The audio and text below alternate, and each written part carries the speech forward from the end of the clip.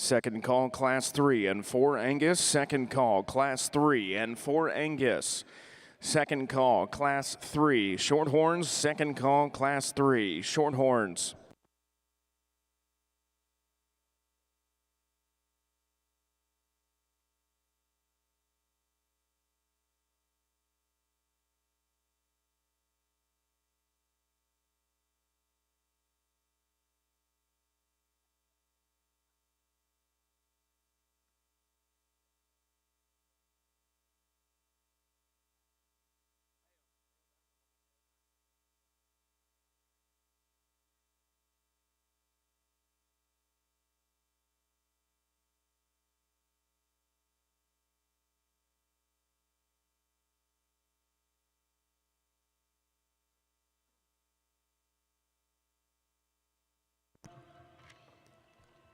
Third and final call, Class 3 and 4 Angus. Third and final call, Class 3 and 4 Angus.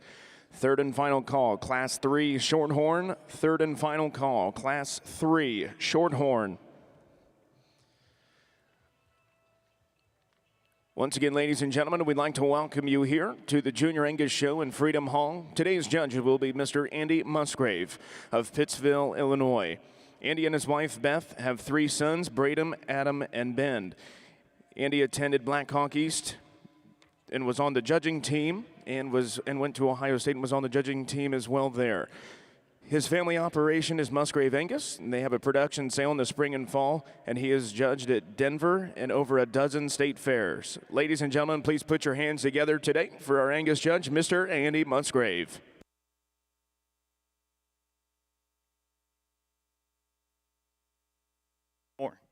Morning. It's a pleasure to be here. We start the day off. A young lady had to get up early and bring this nice heifer out. A female you do appreciate for the width that she brings out. She got some spring to her rib and some turn to that rib. Nice wide track as she goes about the ring. It'll be interesting to bring her back out and sure could stand some more competition, but really nice job. Thank you.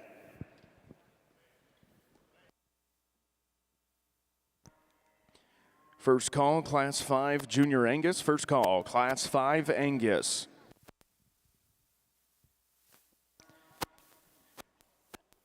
First call, Class 6 Shorthorn. First call, Class 6 Shorthorn.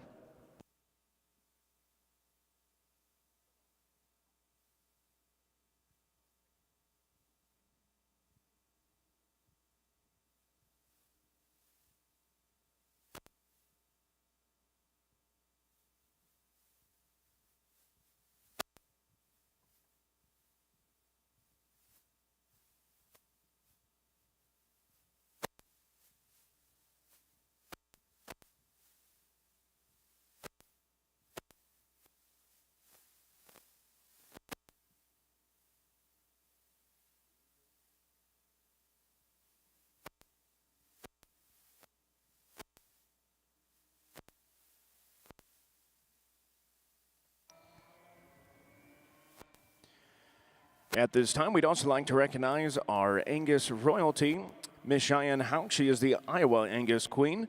She is a current junior at Eddyville, Blanksburg, Fremont High School.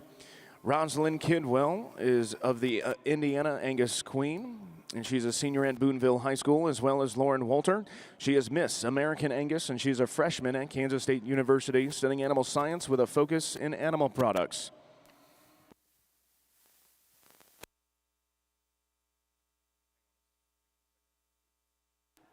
Well, good morning on the Shorthorn side of the ring, and such an honor to be able to be here and to be at one of the pinnacle shows of Louisville for such a long period of time with the Shorthorns, and the numbers are awesome today, and so we'll need to move through them relatively quick, but we'll give these young people all the time that they deserve as well. Starting off first class, 2 very different heifers here, and certainly if you want one that's a little more elite fronted and a little more feminine, the front 1/3 of her skeleton, it's the one that's in second. But I think the female that just combines the most things for me in terms of true width of shape, with dimension of top and bone and foot size, and puts it in a very sound package, is going to be this heifer that we're starting the class off with. She's got a decided advantage in her front end structure, and I say that I think she's a little more angulated up high. I think she comes down as more true from her knee to the surface and the heifer that's right behind her, and that she just combines that with a good bulky build, but yet female-like in her type and kind. Certainly, as I mentioned, the heifer in second's really long and elongated up through her neck, very cool in her head, and just that whole front 1/3 is so awesome to take a look at. She's good down her top line. She gets out and moves just fine. This one just twists out of her knee as she comes down and meets the surface up front, and thus we see that when she gets out and moves, she just is not as comfortable there, and my prediction long term would be that that won't change a lot for her, but a good female for sure. Young lady that's going to complete the class, deep-bodied, big-top, big-ended female that's massive in her build, one that's sound enough in her structure. She just doesn't have kind of the elite look in her from end to end as what we had in the first two. But a nice way to start our Shorthorn group. Let's give your Shorthorn exhibitors a round of applause. Ladies and gentlemen, you just heard from our Shorthorn judge today, Mr. Mark Core. Mark is from Pleasantville, where he and his wife Deb are the core component of Boyer Core, a multi-breed cow-calf operation focused on producing heifers for the youth industry. The breeds include Angus, Charolais, Herefords, Simmental, and Maine Angus. Mark is an Iowa State graduate, and he has had the blessing to evaluate cattle at shows such as Denver, Louisville, Kansas City, Houston, Fort Worth, San Antonio, as well as national junior heifer shows and numerous state fairs. He also serves as executive vice president of Vermeer Corporation, the hay baler company located in Pella, Iowa. Ladies and gentlemen, please put your hands together to welcome our Shorthorn judge today, Mr. Mark Core.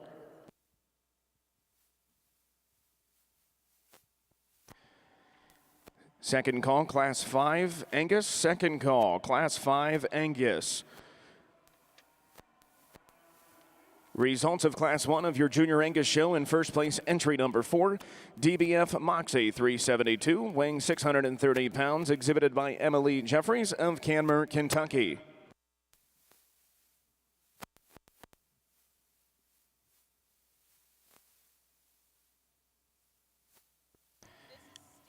Second call, Class 6 Shorthorns. Second call, Class 6 Shorthorns.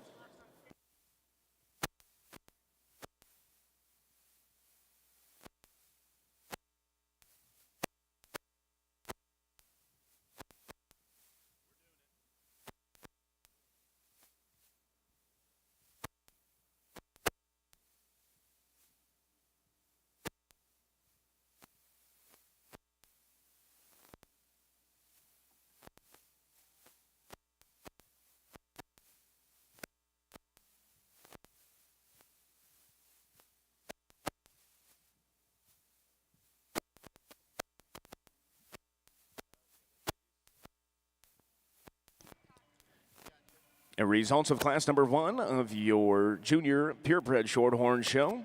In first place, entry number 7, GCC Pinky the Roo 34, exhibited by Sloan Reedy of Bethany, Illinois. In second place, entry number 6, weighing 568 pounds, IOF Dallas 101L, exhibited by Nathan Hill of Yorktown, Indiana. In third place, entry number 5, weighing 681 pounds, DAS Demand Margie S19, exhibited by Micaiah Schrader of Hamler, Ohio.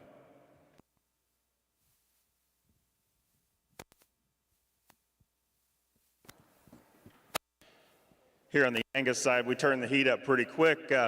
Heifer I'm going to choose to start with, she got my mind pretty quick when she hit the ring. I guess she just kind of dominates the class in my book, just from an overall volume and width and mass standpoint. She got a really neat look up through her front end.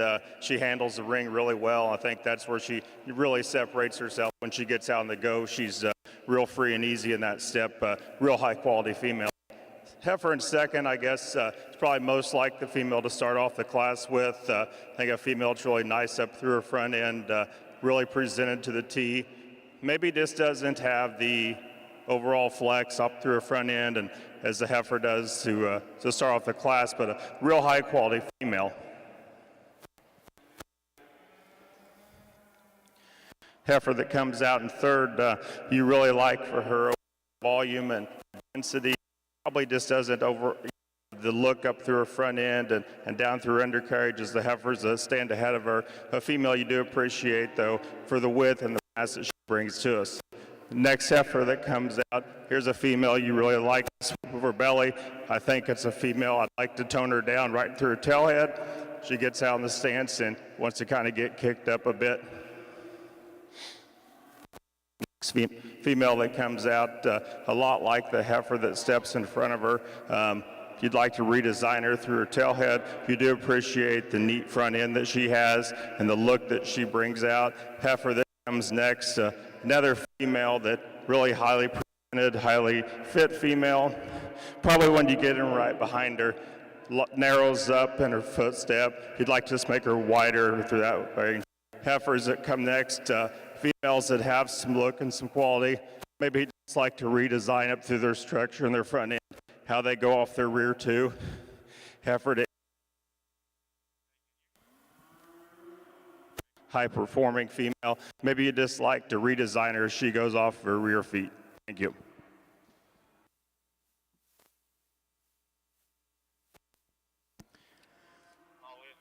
This is your third and final call, Class 6 Shorthorns. Third and final call, Class number 6 Shorthorns.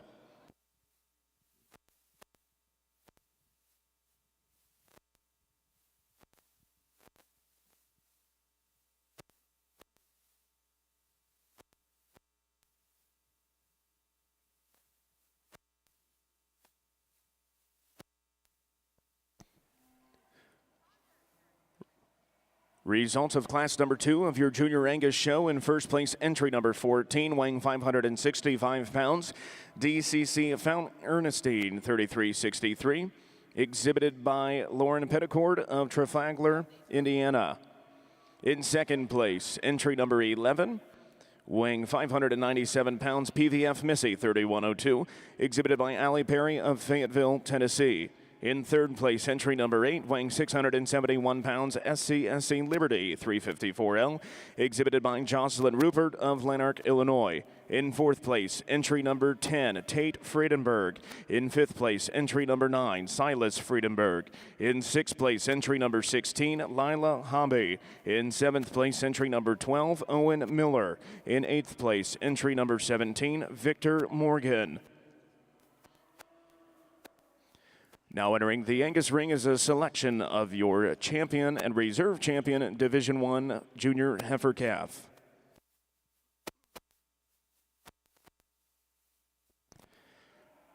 This is your third and final call, Class 5 Angus. Third and final call, Class 5 Angus.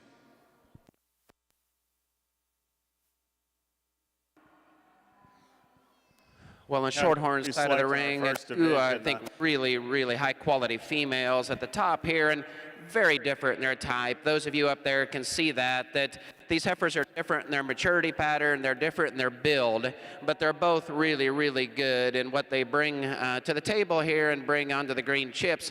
The one that's going to start our class, she's enough for me in terms of where she's at, her maturity pattern, where she's at, and just her condition. But besides that, boy, you love the build of this one. Her head and neck and how she jacks up out of the top of her shoulder, and just very comfortable to be able to be a show female. Young man doesn't have to force that to happen. She knows how to make that happen, and she can do it skeletally. Top line's good, and her hip design's nice. Where she has a distinct advantage in my mind is bone and foot size and just comfortability at the surface compared to the one that's going to be in second. Now, young lady, phenomenal job showing this female on the stand. You say, hey, this one's a little more female-like. She's a little fresher in her makeup. There's maybe more long-term potential as she comes into herself, and this is probably what they should look like at this point in time in their age kind of classification. But this one, in my mind, just as I get her out and move her, she's on a smaller foot, a little more refined in her bone work, and sound for sure.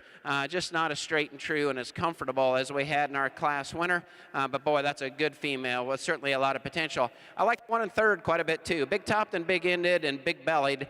Just a female that with that gets a little more mature in her look, a little more masculine perhaps. But boy, you certainly like the pounds, the performance, the presence in terms of just cow power in that female.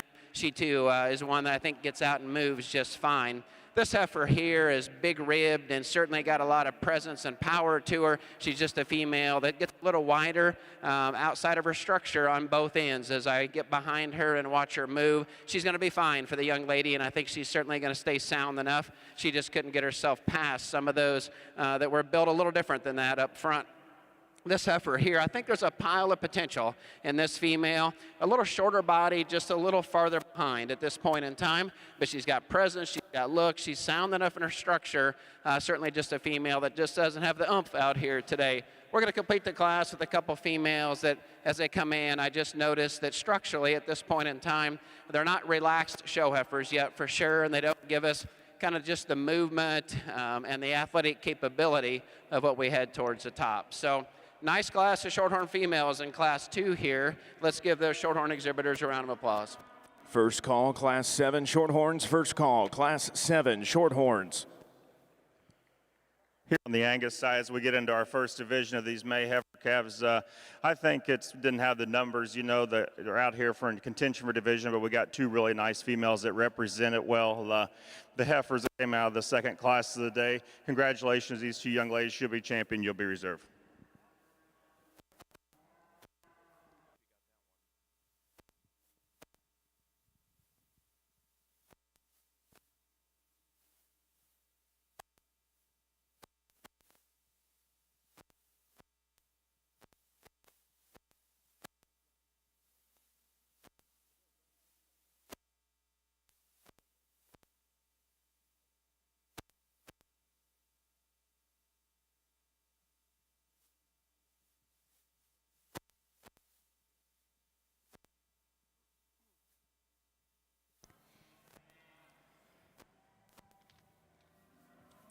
Results of class number 2 of your junior purebred Shorthorn show.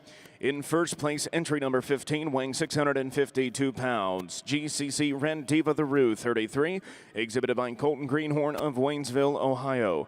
In second place, entry number 11, weighing 619 pounds, CF Mona Lisa, 3116, exhibited by Andre Robertson of Gettysburg, Pennsylvania. In third place, entry number 17, weighing 713 pounds, DAS Man Cumberland, S718, exhibited by Cora Schrader of Hamler, Ohio. Fourth place, entry number 16, Jenna Whiting. In fifth place, entry number 14, Paige Phillips. Sixth place, entry number 10, Braden Barr. In seventh place, entry number 9, Braden Griffin. Now entering the Shorthorn ring is class number 3 of your late spring heifer calves.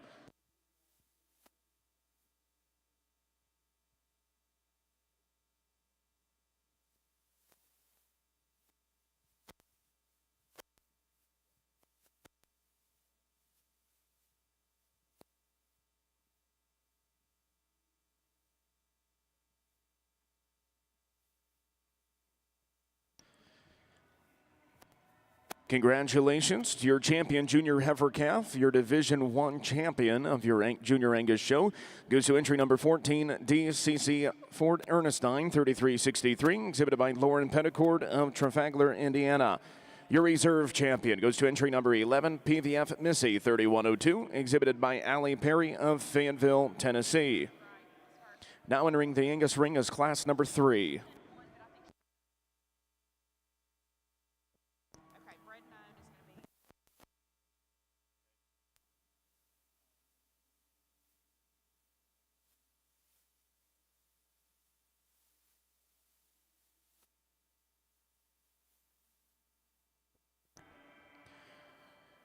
In your champion Division I, bred and owned Angus female goes to entry number 4, DVF Moxie, 3782, exhibited by Emily Ann Jeffries of Camden, Kentucky. Your reserve champion goes to entry number 17, Songbird Blackbird Gal, 387, exhibited by Victor Morgan of Marshall, Illinois.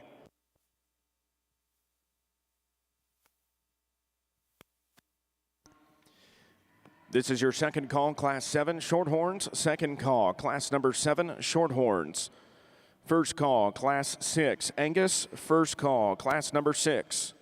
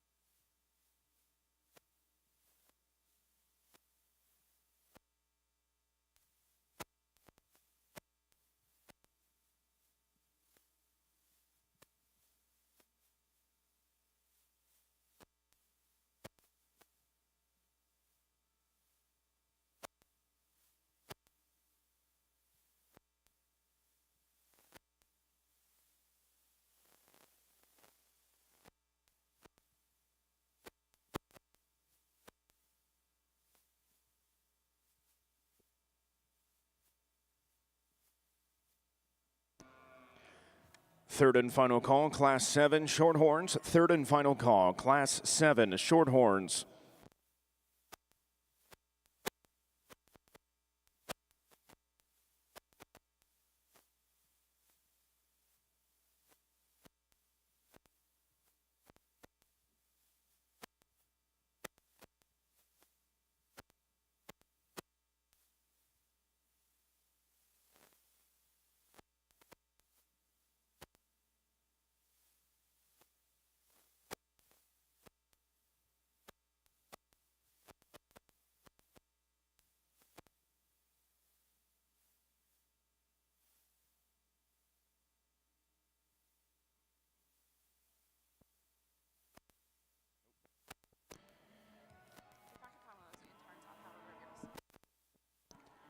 Second call, Class 6 Angus. Second call, Class 6 Angus.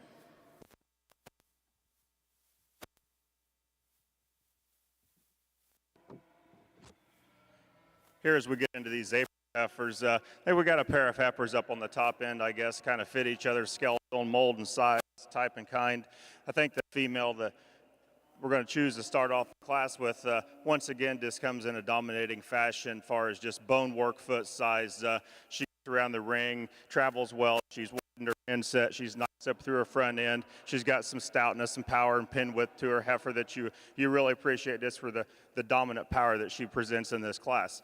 Female in second, I guess, more closely follows as far as her bone work and her foot size. She's got some width between her pins. Her condition is nice and clean right now. Maybe just doesn't have the chiseledness up to her shoulder. She wants to get more opened and weaker right in there in the heart girth. But female you appreciate for the power and the bone that she brings in here. Next heifer in third, here's a kind of maybe one of the smaller heifers out here versatily, but she's still big enough and appropriate. But I think a female that's got a lot of good. She's real attractive and maternal up through her front end. She comes out with some nice flat bone work to her. Young lady gets her stuck, and nice job showing her. Very nice, high quality heifer. Female next in fourth. Here's a female you like when you get her stuck on the profile. Maybe I'd like to tone her down just a tick in her tail head, make her just a tick wider when you go see her go away when you track, but a female you still love for her flat shoulderedness and the quality that she brings next. Young man, female coming out next. Here's a real high powered, probably the thickest ended heifer in the whole class. She's got a lot of width and mass to her. Maybe a female that just gets a little coarser in her bone work, a little more coarse and rigid up through her shoulder. You'd like to clean, but you still appreciate for the power that she brings next. Female that comes out to conclude the class, here's a real long spine female, a female you just like to see more body depth in and just softness throughout. Thank you. Thank you.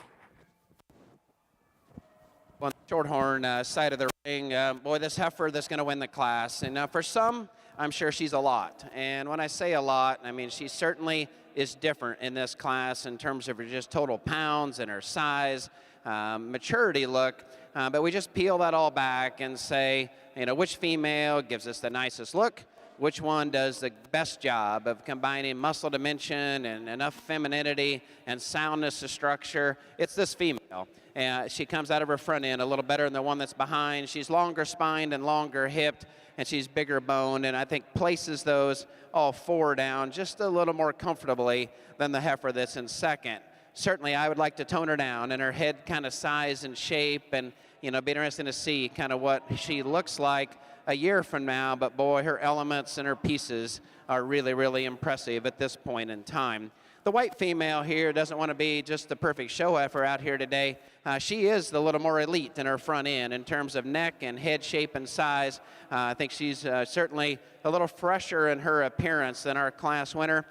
Gets a little shorter sided for me, and then I think maybe more importantly, and I don't know how much of it is just her attitude out here versus her being, but she wants to get a little high in her spine and push the front of her shoulder a little farther forward than probably is what ideal, and so then we don't get quite the athletic look out here as we had in our class winner. But an interesting pair of females, very nice ones at the top. Young man, I like your look, I like your shirt. I like your kind of competitive spirit. You've got a deep-bodied, very wide-structured female here, and so many things about that I like, and I like her kind of conventional frame size.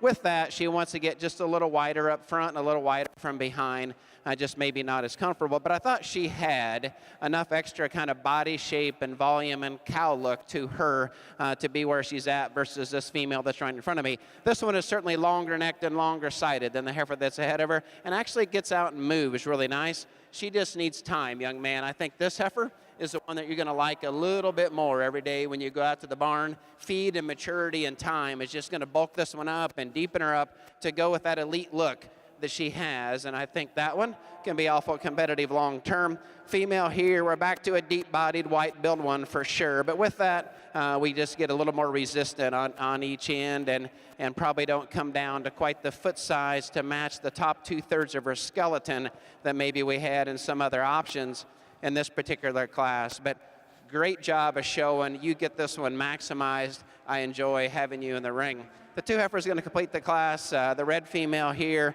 a lot like the one that's ahead of her, deep-bodied, wide-built, cow power looking type of a female, just gets outside of her structure on both ends. One that's going to complete the class just needs some more time. She just not quite as deep-bodied. She too is one that struggles just a little bit up out of her front end structure. But a good class of shorthorn females. That top pair is one that you can debate all day long, but good high elite females. Third and final call, Class 6, Angus. Third and final call, Class number 6.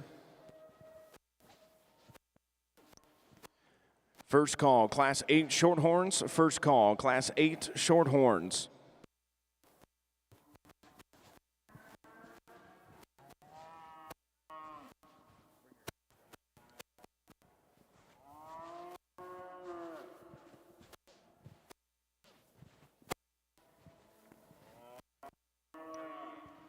Results of class number 3 of your purebred shorthorn show. In first place, entry number 19, weighing 809 pounds, DLSC CSF Augusta Pride EV, exhibited by Haley Jesser of Moreland, Indiana. In second place, entry number 23, weighing 604 pounds, RFL Lucky Charm 2L, exhibited by Reagan Ray Ferris of Whiteland, Indiana. In third place, entry number 22, weighing 633 pounds, CHEY Bose Knight 2354, exhibited by Weston Ward of Greens Fork, Indiana.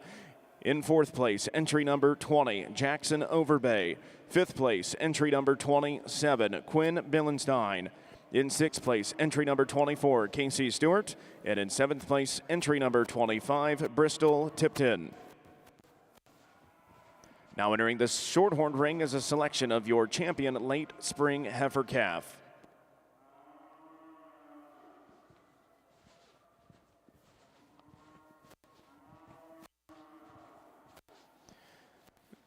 Attention in the barns as well as Freedom Hall. There are no aerosol cans permitted inside the makeup arena.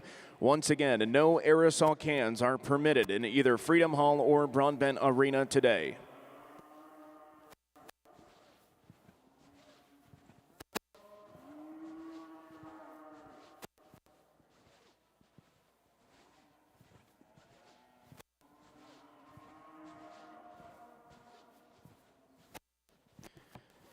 First call, Class 7, Angus. First call, Class 7, Angus. Results of class number 3 of your Junior Angus show. In first place, entry number 20, weighing 777 pounds. BCII Sandy Nicky, 523, exhibited by Maggie Moon of Comer, Georgia. In second place, entry number 25, Horseman Barkin Empress, 340L, weighing 741 pounds, exhibited by Kobe Ishmael of Boswell, Indiana. In third place, entry number 24, weighing 644 pounds, Horseman Primrose 346L, exhibited by Sawyer Noang of Lafayette, Indiana. In fourth place, entry number 21, Alexis Main. Fifth place, entry number 22, Garrett Green. In sixth place, entry number 23, Michaela Dockery. Now exhibiting in the Angus ring is class number 4.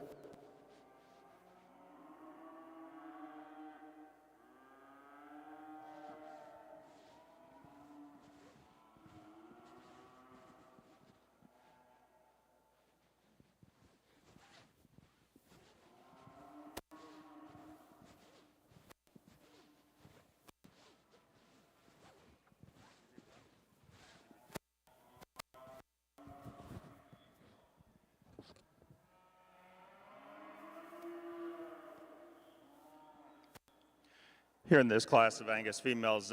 Got some differences in type and kind and size up and down the line, but I think the heifer I chose to start with, the more she's out here, the more you start studying them, the more she grows on you. I think it's a female that is probably the combination heifer out here. She's nice up through her front end. She's got some real width to her. She's got some spring to her rib. She gets out, she floats around the ring at a good fashion.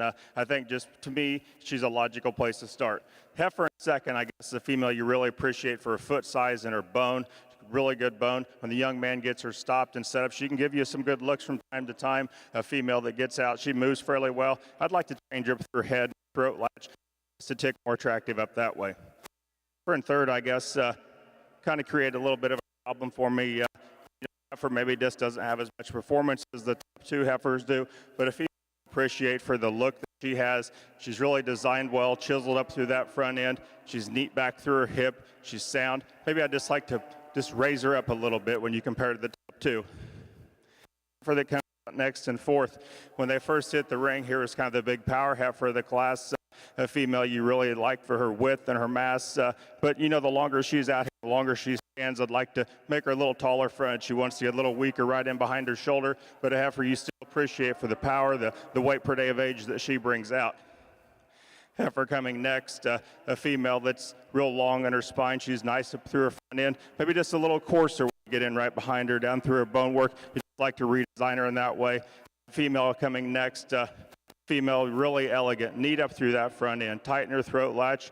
A female, you know, just kind of gets a little coarser, gets a little awkward off her hind feet when she gets going, when you study her tracking away from the side. Heifers that conclude the class, you know, females that have some quality about them, maybe just don't have all the bells and whistles and the width to run any higher than they are today. Thank you.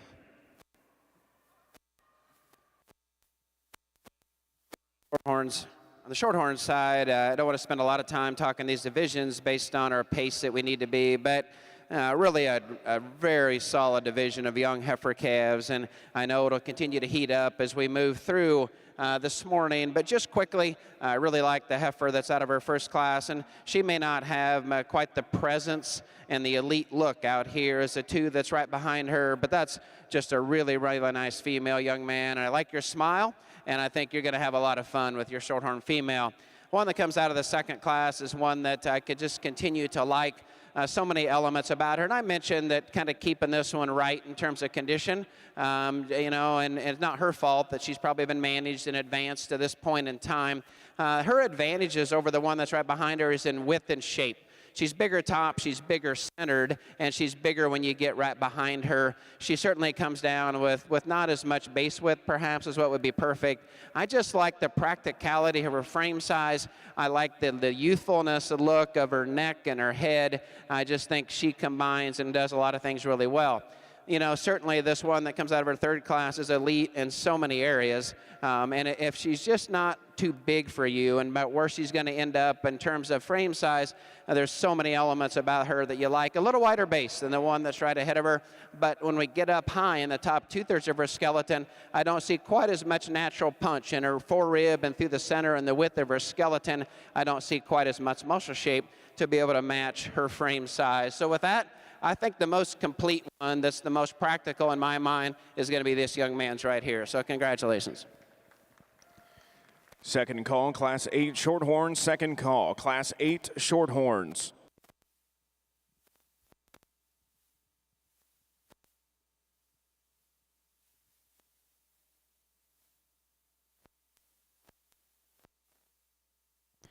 Second call, Class 7 Angus. Second call, Class 7 Angus. Results of class number 4 of your Junior Angus show. In first place, entry number 34, weighing 823 pounds. WV Horseman Empress 338L, exhibited by Grace Klickenhammer of West Lafayette, Indiana. In second place, entry number 27, weighing 780 pounds. EXAR Frontier Gal 3955, exhibited by Ben Selmeyer of Marora, Illinois. In third place, entry number 28, weighing 683 pounds, Henning BCII Sandy 3023, exhibited by Jared Bressner of Graymont, Illinois. Fourth place, entry number 29, Maddie King. Fifth place, entry number 37, Mackenzie Ellis. Sixth place, entry number 32, Sienna Hutchins. In 7th place, entry number 36, Savannah Evans. And in 8th place, entry number 31, Chloe Bernat.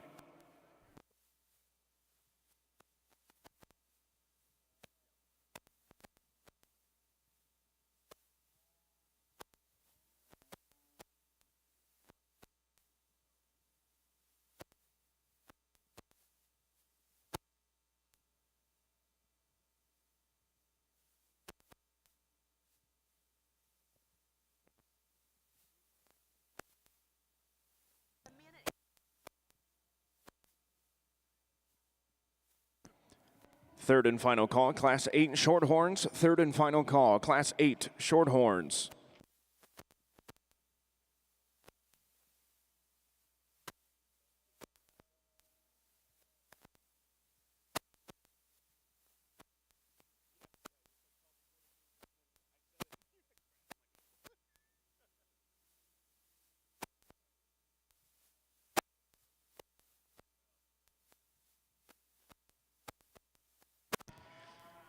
Third and final call, Class 7 Angus. Third and final call, Class 7 Angus.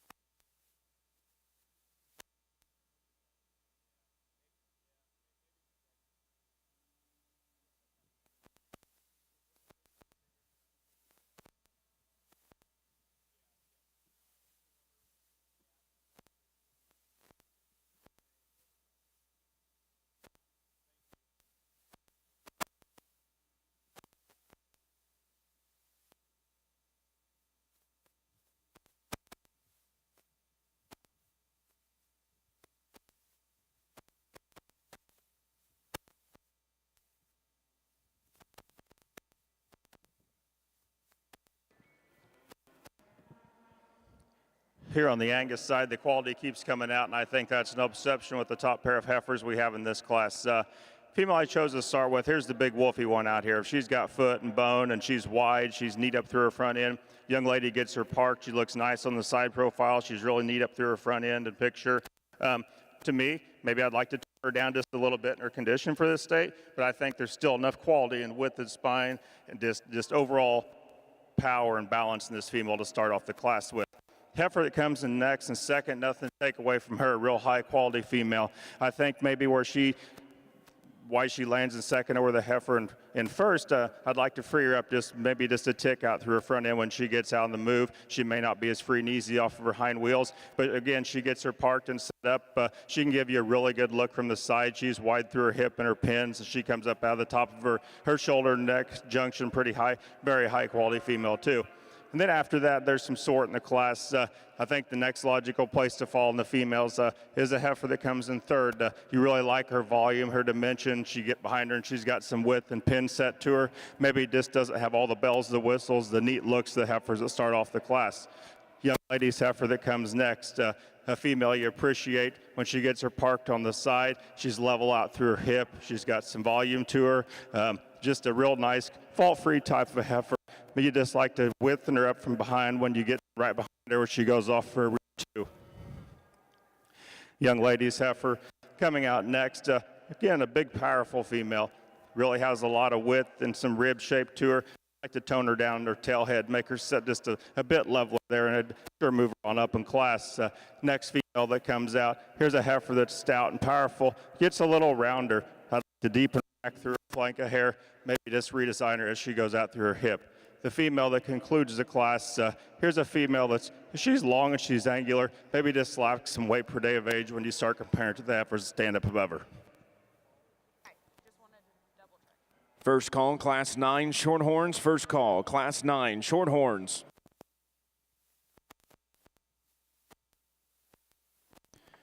First call, Class 8 Angus. First call, Class 8 Angus.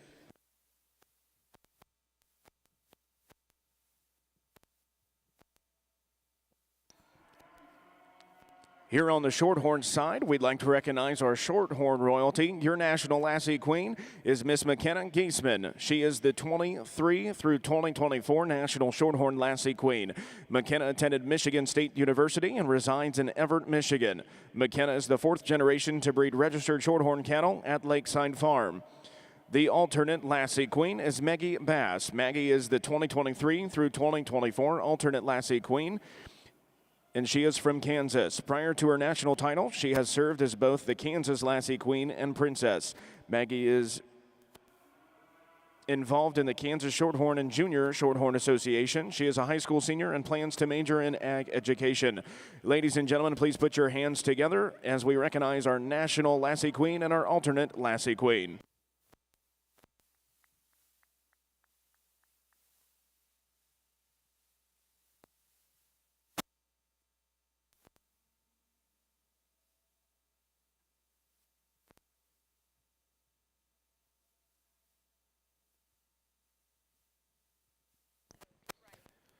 Results of Class 5 of your Junior Angus show. In first place, entry number 39, weighing 863 pounds.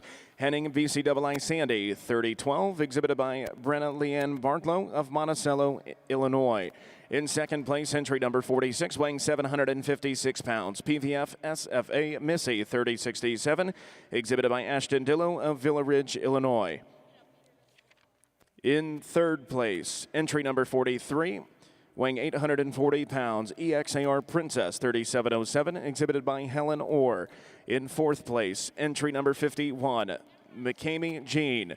In fifth place, entry number 52, Caitlin Stout. In sixth place, entry number 47, Lucy Greenwood Hampton. In seventh place, entry number 40, Victor Morgan.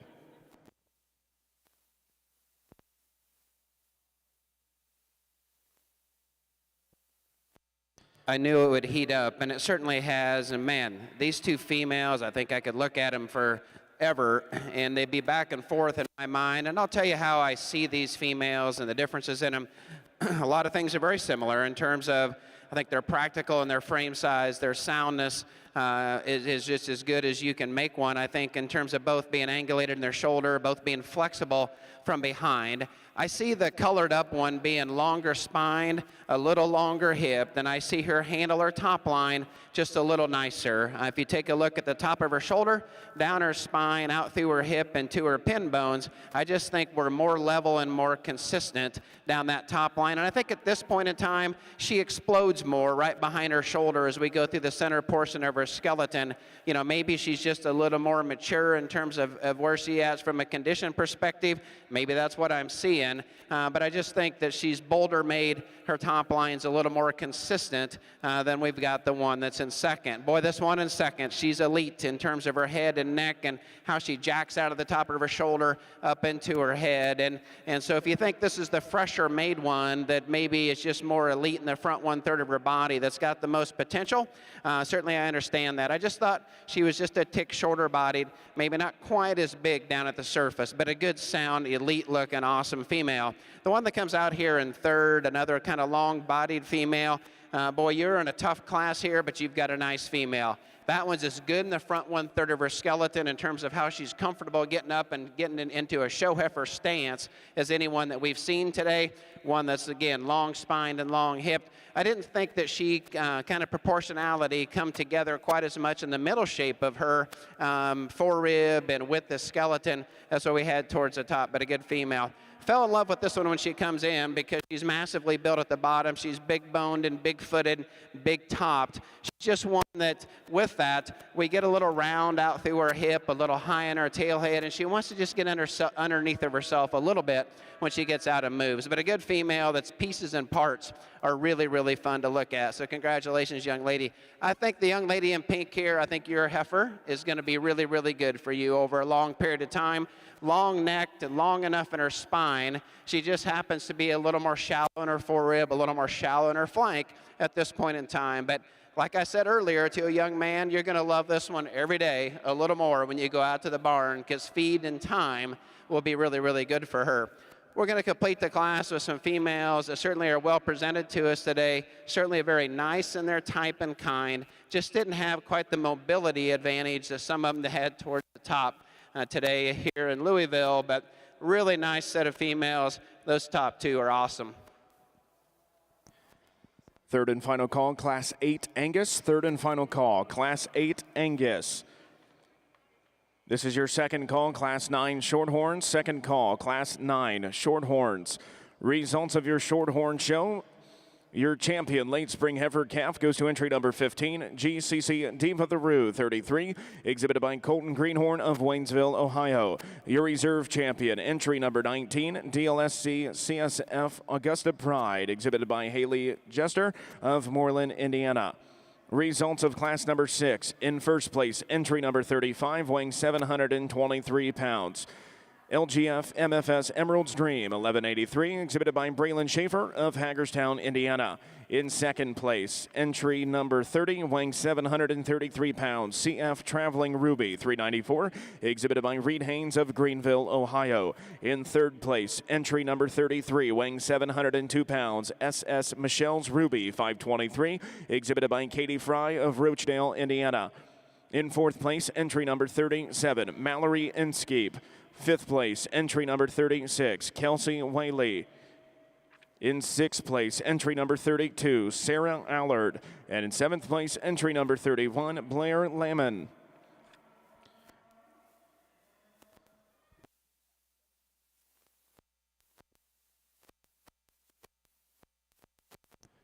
Third and final call, Class 8 Angus. Third and final call, Class 8 Angus. Second call, Class 9 Shorthorn. Second call, Class 9 Shorthorn.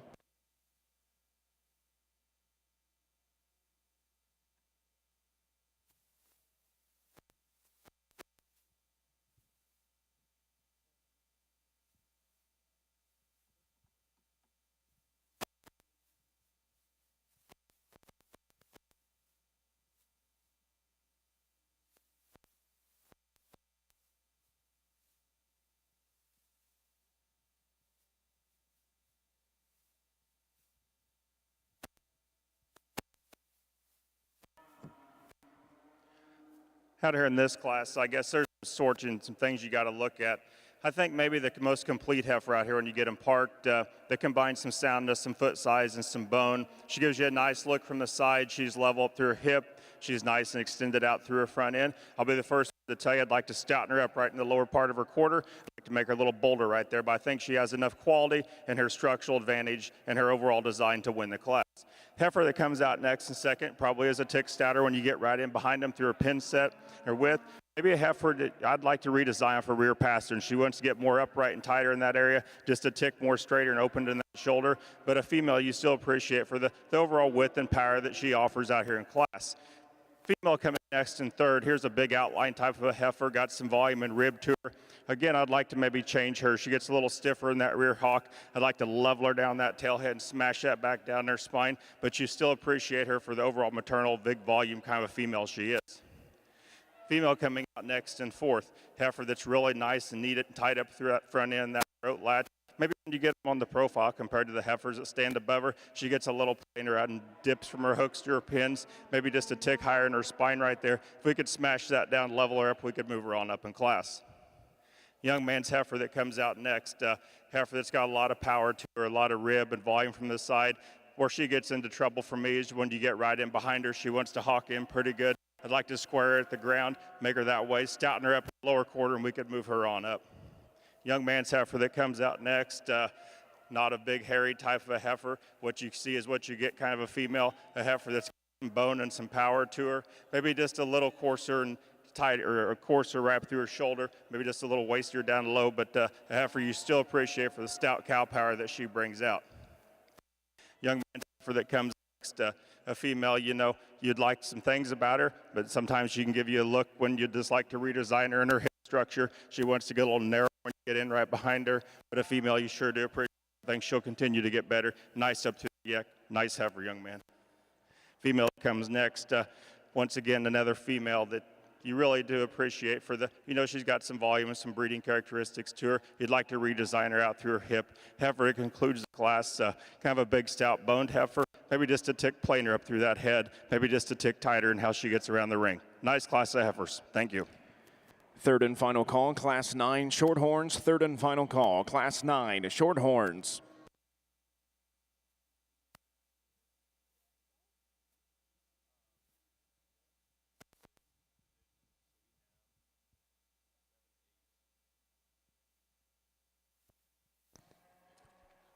First call, Class 9 Angus. First call, Class 9 Angus. Results of class number 6 of your Junior Angus show. In first place, entry number 61, weighing 835 pounds. Henning L.S. Lady 3013, exhibited by Macy Carroll of Mount Carroll, Illinois. In second place, entry number 53, weighing 866 pounds. Meyer L.K. Forever Lady 3106, exhibited by Alexis Coling of Bowling Green, Missouri. In third place, entry number 55, weighing 848 pounds. Destiny's Phyllis 326, exhibited by Sienna Hutchins of Raymond, Ohio. Fourth place, entry number 56. Evie Margaret Groom. In fifth place, entry number 57, Camden Woods. Sixth place, entry number 59, Baylor Johnson. Seventh place, entry 58, Brady York. Eighth place, entry number 54, Sade Lowe. Ninth place, entry number 60, Lily Nutston. Now entering the Angus ring is a selection of your champion Junior Heifer Calf Division II.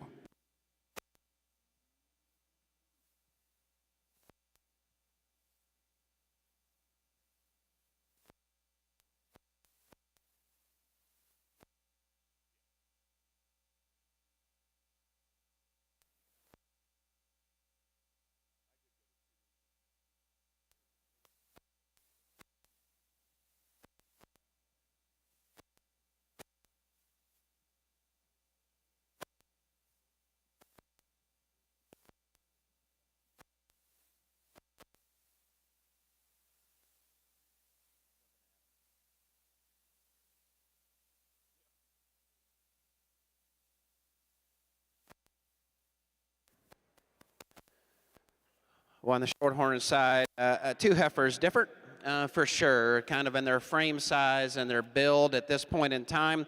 And so you kind of have to just work through that. And from a judge's perspective, which one is just kind of the best of those two in terms of putting the best elements long-term together in a package. And I'm giving up probably some length of body, maybe a little elevation and eliteness up front to get what I think is the most complete of the two females in terms of depth of body, in terms of width at top, width through the middle portion of her skeleton.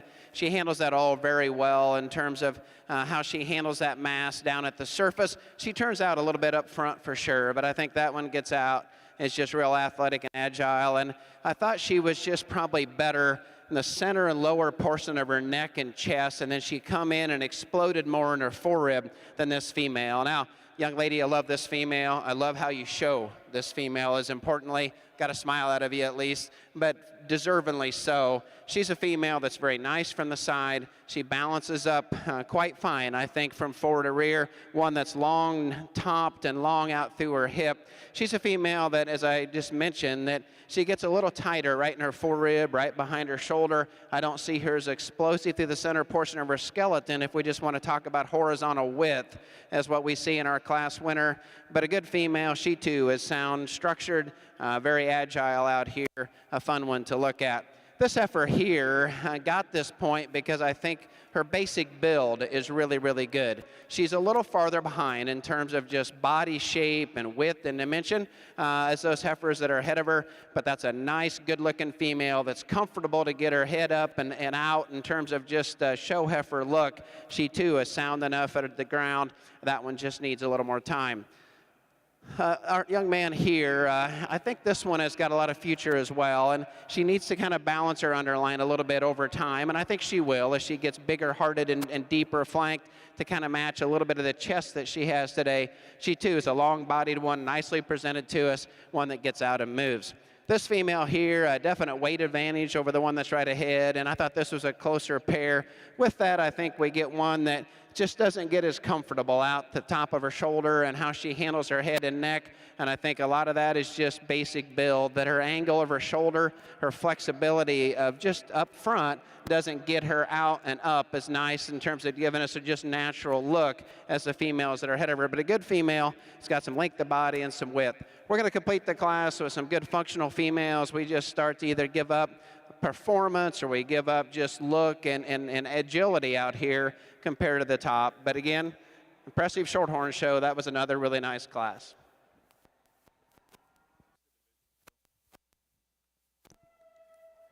Second call, Class 9 Angus. Second call, Class 9 Angus. Here on our Angus side out here in this division of April heifers and marches, I think there's some really high quality individuals out here. I'm happy with how they look when they get lined back up out here. I think they're cattle that have some cow look to them, some volume, and yet some wow factor and some show ring appeal. Let's give them a nice round of applause. I'll show you the two that I like, the two heifers that came out of the class. They were first and second in that one class. I really like those a lot. So I'll show you who I like, and we'll get on with the way.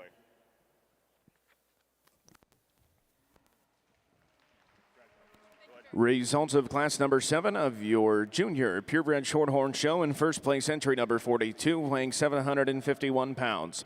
CF Crystal Lucy, 384, exhibited by Carter Wickard of Wilkinson, Indiana. In second place, entry number 44, weighing 855 pounds. CSF Margie, PW, 2327, exhibited by Reagan Ray Ferris of Whiteland, Indiana. In third place, entry number 45, and also your bred and owned class winner, weighing 634 pounds, goes to Paradise Proud Fuel, 2305, exhibited by Caroline Winter of Asheville, Ohio.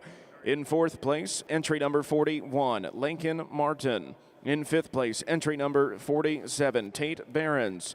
In sixth place, entry number 48, exhibited by Emily Bolam.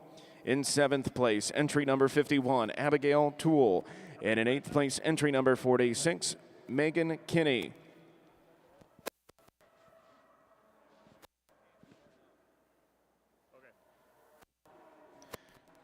First call, Class 12 Shorthorns. First call, Class 12 Shorthorns.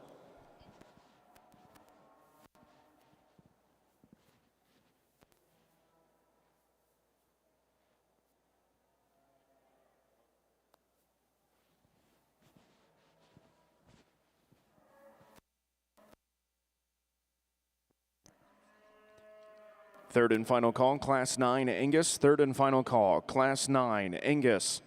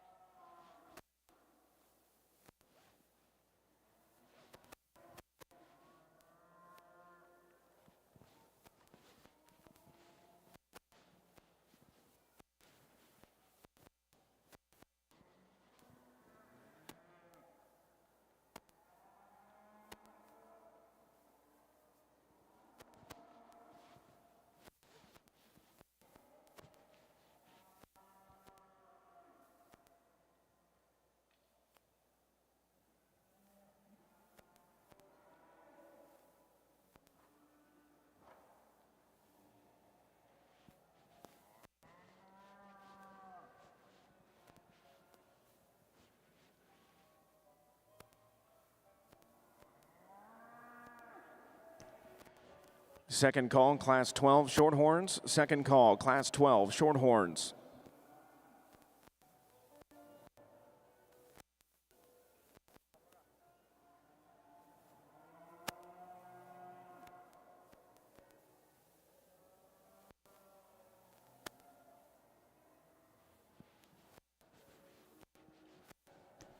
First call, Class 13 Shorthorns. First call, Class 13 Shorthorns.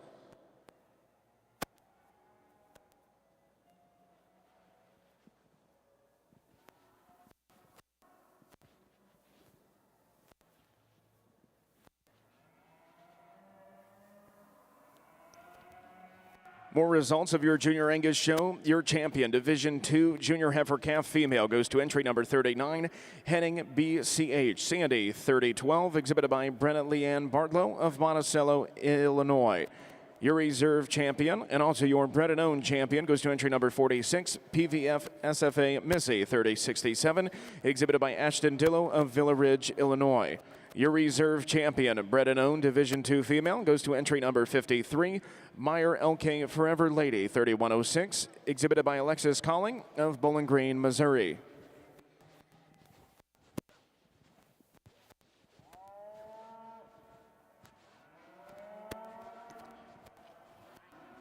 Now exhibiting in the Angus ring is class number 7. This is your first call, Class 10 Angus females. First call, Class 10 Angus. Third and final call, Class 12 Shorthorns. Third and final call, Class 12 Shorthorns. This is your second call, Class 13 Shorthorns. Second call, Class 13.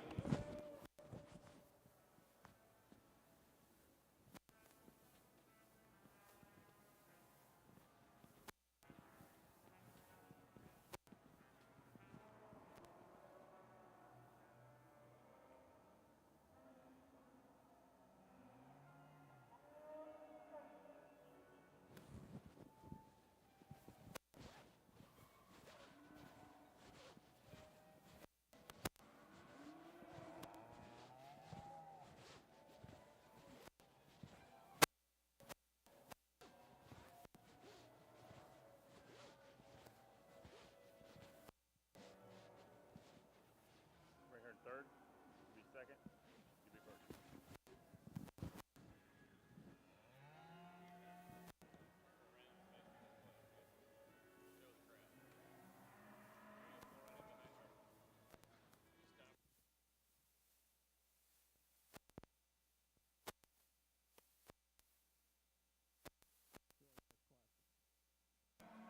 Really nice class of February Angus heifers here on the Angus side. Heifer we're going to choose to start with, as she did from the get-go. When she hit the gate, she was getting it on. This heifer's really nice and neat up through her front end. You love the sweep she's got to her belly. She's really wide in behind her. Awesome on her feet and legs. She gets around the ring, goes. The young man does a really nice job. Just a very, very high-quality Angus female. Heifer that comes out next is, I guess, when you start judging this class and the sorting things around. To me, I think when you start comparing to the heifer that stands there in third, I like her better on her feet. I think she's got a better hoof surface when you get on the outside hoof of her. She's square at the ground. She's better in her bone set. I think she's neater and trimmer up through her front. She's wider and more massive as she goes out of the way from you. With just a high-quality heifer, maybe just doesn't have all the neatness and the tying together ability as a heifer that starts off the class. Heifer in third, here's a heifer that's pretty stout bone. She's powerful in her shape. Heifer I'd like to redesign back through her pastern. She wants to get more rigid. She wants to turn out her hoof structure there. If we could change that, things maybe we could help her move her on up.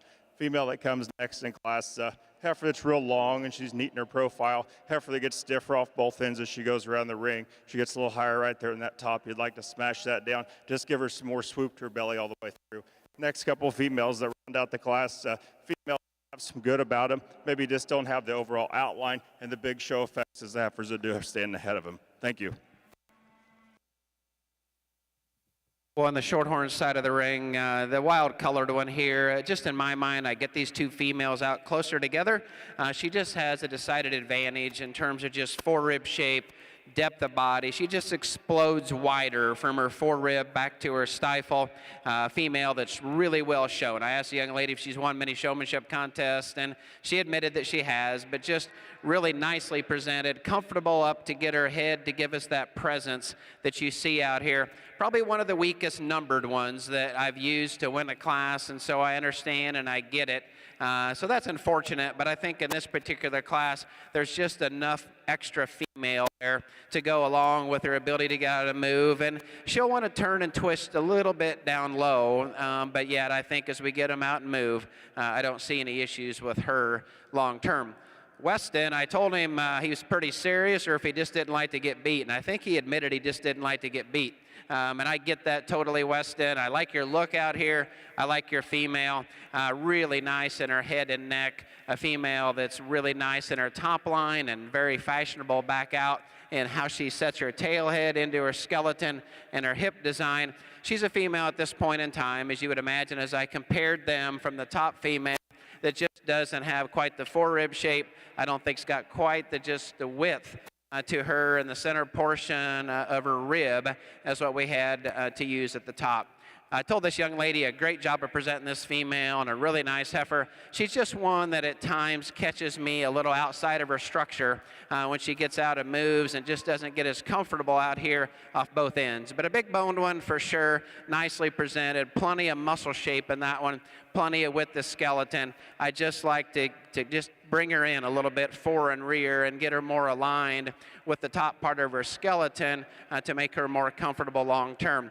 Big bodied, deep ribbed one here, and the roan one, certainly a female that gives us a very attractive look on the side. She gets a little more refined in her bone work and a little more refined in her foot shape and doesn't proportion out as well in her whole body because she's so massive up high, but a female as well that gets just a little more restricted off both ends. We're going to complete the class in timing here as we move through. The three really nice, very attractive females, nicely shown to us today. All three of these females struggle some at the surface at this point in time in their career and just don't get out and give us that comfort feel, that athletic look down low. I'd like to change that about them. But good young people, certainly high quality class again. Third and final call, Class 13 Shorthorns. Third and final call, Class 13 Shorthorns. This is your first call, Class 14 Shorthorns. First call, Class 14 Shorthorns. Third and final call, Class 10 Angus. Third and final call, Class 10 Angus. First call, Class 11 Angus. First call, Class 11.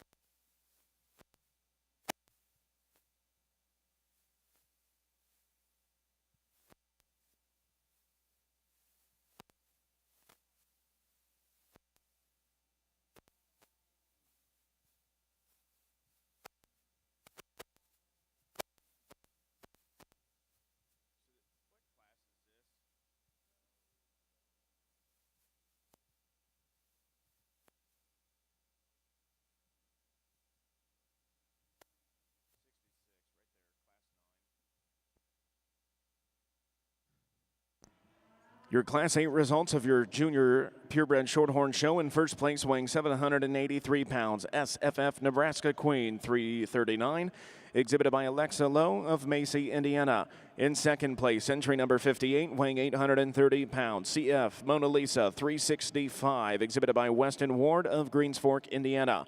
In third place, entry number 61, weighing 755 pounds, CSF Mona's Reward LL 2320, exhibited by Emily Adams of Wilkinson, Indiana. In fourth place, entry number 59, Wyatt Smith. Fifth place, entry number 55, Addison Purley. In sixth place, entry number 60, Micah Nethers. And in seventh place, entry number 63, Benton McMahon.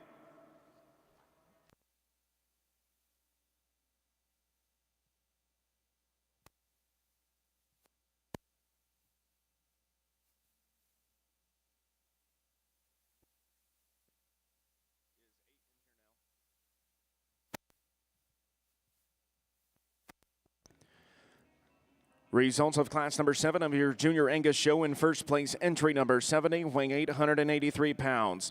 CLAC Phyllis 313L, exhibited by Connor James London of Sycamore, Pennsylvania. In second place, entry number 67, weighing 791 pounds. EXAR Frontier Gal 3681, exhibited by John Allison of Yukon, Oklahoma. In third place, entry number 64, weighing 812 pounds, DC Georgina C5 Style 105, exhibited by Michaela Dockery of Limestone, Tennessee. In fourth place, entry number 65, Sienna Hutchins. In fifth place, entry number 71, Kate Gilbert. And in sixth place, entry number 501, James Allen Geither.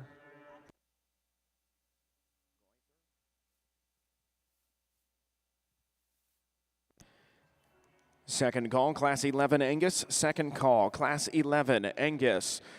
This is your second call, Class 14 Shorthorns. Second call, Class 14 Shorthorns.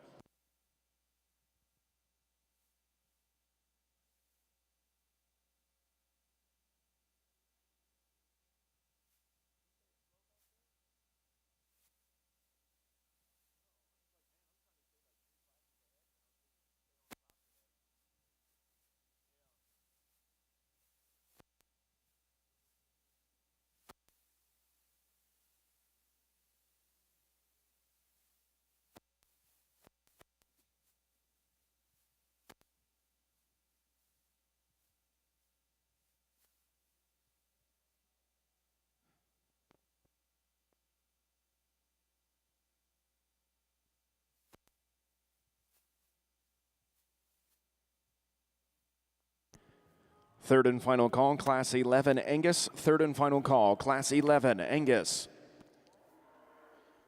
Over here on the Angus side, we really turn up the heat in this class. There's good heifers down through this line.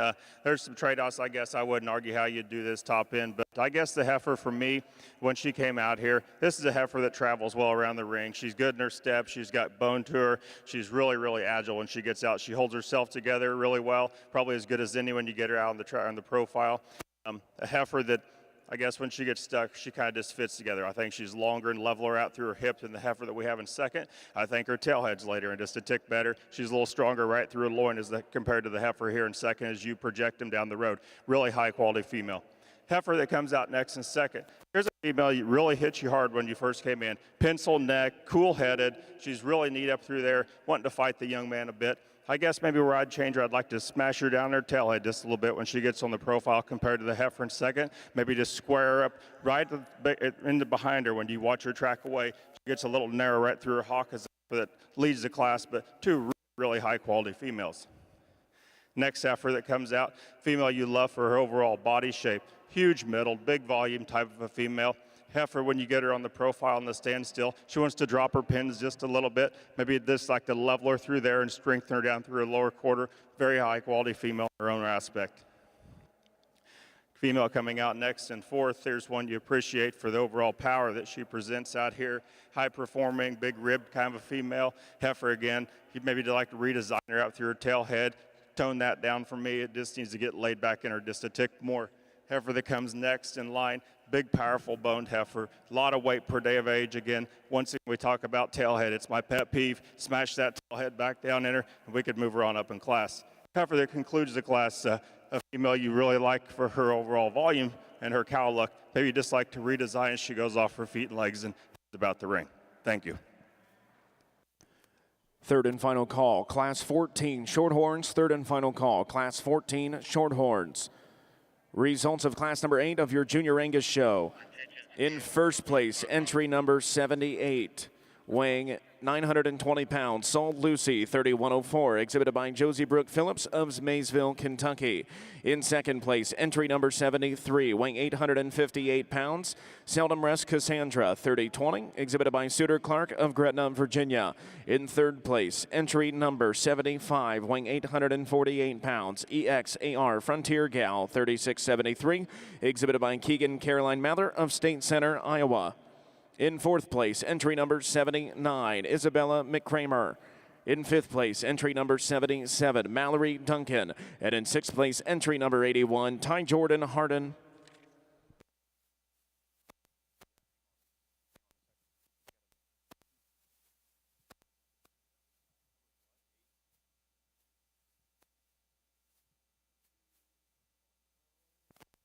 First call, Class 12, Angus. First call, Class 12, Angus. Well, back to the Shorthorn side, the heifer that's going to win this class does so pretty handily to me, and the reason she does that is just how she meets the surface, has a decided advantage in the class in general and certainly over the top three, and a heifer that just does a lot of things really well. Nothing about this female maybe comes out and says, oh my gosh, I've never seen one that elite in any particular area, but in terms of one that's got enough length of neck, has got enough natural middle shape, got some size and power in terms of muscle dimension up high in the center portion of her stifle when you look at her from behind, and then able to get out and be flexible in her hock and down into her pastern, straight and true enough up front. I think she combines really well. Certainly the deep-bodied, deep-flanked one that's just so amazing to look at from that perspective is a heifer that's in second. She's not one to show for this young man, and but I think if we peel that back, she's one that gets a little more rigid down on a smaller foot from behind and wants to just turn out a little bit up front as I compare her to the class winner. But man, I just love to be able to come behind a shoulder, get progressively deeper from forerib to flank, progressively wider from forerib to stifle. She gives us all the cow power look long term that you can imagine.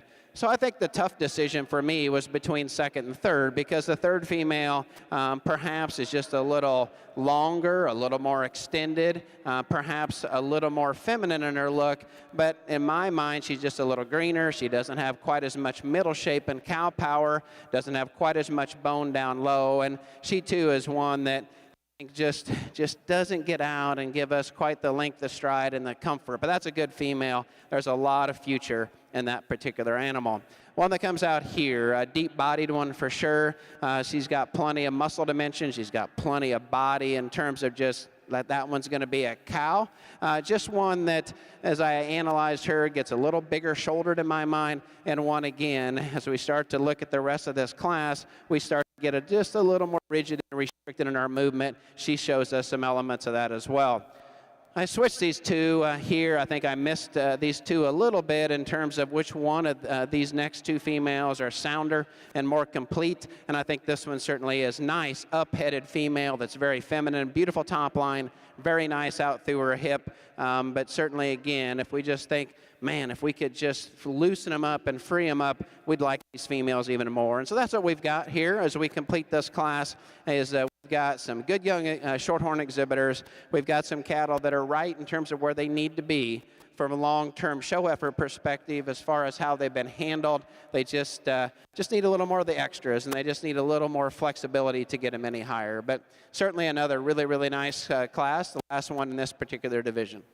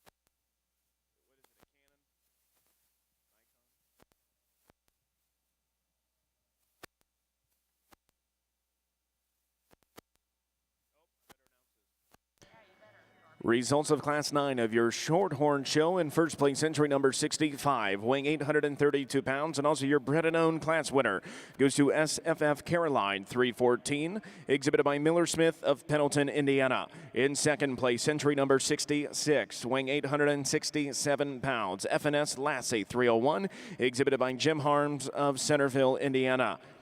In third place, entry number 67, weighing 920 pounds, CF Mona Lisa 355, exhibited by Reagan Farr of Oak Hill, Ohio. In fourth place, entry number 71, Carson Barnard. In fifth place, entry number 69, Joshua Blankman. In 6th place, entry number 72, Joshua Blankman. And in 7th place, entry number 68, Casey Stewart. 8th place, entry number 70, Natalie Camp. Now entering the Shorthorn ring is a selection of your champion early spring heifer calf.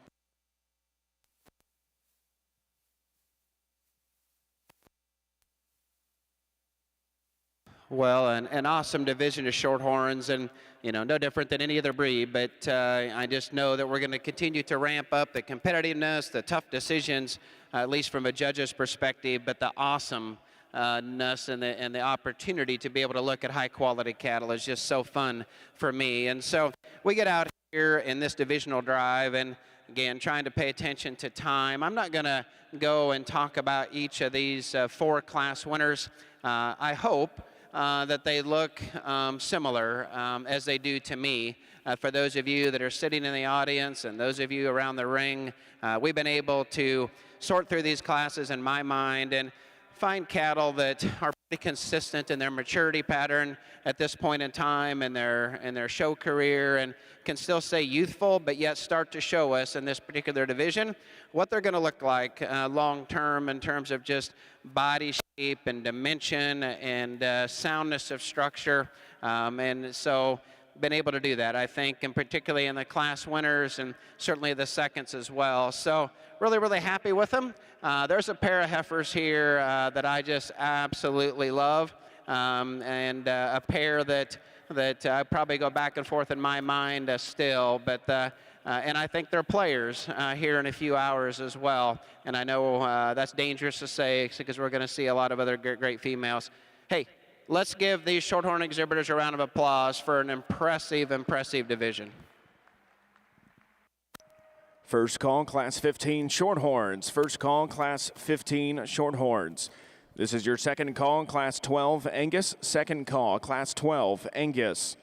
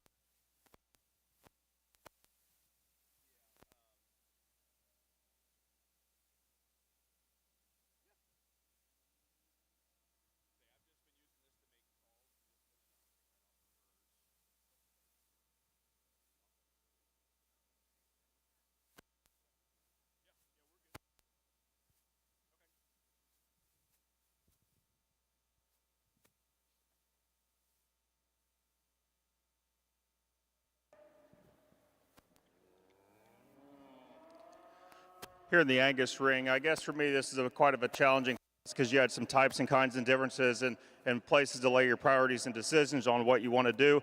Heifer I chose to start with, is one of the smaller ones out here. She's too small. I hope she's big enough for me. I think she combines the most best pieces when you start studying her from the side. I think her genuine width up through her hip is better than the heifers you'll stand in second and third. You get right in behind her. I think she's got more pin width. She's definitely striking once you hit her on the side view profile. I like the way her shoulder sets into her neck sets into her. She genuinely gets bigger as she goes from front to rear. She balances up well. I think she's the most complete one out here with the highest amount of quality. Heifer that comes in second, here's a heifer that you really like for her performance, her overall volume, and her type. Maybe when you start comparing her to the heifer that leads off the class, maybe just gets a little shorter, a little steeper out through her hip when she gets around the ring, maybe not as true off of her rear legs as a heifer that starts out the class. Heifer that you can't argue. I could see anybody placing these top three different, but that's just how I see them and how I like them. Very high quality females. Heifer that comes out next in third. Here's a heifer that's big, high-performing heifer. A heifer, again, very much like the heifer in second on how she's built. I'd like to redesign her when you get right in behind her, make her truer at the ground when she goes away from you. Next female coming out in fifth. A real long-sided heifer, really neat up through her front end. Heifer, I'd like to redesign, maybe just smash that tail head down just a tick, make her a little stouter when you get right in behind her, and see her go away from you. Next female comes out. A heifer you appreciate for the width and the power that she has. She has some shape when you get right in behind her. She just gets more restricted when you ask her to set in motion. A little coarser in her bone work and joints.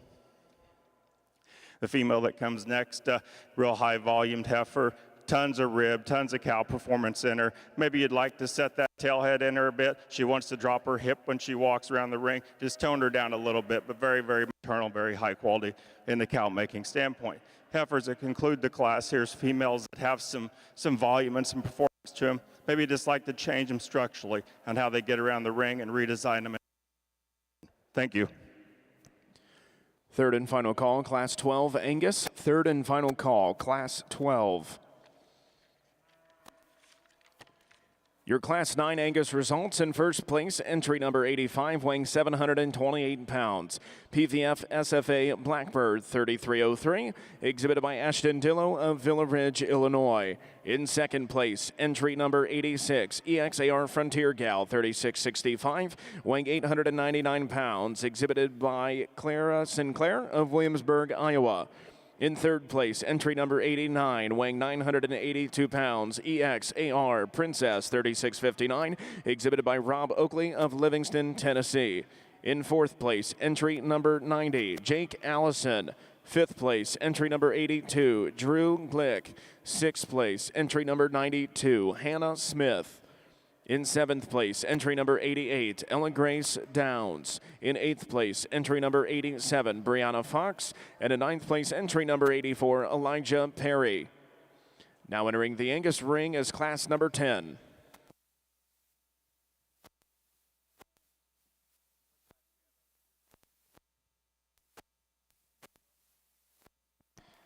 Second call, Class 15 Shorthorns. Second call, Class 15 Shorthorns. Congratulations to your early spring heifer calf champion of your junior purebred shorthorn show. Goes to entry number 35, LGF MFS Emerald's Dream 1183L, exhibited by Braylon Schaefer of Hagerstown, Indiana. Your reserve champion goes to entry number 30, CF Traveling Ruby 394, exhibited by Reed Haynes of Greenville, Ohio. Now entering the shorthorn ring is class number 12.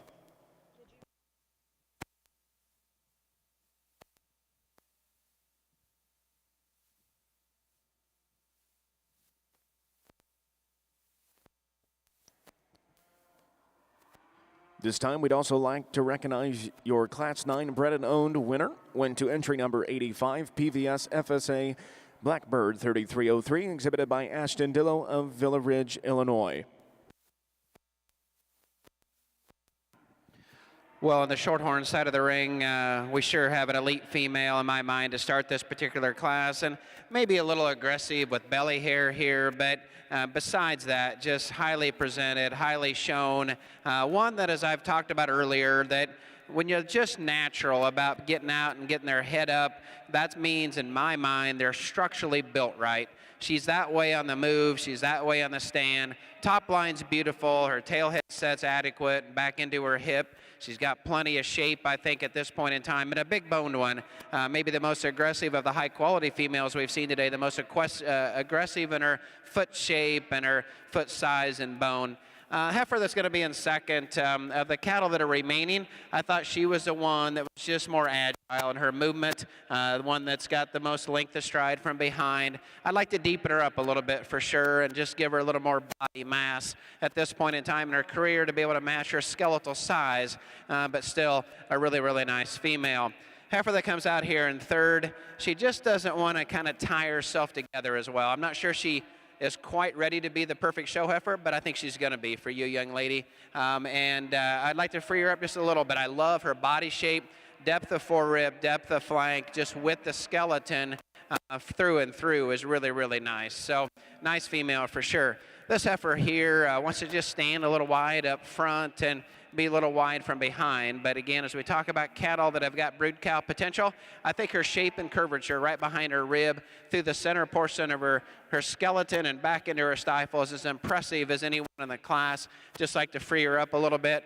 A more elongated female here, and this one just a little taller at this point in time. Certainly big, big bone and hairy female and nicely presented. Just like to just give her a little more body shape in relation to her skeletal size. My gal that's going to finish the class, Brindley, if I remember that correctly, I told her I loved her shirt. Just a sweet young lady, a nice, useful kind of a female that's just a little more immature in her look at this point in time. So, hey, let's give Brindley and the rest of her competitors here a round of applause for a nice way to start this division. Third and final call, Class 15 Shorthorns. Third and final call, Class 15 Shorthorns. Results of class number 12 in first place, entry number 73, weighing 882 pounds.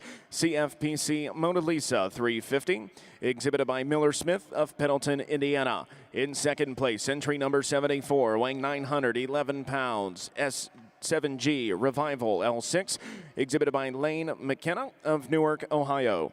Third place, entry number 79, weighing 738 pounds. BJSF Carly's Pride 223, exhibited by Caroline Jordan of Washington Island, Wisconsin. In fourth place, entry number 77, Clay Lynn. Fifth place, entry number 78, Hadley Held. And in sixth place, entry number 75, Brindley Young. Now entering the ring is class number 13 of your purebred Shorthorn Junior Heifer calves.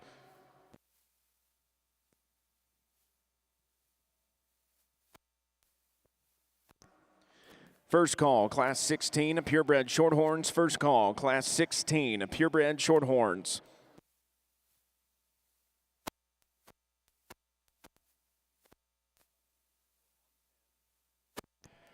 First call, Class 13, Angus. First call, Class 13, Angus.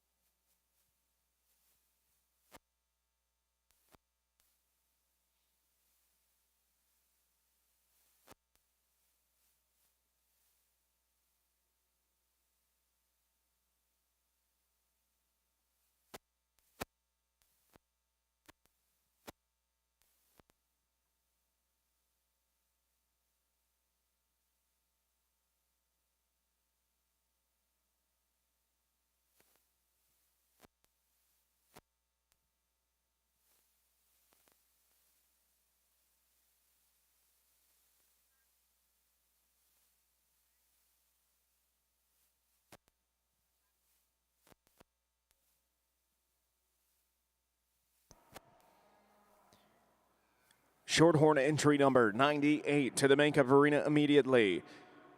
Entry number 98, Michaela Houdenshield to the makeup arena immediately.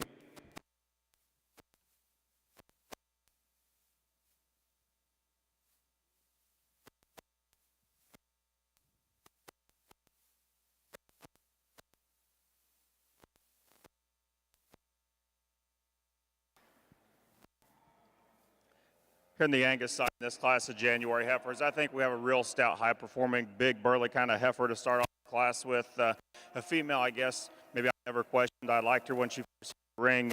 Heifer you love for her depth of flank, her rib. I think where she holds the real advantages over the heifer in second. I think she's deeper in right through her heart girth. I think she's longer and leveler and flatter laid in her hip a lot better when we start comparing to the heifer in second. Really nice blending side profile, neat balance, gets around the ring, very high quality female. Heifer in second, I guess, is some pieces and parts you like about her. I'd like to fix her up through her hip and her tailhead. I'd like to level her there and smash that down, raise her up in her hook bone. The heifer, I think, has enough more shape and natural spread when you get right behind her, and cleanliness of bone work when you start comparing to the heifer that comes in third. Heifer in third, big high-performing heifer, big middled heifer.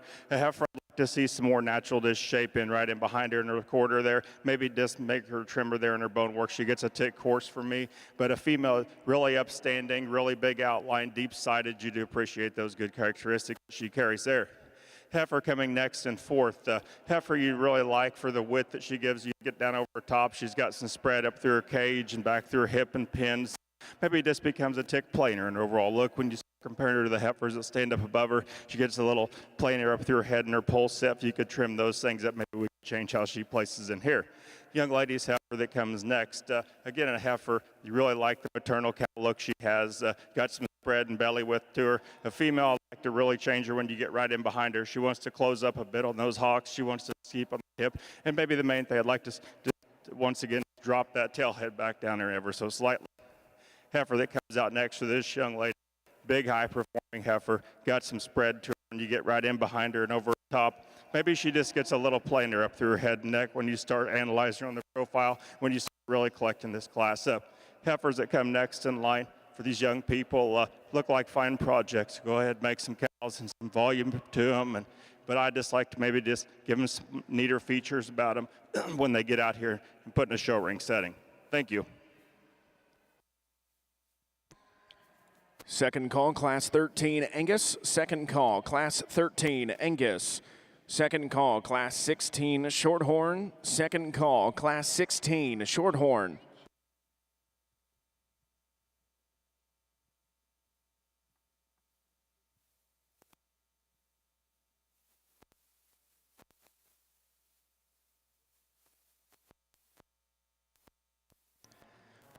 Results of Class 10 of your Junior Angus show. In first place, entry number 94, weighing 1,053 pounds, KCC GTC Annie Lou 3201, exhibited by Hadley Hendrickson of Farmland, Indiana. In third place, in second place, entry number 93, weighing 880 pounds, EXAR Princess 3657, exhibited by Alexis Calling of Bowling Green, Missouri. Third place, entry number 99, weighing 1,023 pounds, Campbell Co. Queen 2A, exhibited by Keegan Long of Bath, Michigan. Fourth place, and also your bred and owned class winner, goes to entry number 106, exhibited by Adam R.B. McCauley. Fifth place, entry number 96, Caroline Schumann. Sixth place, entry number 102, exhibited by Abigail Koenig. In seventh place, entry number 98, Brianna Fox. Eighth place, entry number 107, exhibited by Riley Sudrith. And in ninth place, entry number 97, exhibited by Brooklyn Scott. Now entering the Angus ring is the selection of your champion junior heifer calf, Division 3.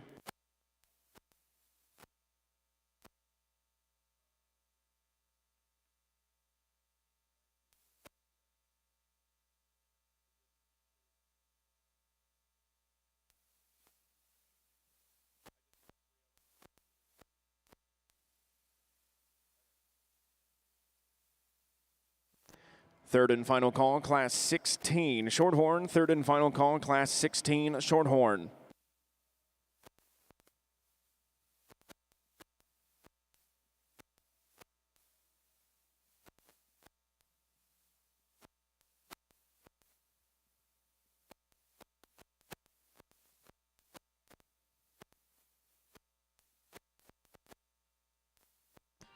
Third call, Class 13, Angus. Third call, Class 13, Angus.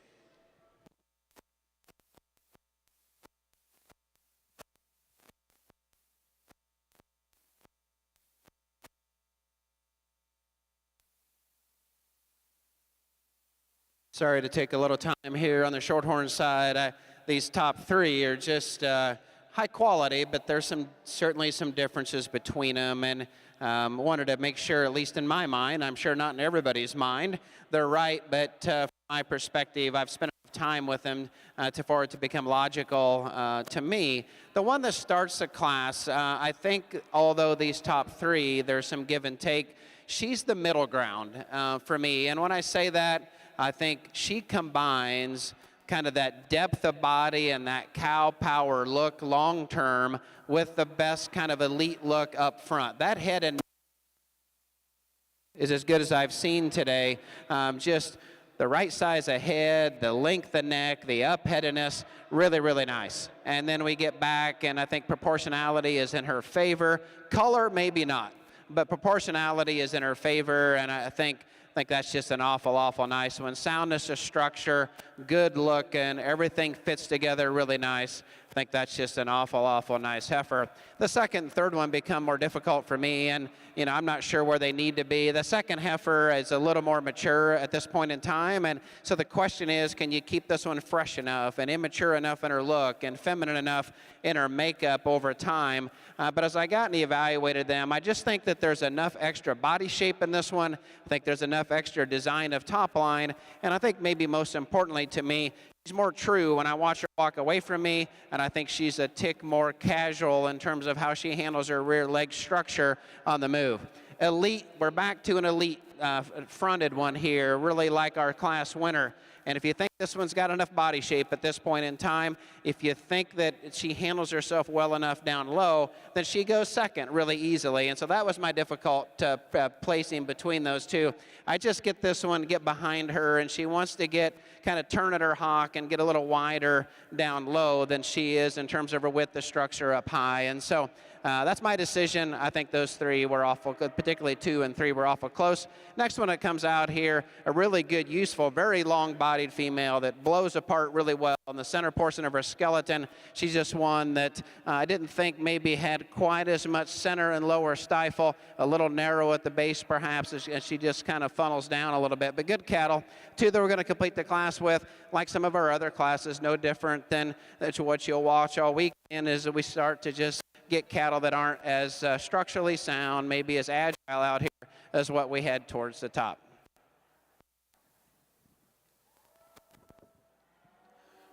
I'm out here in this division of Angus heifers. I think we got some really quality individuals in here. The heat's really turned up. Let's give them all a round of applause. I mean, it's an outstanding group of females.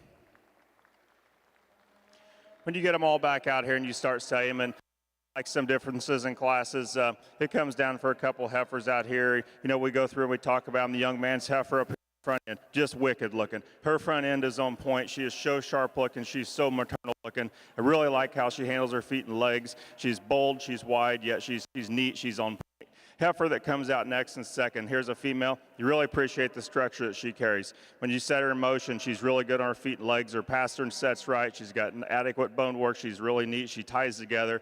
She's long and level. Just another, once again, we talk real high quality female. The structure is what carried her in the class. Female comes next. Here's a heifer I really like for her, just neat look, her neat type and kind. She's balanced, she's complete. Maybe not the biggest, but I call her big enough for me. But female, you just really appreciate on how she blends together, really sharp looking kind of a heifer. Next big heifer behind her, here's a real big, powerful type of female. World of rib to her. She's got spread, she's got some width to her, really maternal, really cowy looking. So I think these heifers, as they grow and continue, will be interesting how they shape and mold and form together. But with that, give them a round of applause. I'll show you the 2 I like, and we'll move on.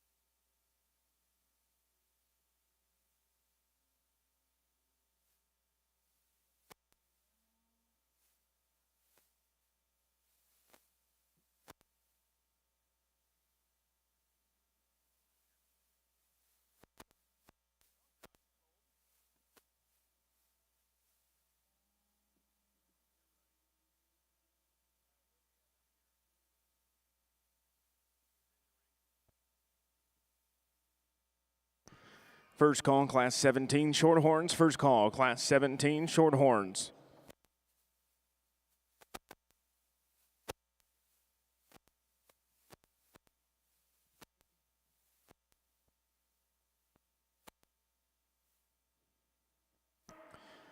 Results of Class 13 of your Junior Purebred Shorthorn Show. In first place, entry number 80, weighing 770 pounds, SS Margie Love, exhibited by Morgan Brooks of Venus, Texas. In second place, entry number 84, weighing 849 pounds, CF Max Rosa 340, exhibited by Lincoln Parchard of Illinois City, Illinois. In third place, entry number 83, weighing 933 pounds, BONL Pride's Rose 306L, exhibited by Isabel Gillard of Stevensville, Montana. Fourth place, entry number 85, Keegan McGrew. Fifth place, entry number 81, Adeline Vaughn. And in sixth place, entry number 87, Kane Gettinger.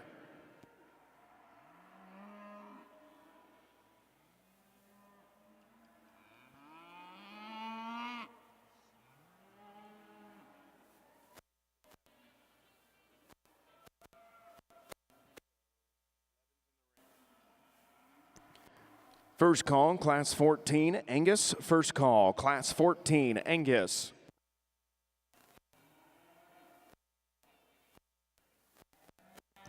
Second call, Class 17, Purebred Shorthorns. Second call, Class 17, Shorthorns.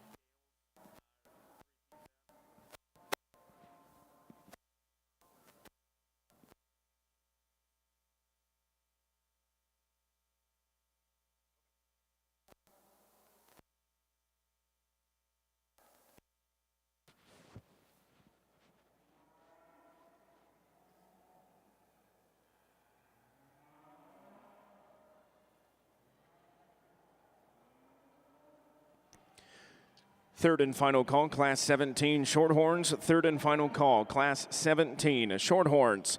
This is your second call, Class 14 Angus. Second call, Class 14 Angus.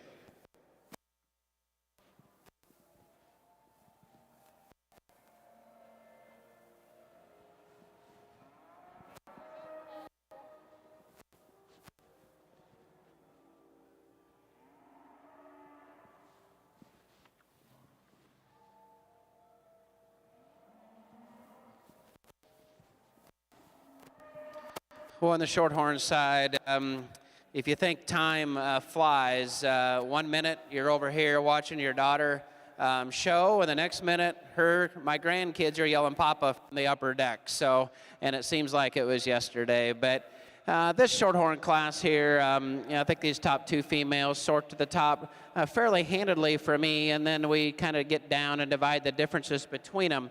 Certainly the heifer that we're starting with, in my mind at least, has an advantage in terms of angulation of shoulder. She's set back into her knee, and she's more flexible from behind. At times, her top line doesn't give us maybe the consistent, attractive look that you would see, and you get that shown into her certainly really well. But nice necked, I think one that's really fresh in her makeup. I think one that proportionality comes together really well. And so I think long term, there's a pile of future in that female. Heifer in seconds probably got, I don't know if she's got as much muscle shape, but she may have just a little more forerib and dimension through the center portion of her skeleton.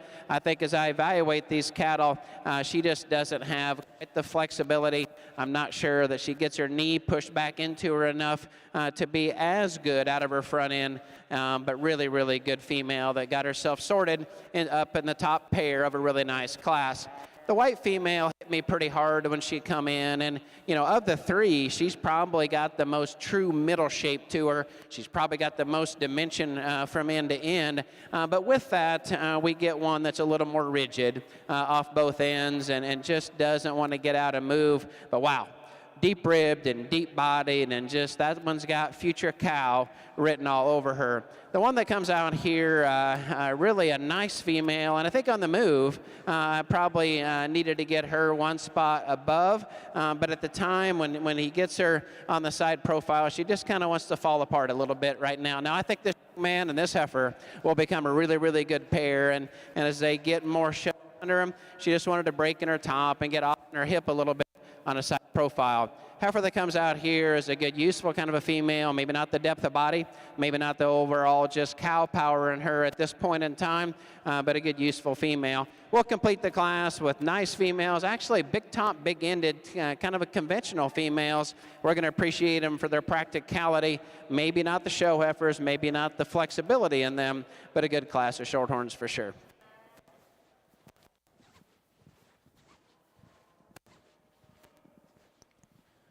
Results of your Junior Angus show. Your champion, Junior Heifer Calf of Division 3, went to entry number 70. CLAC Phyllis, 313L, exhibited by Connor London of Sycamore, Pennsylvania.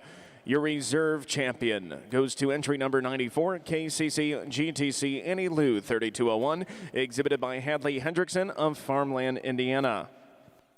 Your champion Division 3, bred and owned female, goes to entry number 73, Seldom Rest Cassandra, 3020, exhibited by Suter Clark of Gretna, Virginia. Your reserve champion, bred and owned female, goes to entry number 85, PVF SFA Blackbird, 3303, exhibited by Ashton Dillow of Villa Ridge, Illinois.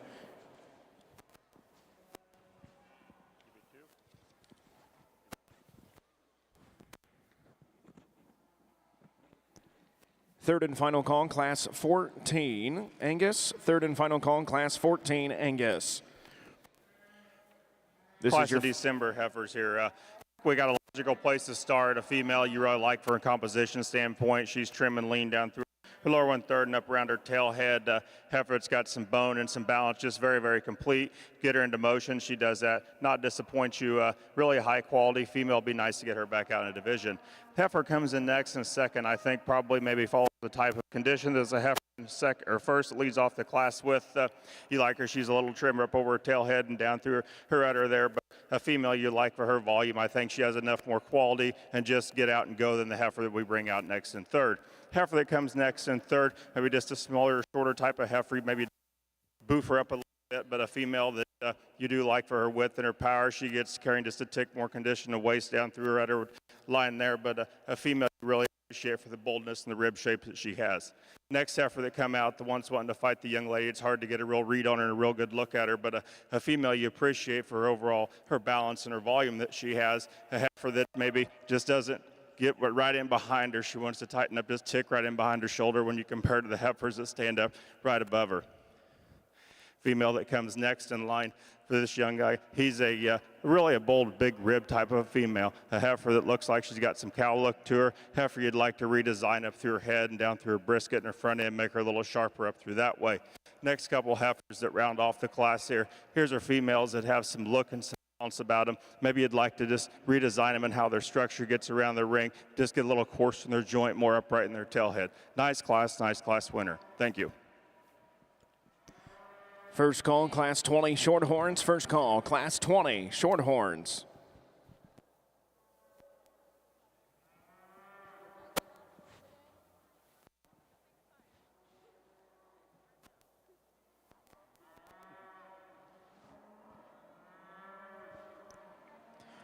Results of Class 11 of your Junior Angus show. In first place, entry number 112, weighing 1,055 pounds.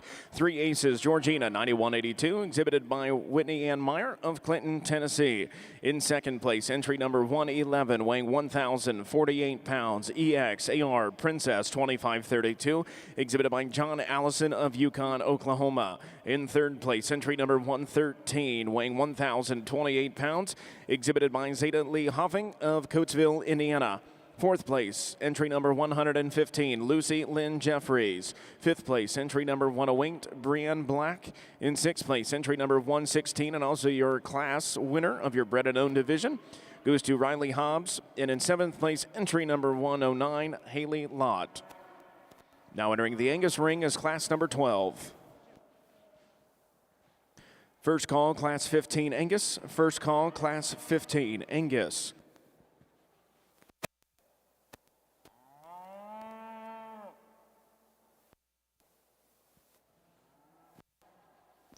Second call, Class 20 Shorthorns. Second call, Class 20 Shorthorns.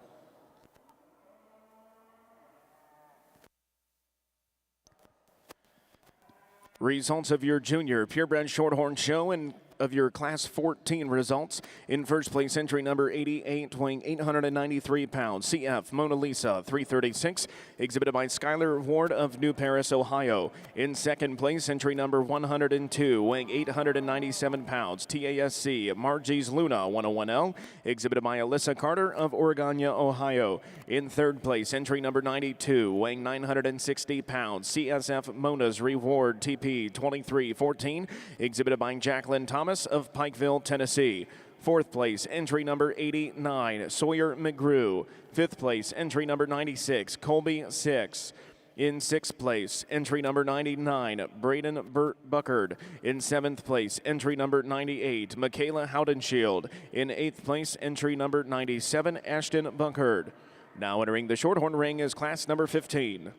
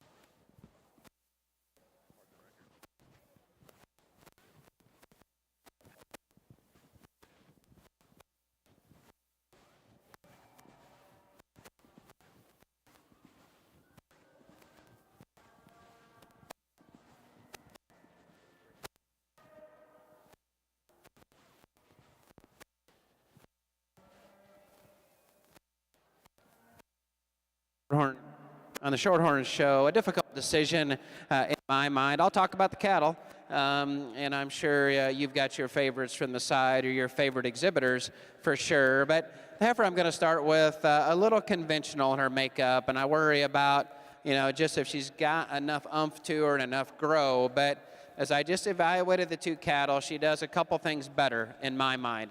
When she gets out of moves, and some of it's just exhibitor maybe size or whatever. She'll hold her head up better, gives me just a much better look and a more level look down her top line when she gets out and move. And then she's just more flexible.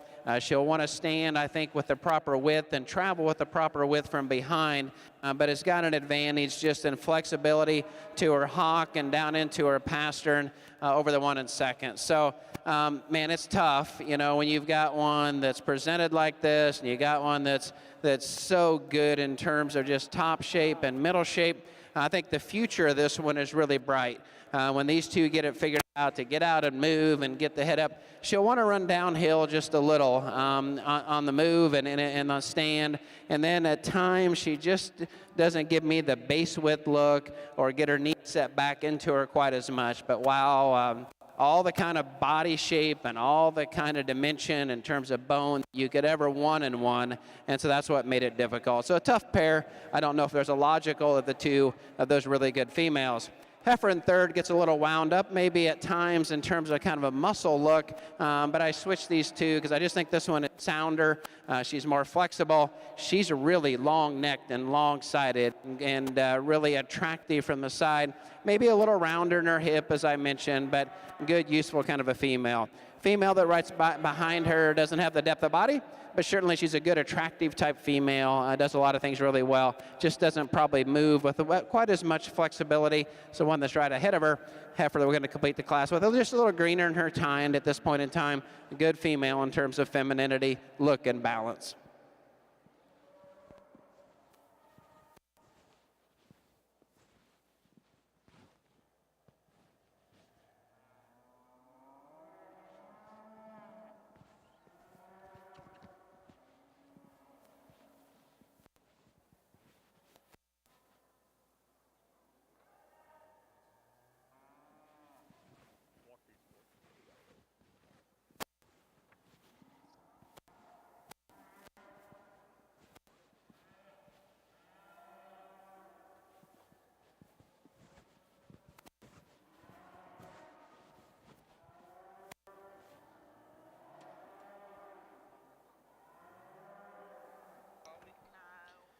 Results of Class 15 of your junior purebred Shorthorn show. In first place, entry number 108, weighing 810 pounds, TRN Margie Matilda 308, exhibited by Drake Penrod of Jonesboro, Illinois. In second place, entry number 104, weighing 938 pounds, CF Max Rosa 324, exhibited by Baylor Cowden of West Middleton, Pennsylvania. In third place, entry number 106, and your bred and owned class winner, weighing 766 pounds, FF Picture Perfect 1L, exhibited by Mason Fuller of Rensselaer, Indiana. In fourth place, entry number 109, Lane Patrick McCall. In fifth place, entry number 103, Norman Toloski. Third and final call, Class 20, purebred Shorthorns. Third and final call, Class 20, Shorthorns. Your second call, Class 15, Angus. Second call, Class 15, Angus.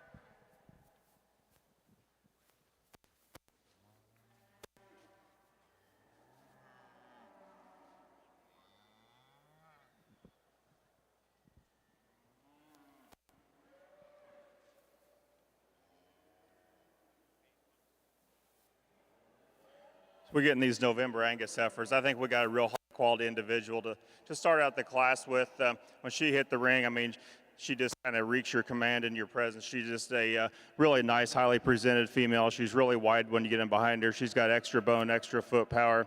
She's really long and angular up through her front end. She's wide, she's deepy, she's very maternal looking, really nice, high quality female to start off the class with. Then from there, there's some trade-offs. I guess the heifer maybe closely follows the heifer that leads off our class. This young lady's female comes next and second. From the profile, you really like her silhouette. She's long and she's level up through her hip. She's laid into her tail head neat, got some width in behind her. Maybe just doesn't have the bone in the foot and the horsepower and the substance as the female that starts off the class with. Next heifer that comes out in third, I guess third and fourth was a little bit of a decision for me. I think that this pure soundness and flexibility out of their front ends is what separates the pair. You'd maybe just like to give this heifer a tick more size for her age, but a female you really like, her cowy look, her outline. She looks like she's going to make a real nice, neat, tidy type of cow for this young man. Female that comes out next and fourth, here's a heifer that can give you some good looks from time to time, neat up through her front end. She struggles once she gets around the ring, goes out of her front end. I'd like to give her some more slope to her shoulder, maybe just tone her down a tick in her tail head. Still a high quality, big bone type of female for this young lady. Heifer that comes out next, kind of what you see is what you get, kind of a female, slicker haired type of a female. I guess there's really nothing wrong with that, but a heifer that she's very sound. She gets around the ring, she's level, she's square. She looks like she'd be a nice cow when you take her home, put her back in production. Maybe again, you just like to just drop her down that tail setting just ever so slightly. Young lady's heifer that comes out next. Big, high-performing heifer, worlds of bone and foot and substance. Maybe she's just getting a little, maybe just big-looking and hard-looking for me up through her rib and right behind in her forerib. If we could smooth her up there, we could move her up in class. Next female. Female that comes out next, real high, square, pin type of female. You get right in behind her and she's got some width to her. A heifer you just like to make a little smoother in overall makeup. She gets a little coarse up through her shoulder and that head and neck and back through her joint work. Females that come next in class, young man's heifer here. Got some volume about her, some rib shape to her, maybe just a little plainer in overall appearance when you start stacking her up to some heifers that stand higher in class to her. Final couple heifers that round off this division class here is a females that have some look about them and some maternal looks to them. Maybe just like to see them redesigned in their structure and like to see this young man's heifer just go a little easier off both ends. Thank you.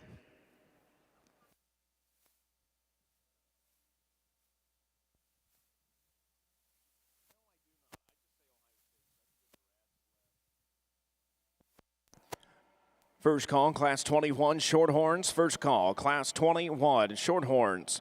This is your third and final call, Class 15, Angus. Third and final call, Class 15, Angus.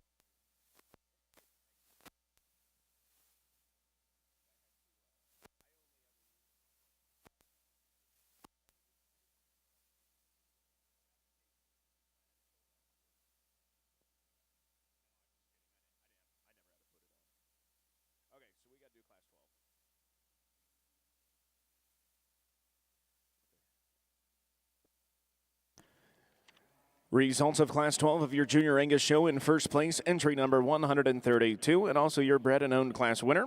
Weighing 1,131 pounds, WHM FCF Phyllis 267, exhibited by Lauren Walter of Aviston, Illinois. In second place, and also your second place bred and owned class winner, weighing 1,108 pounds, Gerloff Pride Ever K077, exhibited by Olivia Gerloff of Bland, Missouri.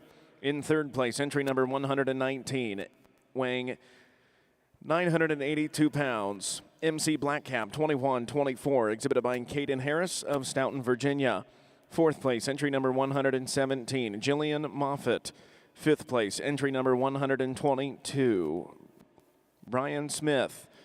In sixth place, entry number 123, Briley Roberts. Seventh place, entry 125, Cadence Sparks.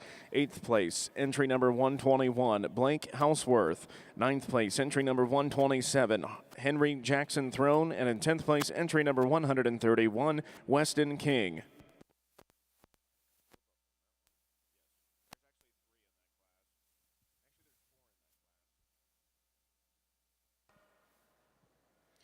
here on the Angus side, when we come out here in the senior heifer calf division, I think we got some really high quality individuals standing out here before us.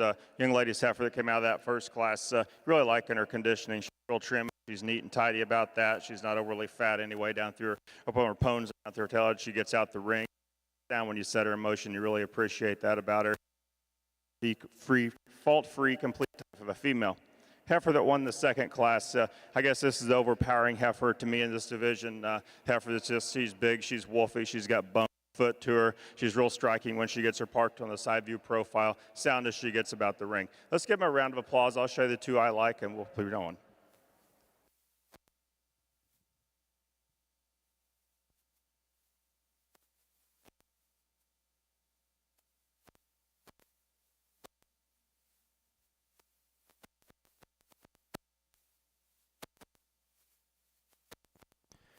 A real challenging class for me on the Shorthorn side, and not because there's not quality. I just think as you evaluate this cattle and try to find their bits and pieces and their positives and their challenges, just what they look like when they come together. And this heifer caught me when she come in, and I think of these first two heifers that are built quite a bit alike. I think she's the one that just handles her top line better.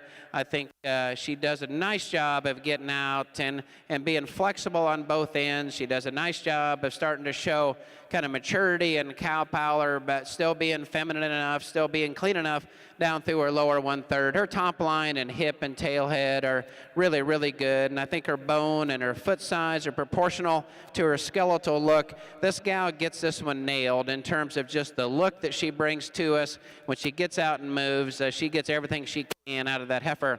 Heifer in second has probably got just a little more natural middle shape in her than the one that's right ahead of her.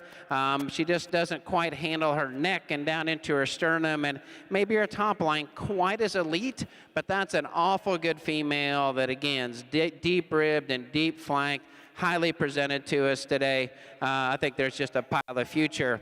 I've been back and forth on the white one, to be bluntly honest, and when she first come in, boy, there was just so many things that I like about the female, length of body and grow and just pounds, attractive, all those things are really, really nice. I just like to change her front end structure, and she'll want to stand a little wide. She'll turn at her knee, not meet the surface as parallel to her spine as the top two.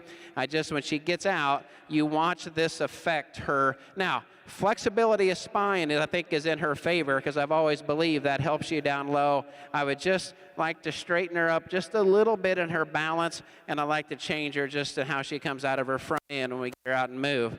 This heifer here is the biggest top, biggest ended one in the class, and so, for some, I'm sure that she needs to go higher. Right here is where I would change her. She doesn't want to be as comfortable and angulated in her shoulder. She comes down a little further forward in her knee and wants to stand wider up front than behind.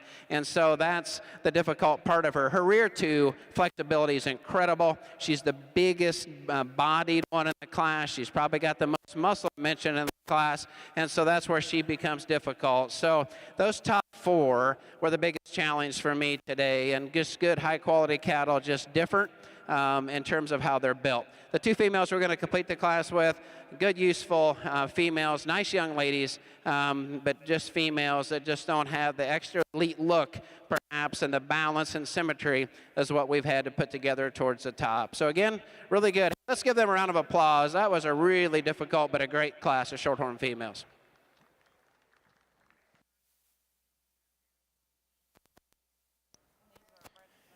As a reminder to all of our exhibitors and their families, there are no aerosol cans permitted in the makeup arena. Once again, no aerosol cans are permitted inside Freedom Hall or Broadbent Arena makeup arenas. Thank you. Results of Class 16 of your Purebred Shorthorn Junior Show: in first place, entry number 110, weighing 840 pounds. Berg's Gentry 116, exhibited by Lauren Berg of Osage, Iowa.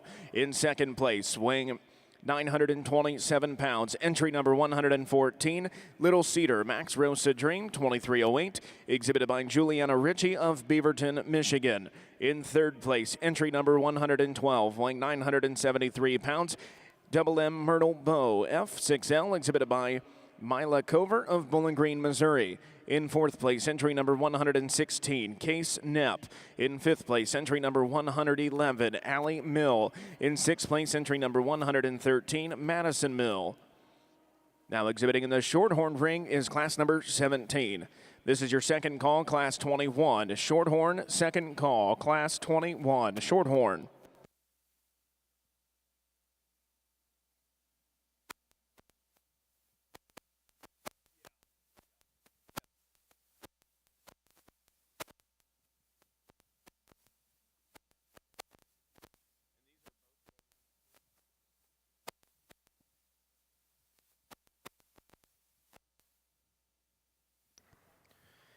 Results of your Junior Angus show. Your champion senior heifer calf Division 1 and also your champion bred and owned winner goes to entry number 132 WHM FCF Phyllis 267, exhibited by Lauren Walter of Aviston, Illinois. Your reserve champion Division 1 senior heifer calf and also your reserve bred and owned goes to entry number 124 Gerloff Pride Ever K077, exhibited by Olivia Gerloff of Bland, Missouri.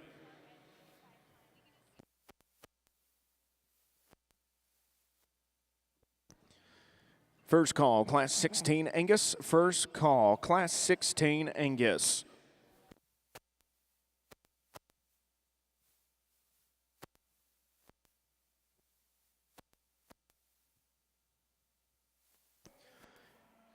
Third and final call, class 21 Shorthorn. Third and final call, class 21 Shorthorn.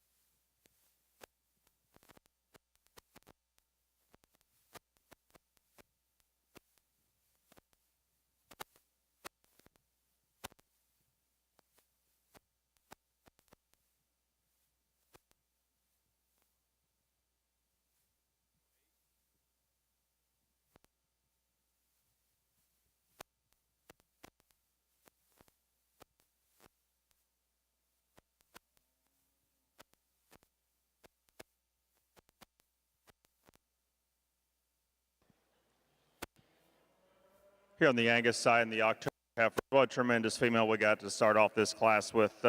If you like females that have bone and they know how to set their pasterns down right, this female, she floats around the ring. She's so sound and elegant when you get her out on the move.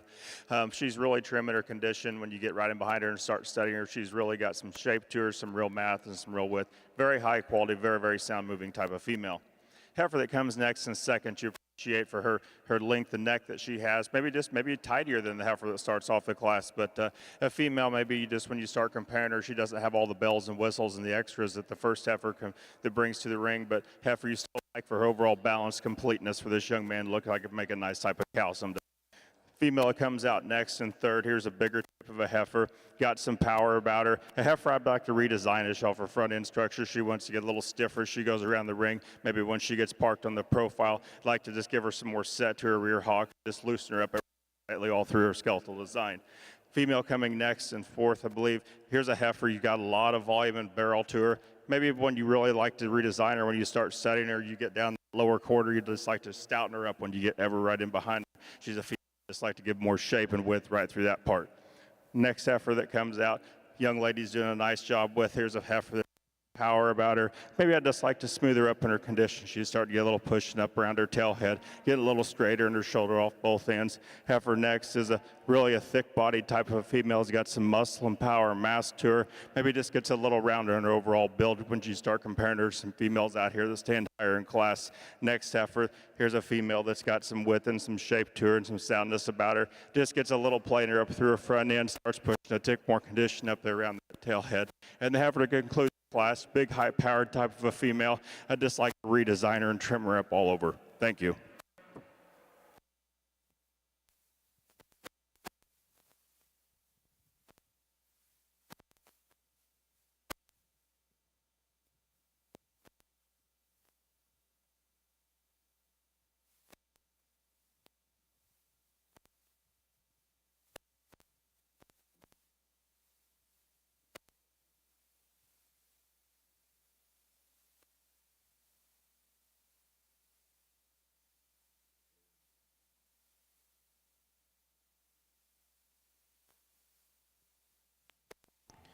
First call, Class 22 Shorthorns. First call, Class 22 Shorthorns.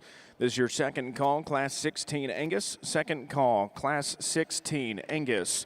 Results of class number 13 of your Junior Angus show. In first place, entry number 135, weighing 984 pounds. Seldom Rest Sandy, 2210, exhibited by Josie Phillips of Maysville, Kentucky. In second place, entry number 139, weighing 1,092 pounds. SCC CB Phyllis, 2108, exhibited by Bryson Jones of Harrod, Ohio. In third place, entry number 143, weighing 1,235 pounds. MC Black Cap, 2114, exhibited by Ella Jane Michael of Fishersville, Virginia. In fourth place, entry number 148, Alexandra Duckworth. Fifth place, entry number 142, Jewel Toll.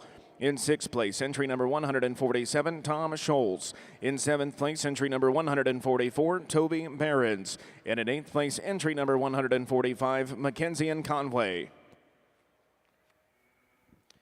Well, on the Shorthorn side of the ring, the most difficult class of the day for me is just kind of finding the one that is comfortable with getting to the top of some really good, useful kind of a females. And this heifer I'm going to start with has got the bone, she's got the foot, and she's got the power to her.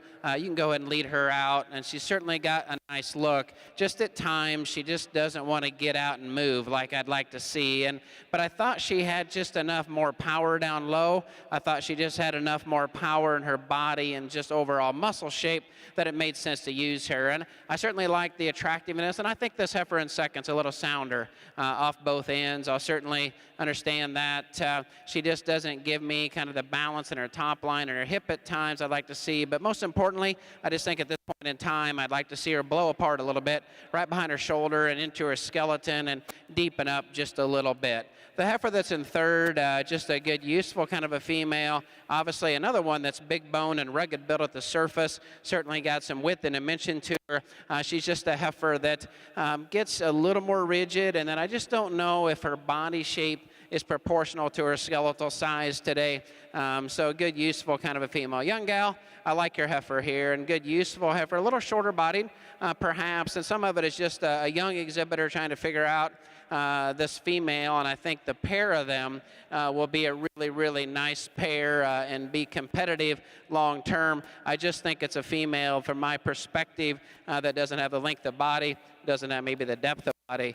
Good, useful kind of a female here that comes out here. Once at times just gets a little more straighter in her honk and a little straighter down in her pastern. Long-bodied, very extended type of a female that does a lot of things really nice. So we're going to complete the class with a couple good type of a Shorthorn females, good exhibitors. We just start to get into where we don't quite get the athletic capability, the agility out here, and the comfort as we had maybe at the top of the class. But again, the most difficult class of the day for me, but yet let's not take away from good young exhibitors, good high-quality Shorthorn females. Let's give them a round of applause. I think that's the last one in our division.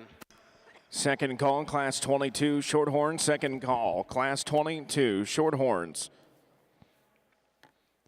Results of Class 17 of your Junior Shorthorn Show. In first place, entry number 117, weighing 941 pounds. CCR Pinky the Roo, 3105, exhibited by Aubrey Ramos of Andrews, Texas. In second place, entry number 119, weighing 912 pounds. CSF Crystal Swan, LL 2300, exhibited by Lily Stevens of Puxago, Missouri. In third place, entry number 120, weighing 1,097 pounds. BFC Mona's Reward, LO2, exhibited by Laney Gray Swindle of Shirley, Indiana. In fourth place, entry number 118, Alanis Knapp. In fifth place, entry number 124, Rex Harrison. In sixth place, entry number 121, and also your class bred and owned winner goes to Alyssa Miller. In seventh place, entry number 122, McKenna Camp.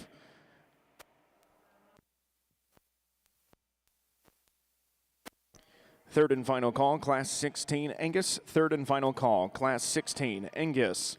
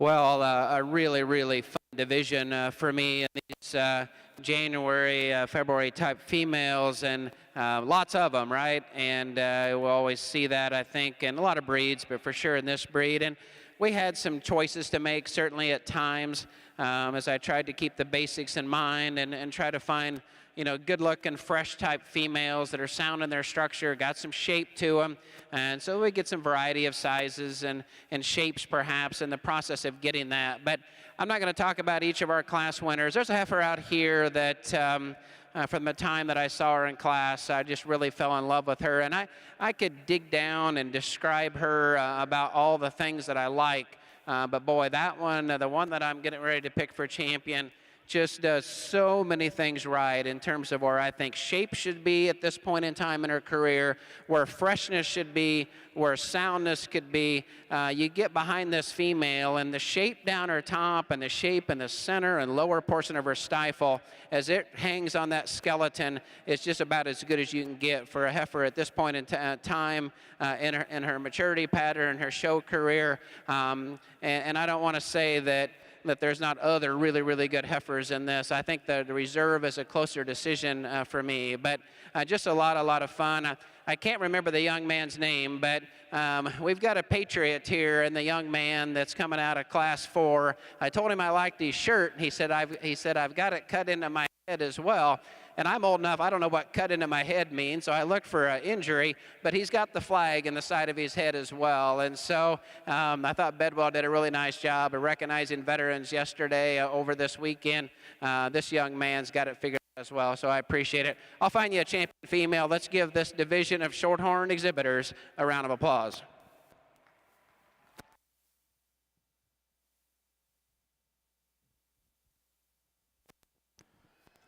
Third and final call, Class 22 Shorthorns. Third and final call, Class 22 Shorthorns.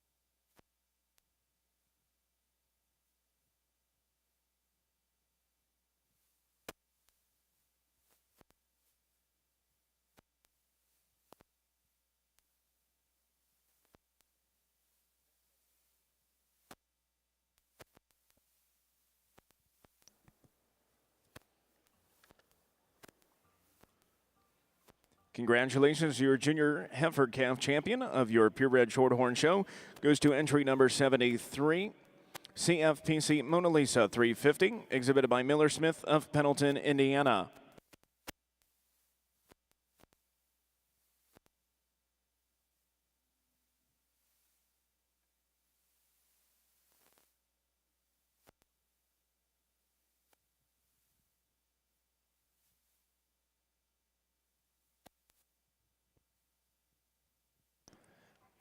First call, Class 17 Angus. First call, Class 17 Angus.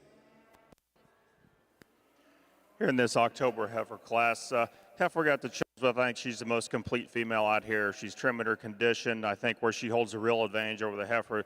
And second is she's going to take more slope to her shoulder when you get her on the profile. She's probably more extended out and gives you a nicer look from the side view profile. I won't argue that the heifer in second here maybe have just a bit more stoutness when you get right in behind her, back through her down her top and right in behind her blade, but maybe she just doesn't have the overall look and side view profile presence as the heifer that leads off the class with. You like her volume and her power and her stoutness and performance. We'd just like to stretch her out just a couple inches up through her neck and we can move her on up there in class. Heifer that comes next in third, here's a female you really power and her volume and her cow look that she has about her. Maybe just gets a tick shorter, coupled, a little weaker right in behind her shoulder. The longer she's out here when you start comparing to the two heifers that lead off the class with.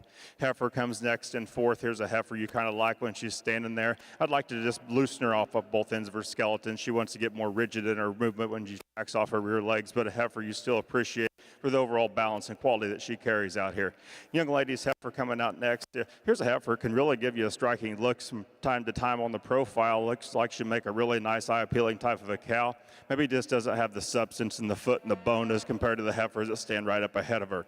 Young ladies female that comes out next, really a stout muscled type of shapely heifer, just gets a little coarser in her overall makeup and rounder out in that hip. Young man doing a nice job here to conclude the class, has a real eye-appealing condition.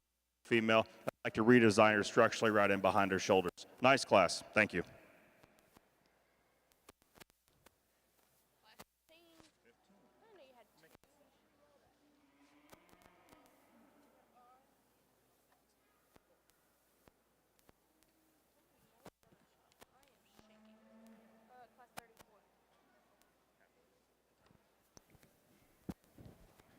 Congratulations to your reserve champion, junior heifer calf, goes to entry number 88.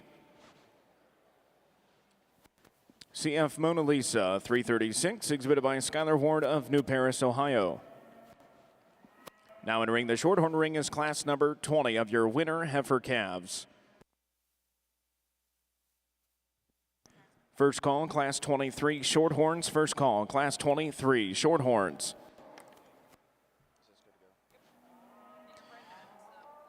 Results of class number 14 of your Junior Angus show. In first place, entry number 164, weighing 1287, FCF Phyllis 261, exhibited by Madison Colson of Rockwell City, Iowa. In second place, entry number 161, weighing 1,213 pounds, EX AR Princess 2881, exhibited by Clara Sinclair of Williamsburg, Iowa. In third place, entry number 154, weighing 1161, SCC Phyllis 2101, exhibited by Houston Faree of Sullivan, Indiana. In fourth place, and also your bred and owned winner, goes to entry number 162, Callie Judy Jensen. In fifth place, entry number 155, Landon T. Clark. Sixth place, entry number 166, Anna King. And in seventh place, entry number 153, Levi Wade Womack.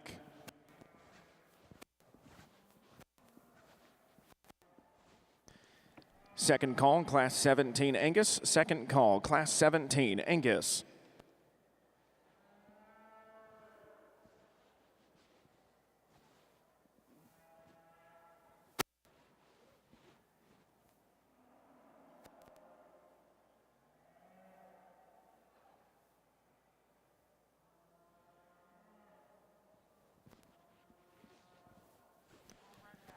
Second call, class 23 Shorthorns. Second call, class 23 Shorthorns.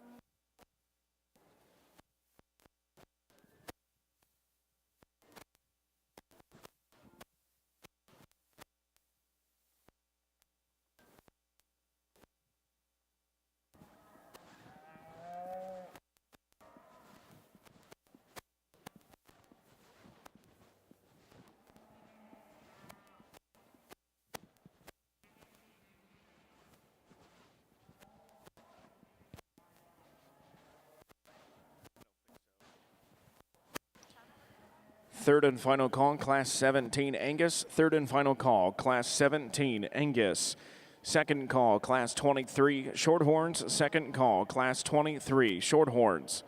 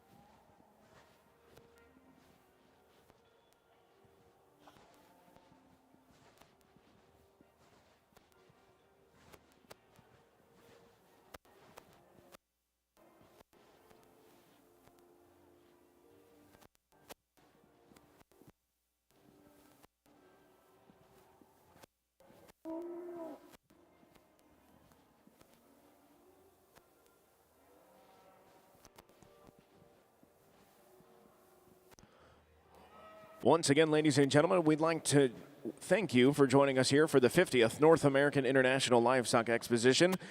Started in 1974, the North American International Livestock Exposition was bred from a dream of creating the best purebred livestock event in the country. It started with just over 1,700 beef cattle entries. 50 years later, and celebrating a remarkable milestone, NAILE has grown into the world's most prestigious and respected livestock exposition with tens of thousands of entries, hundreds of thousands of dollars in premiums, an action-packed rodeo, and more than 150,000 visitors from across the country.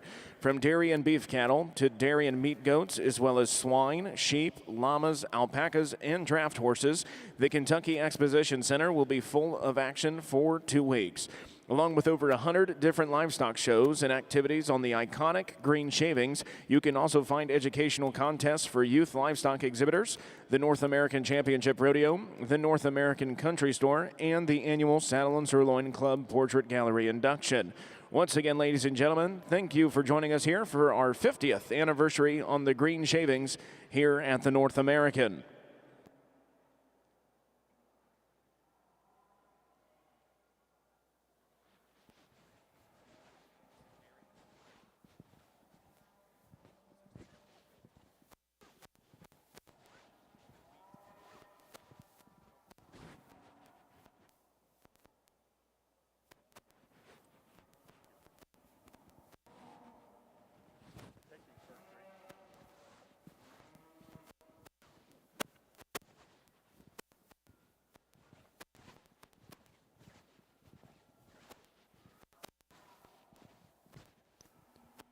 First call, Class 18 Angus. First call, Class 18 Angus.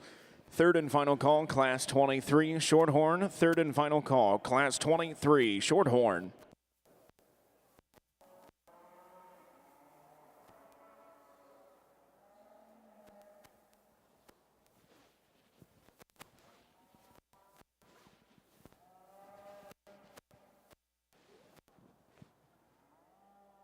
Well, wow, on the Shorthorn side, this is a tough one. Sometimes they're tough because the cattle are uniquely different, and you're trying to figure out, where to put the preferences. This particular case, I think the cattle are very similar in their build, and so similar that it was really tough for me to maybe find the small differences between the two. And the one that I'm going to start the class off with, she's not the longest sided of the two, and I don't know as if she is quite as elite in terms of how she handles up through her length of neck and her head, but certainly adequate in that regard. I love this female's top line. From the top of her shoulder down her spine and out through her hip, that's as about as magical as you can design one, and got good depth of rib and good depth of flank. I think her bone work is awesome, and it all fits into her body really well. Where I think she's got an advantage over the two is how she comes out of her shoulder, how she comes down into her knee, and how she meets the surface. It's just more consistent. I fell in love with this one when she come in, and I still love your heifer for sure. Longer sided. I think muscle dimension is similar, but she is longer sided. She's longer necked. than the one that we start with. I don't know if she just pieces together quite as well and transitions as well from front third to middle third and rear third as our class winner. And then the longer she's out here, the more she just wants to not maybe handle herself out of her front end quite as well. And you can see that here where she'll turn out of her knee, meet the surface, maybe not be as agile on both ends, but certainly agile enough to be an awesome female. The white one here, in terms of elite look, she's got it. She gets a little straight on both ends, but she's got depth of body, depth of flank with the skeleton for sure. Next heifer that comes out, a little bigger frame one for sure, but one that's got some body shape, got some dimension to her. I just like to tone her down a little bit probably in this particular class, maybe just give her a little more stuff in the middle shape, middle part of her body. Bryce here, you've done an awesome job. 7 years old. And I told him, walking through one of these young ladies, I said, I bet every one of these kids in the red coat lost a heifer somewhere in a show when they were your age. And the gal walking with him said, I still lose them at my age.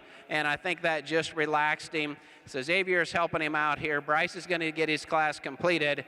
Let's give Bryce and the rest of his competitors here a round of applause in this class.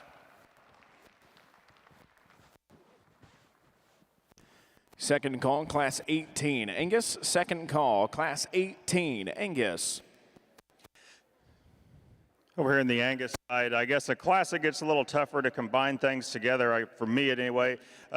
There's some different types and kinds you got to pick and wade through out here and what you want to put preferences on. I think the most ladylike heifer to start with is the young ladies here comes in, and we're going to start off the class with. The female's really elegant up through her front end, got a really sharp Angus looking head on her. I think she's the most complete heifer out here when she gets her parked. She's fighting her from time to time, so it's hard sometimes to get a real read on her. But I think she is the most honest heifer out here. She's genuine in her condition. She's got some type. She's got some kind. I'd like to level her out through her tail head ever so slightly, but I think she's just maybe more moderate, more real world than the heifer that comes next in second. Heifer in second to load. I mean, I like cattle that are freaky, but this one's a lot, I think. There's a lot of bone there. There's, real hairy, massive kind of heifer. Maybe I just like to make her more genuine when you get right in down their lower quarter, maybe down through her flank area. But if you want one that's stout and you want one that's big-legged, she'd be the one for your nice quality heifer. Heifer that comes out next in third. Here's a heifer that from time to time when you get her parked on the profile, you really do appreciate. She's so deep from front to rear. She's stout. She's genuine when you get in behind her. Maybe just doesn't quite get as elegant up through her front end as maybe the heifers that start off the class. Female that comes next in fourth, heifer that stood up there at the top end of the class. She's a lot like the heifer that in third there as far as her body shape and her kind goes. She's real square and she's dense made. Maybe just gets a little shorter coupled, a little quicker when you start comparing to the heifers that stand up on either the side of her on top end. Young lady's female that comes out next. Here's a heifer that you'd appreciate it for her power and her balance that she brings out here. Maybe when you put her on the profile right there in her bottom of her brisket, she gets a little thicker and shorter up through that neck, carrying a little extra condition down low, but yet very, very sound-footed, high-quality female. Next heifer that comes out in class here is one that you appreciated for the levelness of hip and the width that she had when you get right through her pin set. You just like to redesign her structurally. She goes away from you. She wants to get more rigid, stiff off of her back too. Heifer to conclude the class, nothing wrong with her, got a lot of middle in her. Maybe you just like to redesign her as she sits the ground. She gets a little dropped in her hip, but very, very nice class of heifers.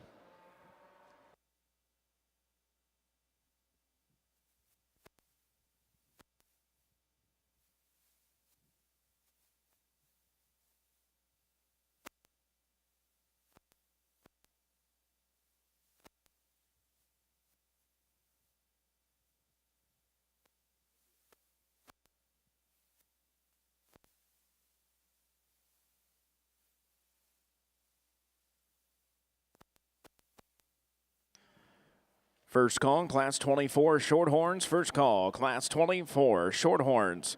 This is your third and final call, class 18, Angus. Third and final call, class 18, Angus.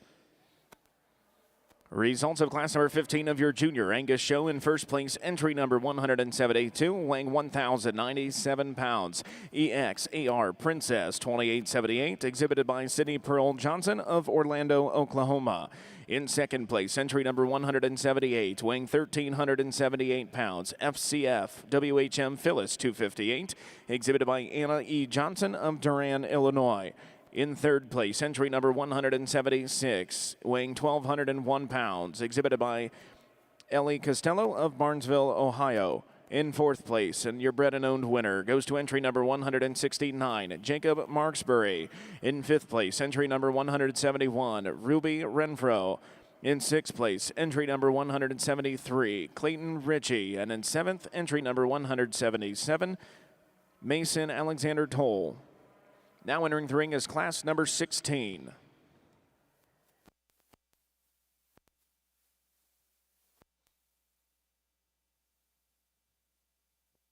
The Shorthorn side of the ring, I think these two are really close, and you know it's what you prefer. The papered heifer is a second one. Her numbers are elite in this particular class, and so certainly have to appreciate and respect that. I just think the one that's a little smoother shouldered, a little fresher looking, handles her top line a little nicer is going to be the heifer, the dark red heifer we're going to start with. I think she'll get out and kind of handle herself and her front end structure a little better as well. But a nice female, good at the ground, good in the middle shape of her body, got some dimension behind her, really nice and attractive through the 1/3 of her body, and still fresh enough in her appearance. And I think that freshness is another sorting criteria. This female, I love her depth of body and depth of flank. She just has got all that kind of cow sappiness look to her. Just, again, a little shorter bodied, a little deeper and heavier necked, and just not as fresh in her look. But a good female, sound structured, does a lot of things really, really nice. This heifer here, we get a little taller perhaps, and that's fine. I just don't know as if her body shape fits her body and her proportionality is as good from top to bottom as what we had in the top two. But a long-sided, very extended female, she too has got a foot shape, got enough foot underneath of her, got enough flexibility, I think, to be an appropriate good brood cow. One we're going to complete the class with just gives up, I think, some performance and some length of body in this particular class. Young lady does an awesome job of showing one that doesn't always want to show, but got her head up, a good look, her top line's good, just gives up a little bit of gas in this particular class. So nice class of Shorthorns. Hey, wake up crowd, give them a round of applause. These kids work their tail off.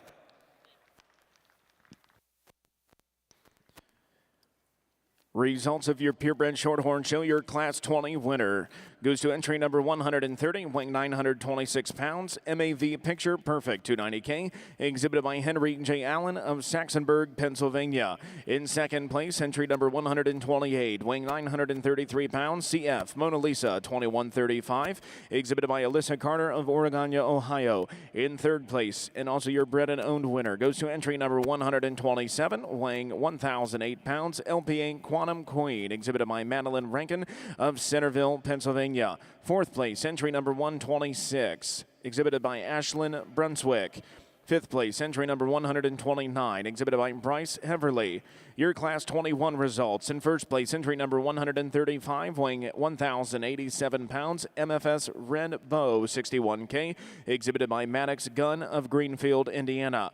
In second place, and your bred and owned winner goes to entry number 132, weighing 1,024 pounds, BFS Margie Flash 2104, exhibited by Emily Bullum of Austin, Minnesota. In third place, entry number 133, weighing 1,089 pounds, MFS Red Bow 2 62K, exhibited by Evelyn Hill of Yorktown, Indiana. In fourth place, entry number 131, exhibited by Cooper Lawfrey. Now exhibiting in the Shorthorn ring is class number 22 of your winner heifer calves. This is your second call, class 24 Shorthorns. Second call, class 24 Shorthorns.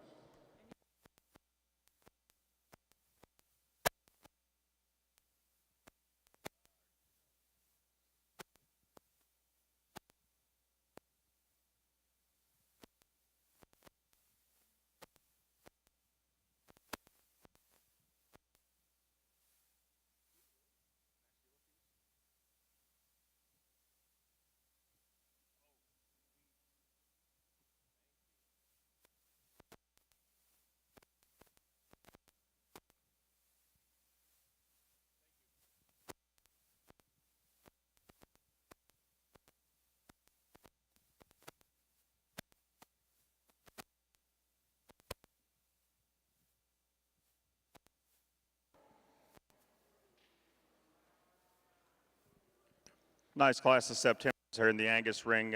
Heifer I chose to start with, I guess, when she came in, hit the ring, and made a few steps around. There was no doubt in my mind she'd win the class. She's probably the just in her condition. She's the nicest, most elevated up through her shoulder and front end, has nice bone work. She's the soundest footed one out here. Gets her part, gives you a nice, elegant look. Real nice, high quality, fault-free, complete type of Angus female. Heifer that comes next in second, big stout heifer. Heifer that's got worlds of shape and muscle to her. Probably got more shape when you get right in down low than the heifer that starts off the class. We got to change her off. I'd like to free her up as she goes around the ring. We just make her looser in her genuine step around the ring. She still has enough more performance, length, and mass to stand where she does beat the heifer in third. Heifer in third, nothing wrong with her. Real uniform in her body depth when you get her on the profile. You really like the length or the swoop she has to her belly.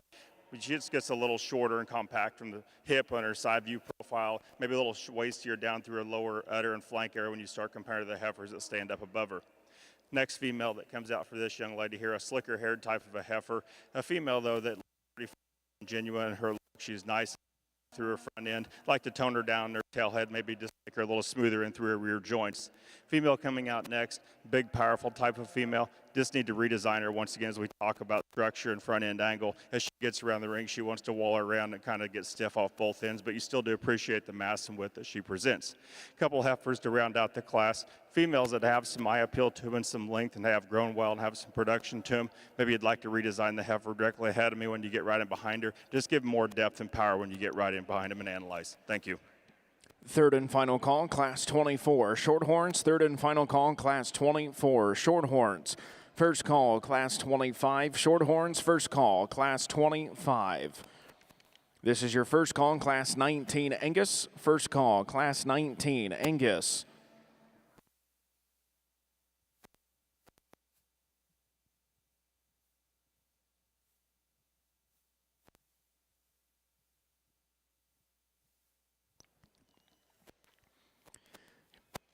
Your Class 16 results of your Junior Angus show. In first place, entry number 186, weighing 1,315 pounds, goes to Dameron C5 Nelly 2145, exhibited by Quentin Day of Levington, Illinois. In second place, weighing 1,359 pounds, entry number 188, LLW Cardinal Lucy 287K, exhibited by Alexis Colling of Bowling Green, Missouri.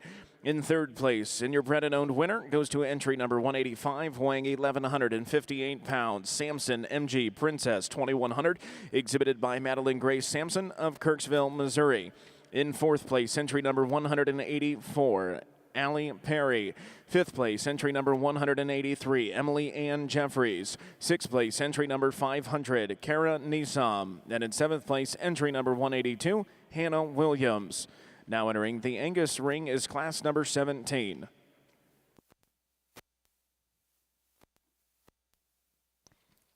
This is your second call, Class 19 Angus. Second call, Class 19 Angus.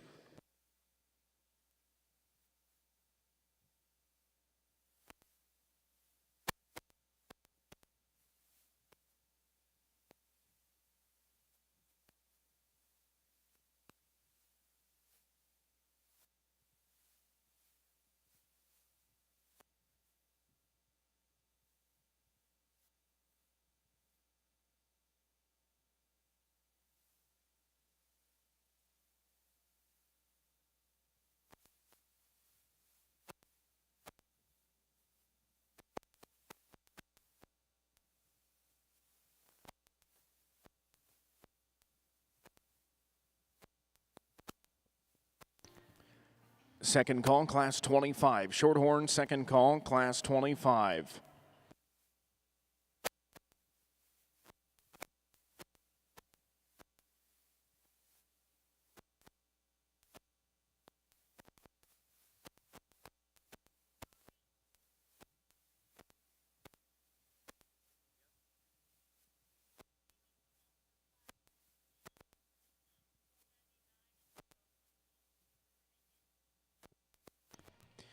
Angus entry numbers 199 and 201. You are needed in the Makeup Arena.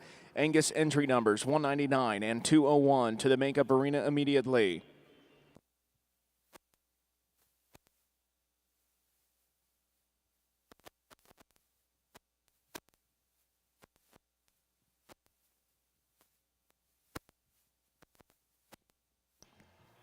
Third and final call, Class 19 Angus. Third and final call, Class 19 Angus.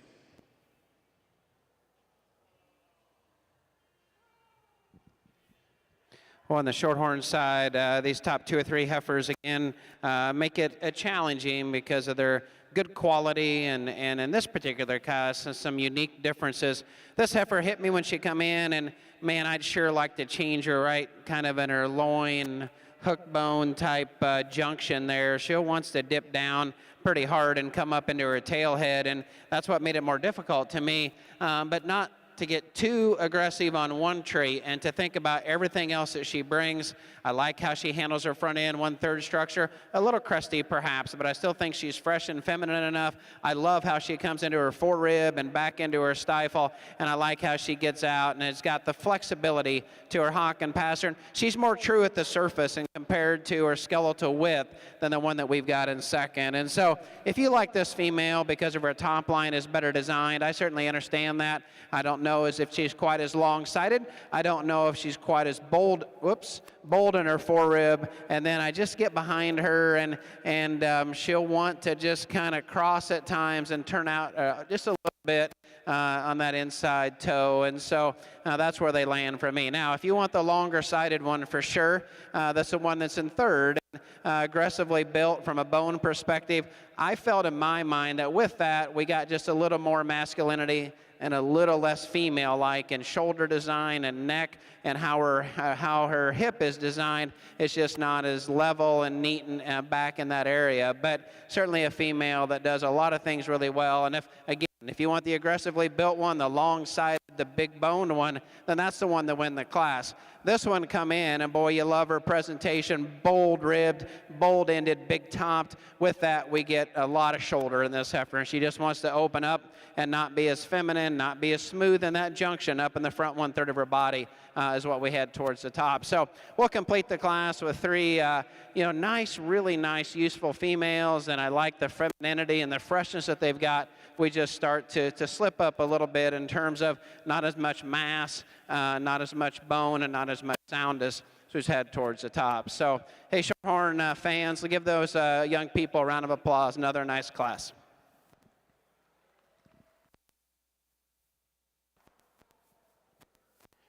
Here on the Angus side in the September, I think folks around ringside better look, and this one's pretty good to start this class off with. She's my kind.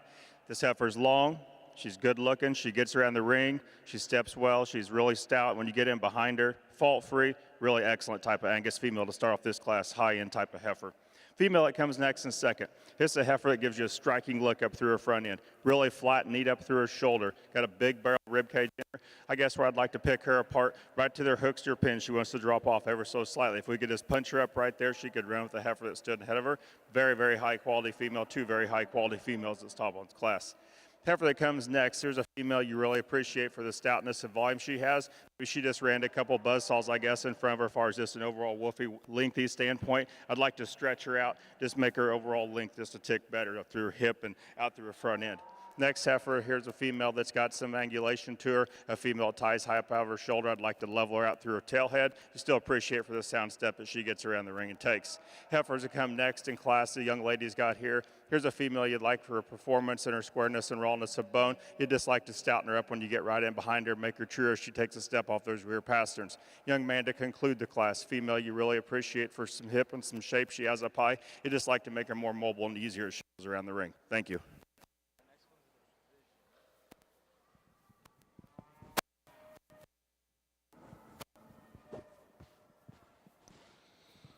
First call, Class 20, Angus. First call, Class 20, Angus.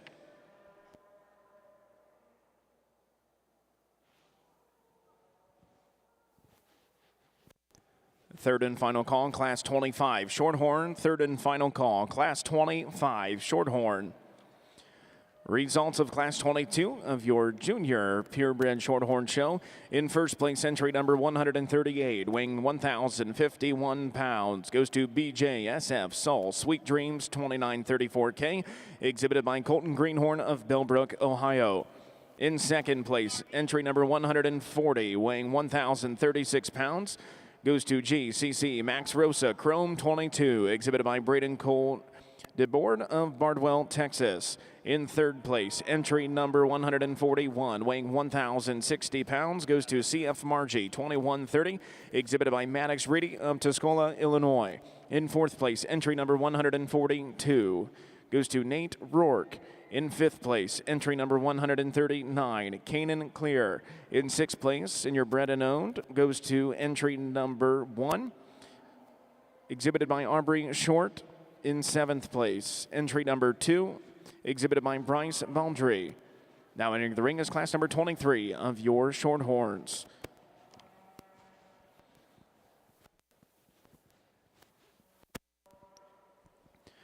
Your Class 17 results of your Junior Angus show. In first place, and also your bred and owned class winner, goes to entry number 196, weighing 1,308 pounds. Dietzman S.A. Ventress, 123, exhibited by Colin G. Dietzman of Leesburg, Indiana. In second place, entry number 193, weighing 1,180 pounds. PVF Missy, 2113, exhibited by Braxton Tate Cole of Lockney, Texas. In third place, entry number 191, weighing 1,068 pounds. EXAR Frontier Gal, 2869, exhibited by Alexis Colling of Bowling Green, Missouri. In fourth place, entry number 190, Brianna Smith. Fifth place, entry number 194, Gabrielle Lucille Cragen.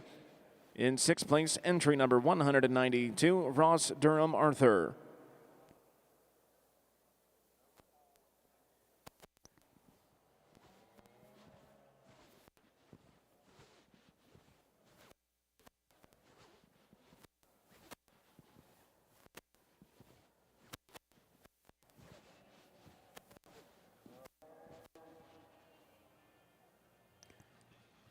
Angus entry number 199 to the makeup arena immediately. Emily Caffey, your class is getting ready to enter the ring. Last and final call, Angus entry number 199.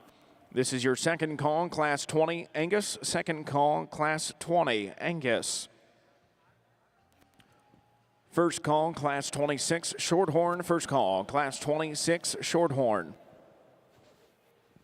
Well, on the Shorthorn side, you know, love the Heifer in second for so many things, but at the end of the day, the one that's going to win is just more agile on both ends, and you can see a little bit of that structurally, but it's maybe even a little more surprising. You get out and move them compared to the two, but certainly this Heifer doesn't have the length of body, she doesn't have the bone, maybe doesn't have quite the total power, but she's very, very complete. Nice fronted, good topped, fine back out through her tailhead and hip. Not as much bone and foot size. Got enough, I think, true forerib shape.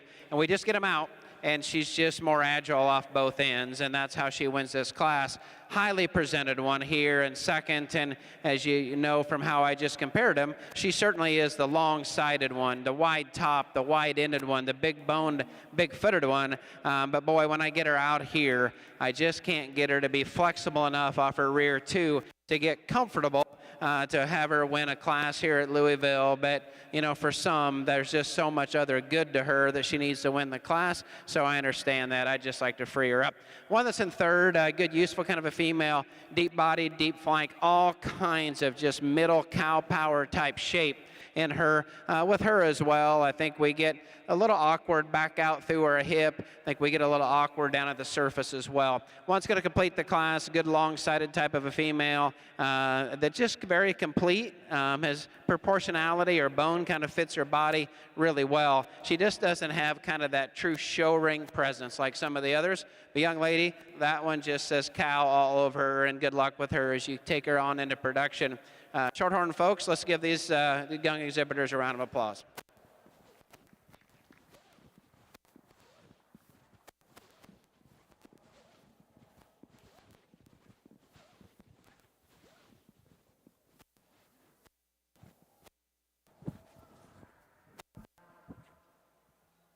Third and final call, class 20, Angus. Third and final call, class 20, Angus.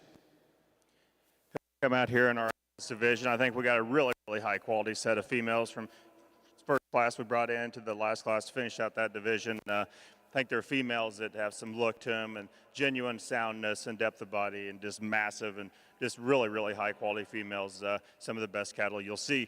There's a heifer out here I think's dominating in the division, though, in this division. To me, if you like good cattle, you'll tie right into this one right here.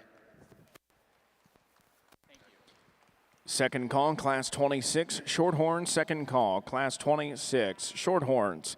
Results of Class 23. In first place, entry number 149, weighing 1,047 pounds. GCC Bose Rewarding 58, exhibited by Grace Renneker of Strasburg, Illinois. In second place, entry number 148, weighing 1175, goes to JS Miss Michelle 2J03, exhibited by Tinley Wickline of Assumption, Illinois. In third place, entry number 143, weighing 986 pounds, CF Rosebud 2127, exhibited by Haley Jester of Moreland, Indiana. In fourth place, entry number 150, Kaylee Ackelman.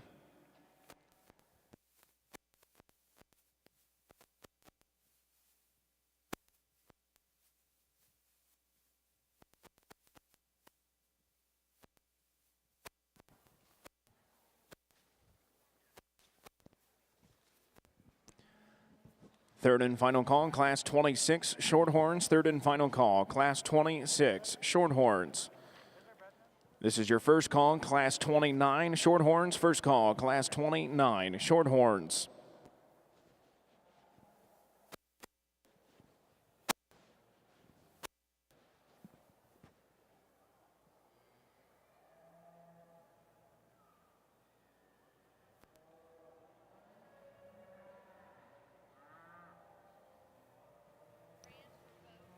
First call, Class 21, Angus. First call, Class 21, Angus.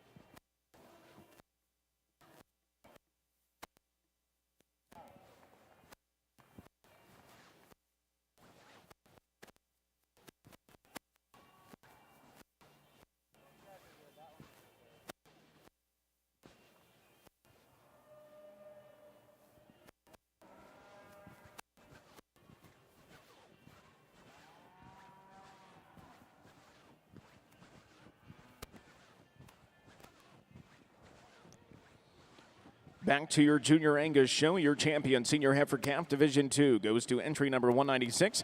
And also your bred and owned winner goes to Dietzman S.A. Aventress 123-62, exhibited by Colin Dietzman of Leesburg, Indiana. Your reserve champion, Senior Heifer Calf, entry number 135, goes to EXAR Princess 2878, exhibited by Sydney Johnson of Orlando, Oklahoma.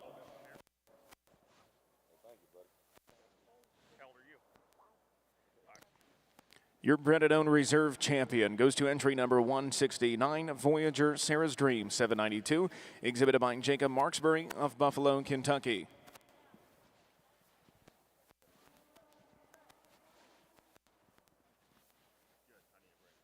Second call, Class 21, Angus. Second call, Class 21, Angus. This is your second call, Class 29, Shorthorns. Second call, Class 29, Shorthorns.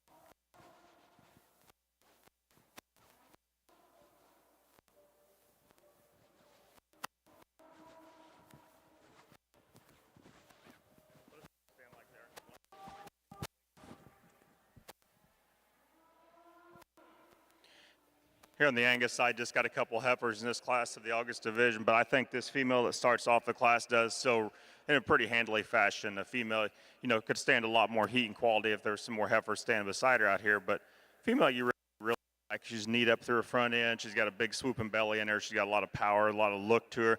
Gets around the ring and hits her stride pretty nicely. Just a very, very high quality, high demanding type of a female to start off with. Nothing to take away from the heifer that stands in second here.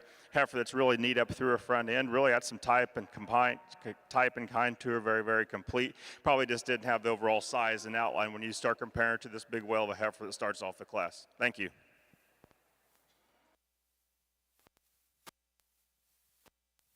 On the Shorthorn side, this probably wasn't the heifer when they come in that I was going to latch on to. You know, maybe a little more aggressive in her build, perhaps, back left pastern, not perfect. But as we got them out here, I'll talk about these three heifers and how I've ended up here. She just gets out here and handles herself better down her top line. And even though she's not perfect in her shoulder, compared to like the third heifer, she comes down and meets that surface a little better. She's certainly a very deep-bodied heifer and very level from forerib to flank, very level from the top of her shoulder back into her tail head, and that's where she has the advantages. As you would imagine, looking at her from the side, you get behind her, and there's plenty of shape in this female. The second heifer does some things from a female perspective a little nicer than the one that's right ahead of her. Shoulder design would be one, and I think ultimate flexibility from behind is another. But just a heifer that wants to just kind of dip down her top and not be as nice back out into her hip. This heifer here is the one that I'd latched onto to win the class, and then we got out here on a side profile, and just to be bluntly honest, the young lady let her get really wide up front, was stretched out a little bit, and I just couldn't get the side view look like I wanted to, and plus concerned about if that's just her natural state up front. And so you get her back out here, a little better put together, then maybe she wins the class. But that was the scenario that I was presented with out there, deep-bodied and deep-ribbed, and does a lot of things really, really well. So the heifer that comes out here in fourth, deep-ribbed, deep-flank one, nice and up-headed female, just doesn't have, in my mind, quite the width and shape, the natural dimension through the center portion of her skeleton. We're going to complete the class with a couple very useful kind of a females, just heifers that in my mind don't have quite the elite look, maybe don't quite have the athletic capability out here as some of them will head towards the top. So again, another very interesting class, high quality females, some give and take in those top two or three. Let's give your Shorthorn exhibitors a round of applause on this side of the ring.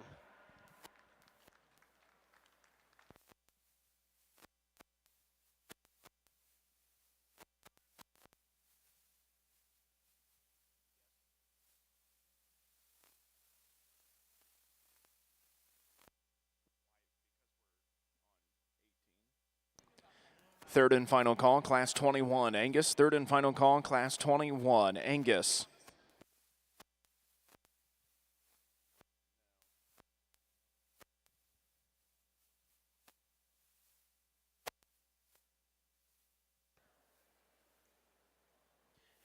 Out here on the Angus side in our July heifers, I think we got a pretty likely candidate to start off this class with. A heifer you really like for overall completeness. She's neat up through her front end. I think her condition is well on her for this stage of the game. You get in behind her, she's dominates the class, and as far as sheer power and shape down low and up over her. The young lady gets her part, gives you a really, really nice side profile. It's very, very complete, nice balanced Angus female. Heifer that comes next and second. Here's a heifer that's big outline, big swooping belly to her. I'd like to change her. I'd like to get in right behind her, just give her more punch down through her lower.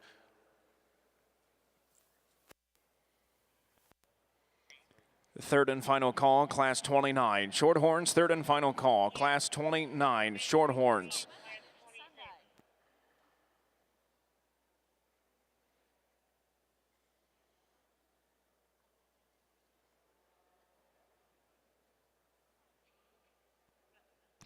First call, Class 22, Angus. First call, Class 22, Angus.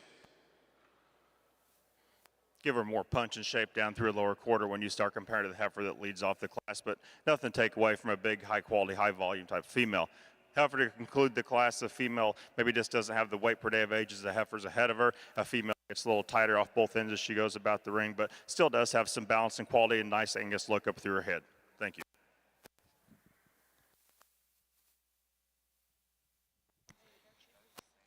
Results of Class 18 at your Junior Angus show. In first place, entry number 200, Diamond T, 2180 Georgina, weighing 1,340 pounds, was exhibited by Emma Grace Van Hoy of Richfield, North Carolina. In second place, and your Brennan-owned class winner, goes to entry number 201, weighing 1,150 pounds. Fair Oaks, Susan, 210, exhibited by Samuel Lindley Jordan of Savannah, Missouri. Your Class 19 results. In first place, entry number 205, weighing 1,431 pounds, Conley, DT Sandy, 2,900, exhibited by Mercedes Ferree of Sullivan, Indiana. In second place, entry number 202, weighing 1,493 pounds, EX AR Frontier Gal, 2782, exhibited by Jake Allison of Yukon, Oklahoma. In third place, entry number 203, weighing 1,191 pounds, EX AR Frontier Gal, 2779, exhibited by Grace Bush of St. James, Missouri. Now exhibiting in the Angus ring is a selection of your champion intermediate heifer, Division 1. Second call, Class 22, Angus. Second call, Class 22, Angus. This is your first call, Class 30, Shorthorn. First call, Class 30, Shorthorn.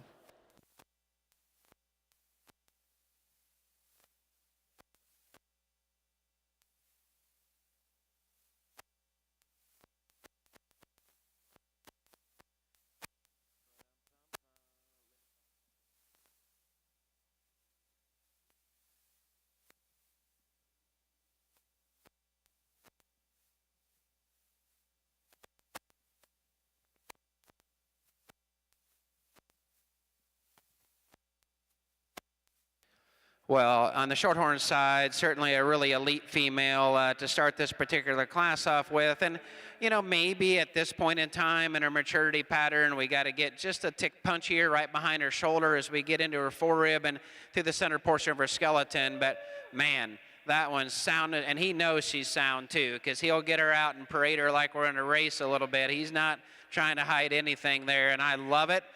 Front end 1/3 is impressive. Her top line is flexible enough, but yet so consistent and to back out and through her hip. You get behind her, and there's a little more punch there than maybe you would think by one that looks like such a female from the side. So a really good place to start. I think the heifer in second follows her up really nicely. You know, probably a little more middle shape in her from just a true cow potential, but she doesn't have the eliteness up front. She doesn't have the balance. But I thought of second and third, she was the most agile one, the most flexible one. I just really appreciate her pounds, her length of body, her numbers. All those come together really good. Third heifer's nice, young lady, and she too just looks like a long-term Shorthorn cow from head to tail. I don't know as if she's quite the elite show heifer from a balance and symmetry perspective, but she does so many things really well. Heifer that's going to complete the class, Laney, I like your heifer. And I hope this heifer really does well for you long term, makes you a little money. I love the look and the vest and the hat. I love how you're showing this female. Let's give Laney and her competitors here a round of applause. Really nice class of Shorthorn females. Second call, Class 30 Shorthorn. Second call, Class 30 Shorthorns. Third and final call, Class 22 Angus. Third and final call, Class 22 Angus. Here on the Angus side, as we get into this first division, the intermediates, not a lot of numbers out here, but I think the quality is very, very high. We got the heifer that came out of that first class there, really a tremendous, highly volumed female that's profile. There's not a lot of things wrong with her. She's really neat when you get her out on the go and just very, very honest in her whole shape. Heifer that stands in behind her. Here's the power one of the group. Female that's got some shape when you get in behind her, some bone and foot. I really like that about her. Really, really stout cow in the making. I'll go out and show you the two I like. Let's give them a round of applause.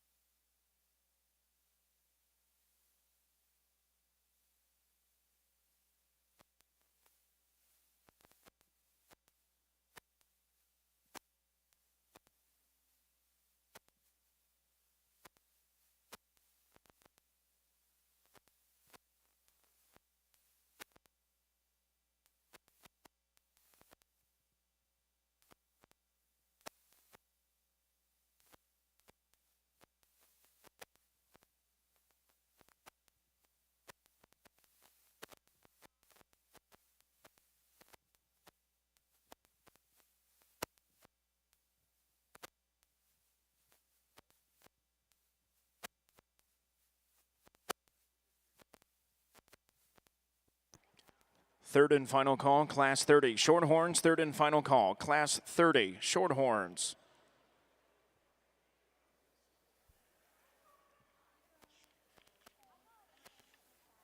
First call, Class 23, Angus. First call, Class 23, Angus.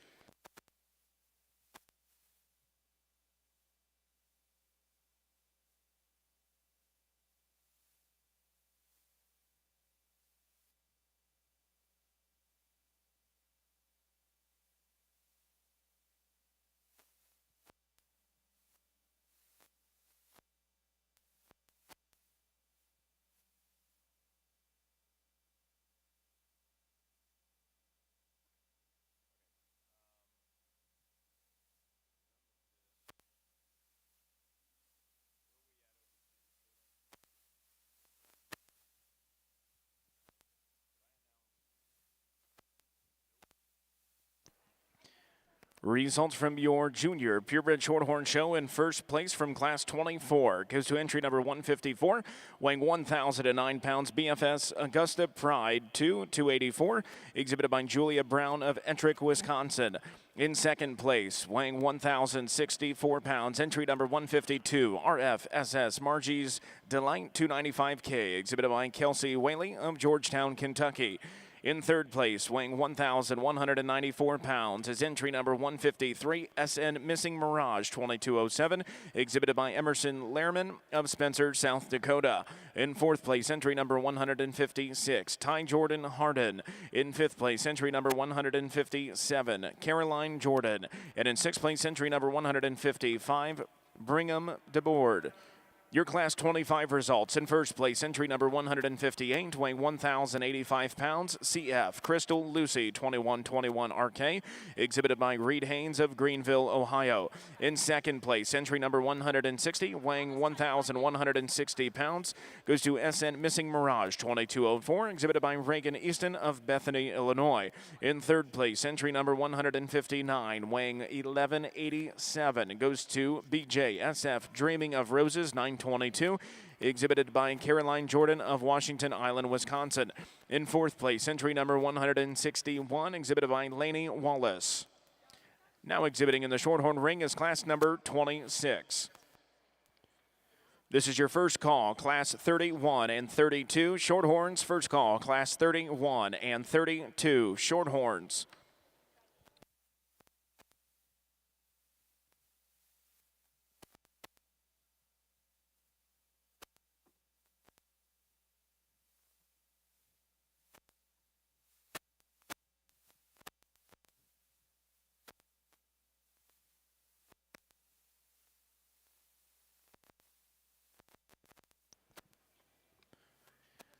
Results from your Junior Angus show.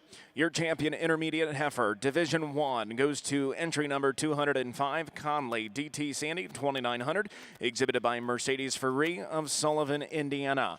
Your reserve champion goes to entry number 200, Diamond T 2180 Georgina, exhibited by Emma Grace Van Hoy of Richfield, North Carolina. Your champion bred and owned female goes to entry number 201, Fair Oaks Susan 210, exhibited by Samuel Lindley Jordan of Savannah, Missouri.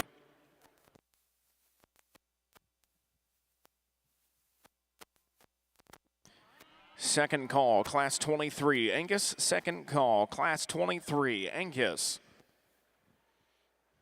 Really nice pair of Shorthorn females at the top here, and you know, they sort for me just based on comfortability down low. And I'm not saying that our class winner is the most flexible, longest stepping one that we've seen today, but I think in this particular class she's got a pretty good advantage from that perspective. She's not as long bodied, maybe she's not as punchy in the center portion of her body, but that's a good looking one. Head, neck, top line, hip, tail head set, fore rib back to flank, up into her fore chest, really appropriate. I think proportionality, her bone work's not the biggest, but it fits her build and it fits her look really well from top to bottom. So I'm sure disappointment here, one that's highly presented, long-bodied, progressively wider in the fore rib back into her stifle.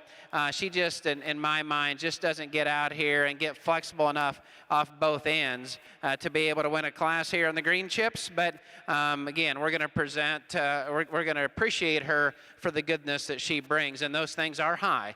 They're elite for sure. I think the heifer in third, she moves better than the one in second. And so if your perspective is that, yeah, maybe she doesn't have quite the eliteness in her neck and head and look and doesn't balance up quite as well and as much length of body as her, she's better at the surface, she needs to go second. I understand that. I just didn't think she tied herself together quite as well. I didn't think she maybe had just quite as much dimension from end to end. Heifer that comes out here as a good, useful kind of a heifer from the young lady.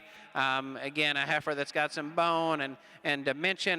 Just didn't think that she had, again, the balance and the symmetry, maybe not quite the kind of depth of body in her as we get her out here on the profile as some of the others. Heifers we're going to complete the class with, the good, useful kind of females, and just like what we've had all day. I mean, these are good kids, good cattle. It's just at some point in time we start to just lose some of the overall attractiveness and some of the balance and soundness of structure that we would have towards the top. But really nice. I think that heifer that wins the class is really, really good. So let's give them a round of applause on the Shorthorn side of the ring.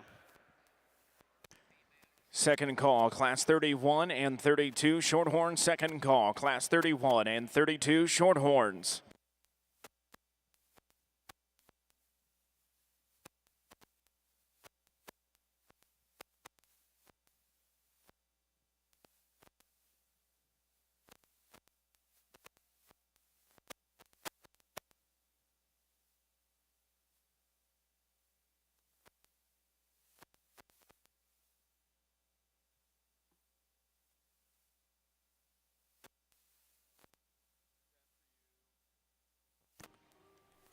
Third and final call, class 23, Angus. Third and final call, class 23, Angus.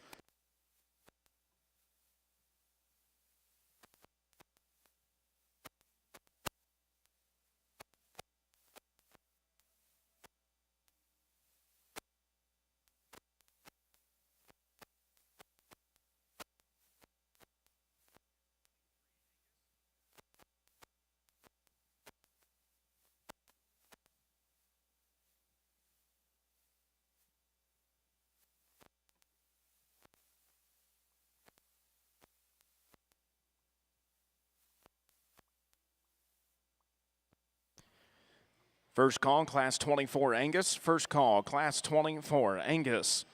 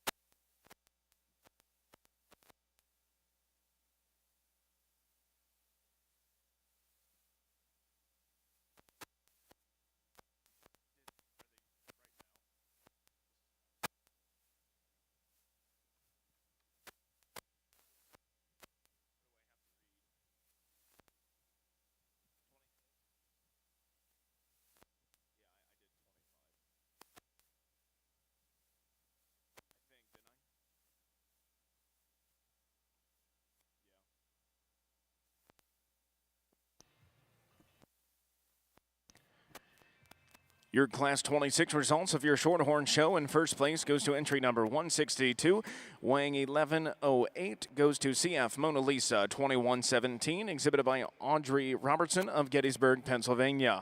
In second place, entry number 170, weighing 1227, goes to SN Myrtle Bow 2201, exhibited by John M. Allen, the 4th of Saxonburg, Pennsylvania.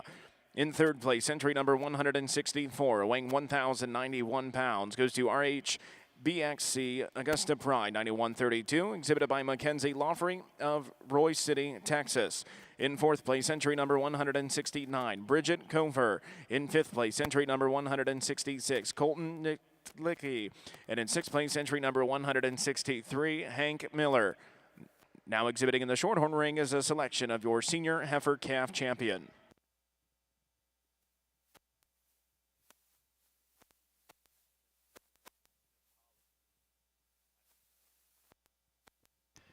third and final call, class 31 and 32. Shorthorn, third and final call, class 31 and 32.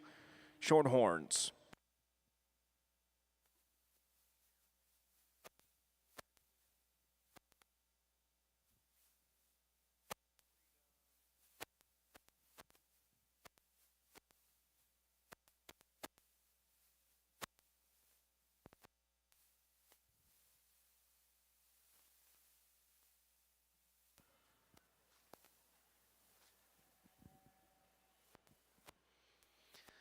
Well, big division for sure, but I hope you're as proud of these young people and quality of cattle as breeders and as parents and grandparents and that spectators as I am from a judge's perspective. You know, we got a lot of Shorthorns to judge yet, but I've watched this show, seems like a million times, and just, you don't have to be very sharp to understand that it's just always really good when you put these Shorthorn cattle in the green chips, and this division, I think, represents it very well, and why everybody wants, no matter what breed they're at, to pay attention to the Shorthorn breed in Louisville. And you know, we've had to move around some different things maybe in some of these divisions, but we get out here, these are high quality cattle, folks, and you know, you could do some different things out here and be comfortable with it. There's one or two that comes out here that, from my perspective, were easy class winners, and they come out here and maybe not as easy, obviously, in a divisional drive, but just high quality cattle to represent this age group. So we'll move on here. I'm not going to talk about each one of them. Give your Shorthorn exhibitors a round of applause in this division. I'll find you a champion.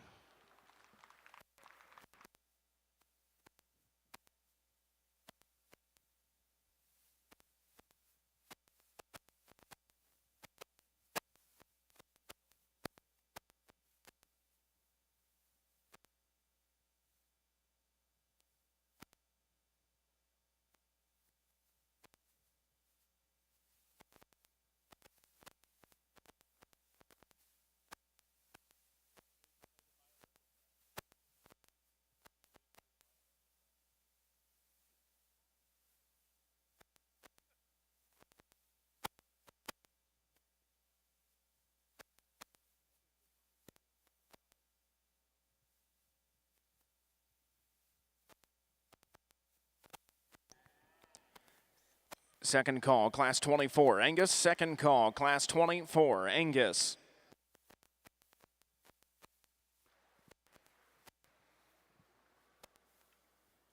Here on the Angus side of things, this is, to me, the easiest class of depth of quality we had from front to rear of any class we've had all day. Up here on this top end of heifers, these two are really good. This is split in hairs. You could flop them either way.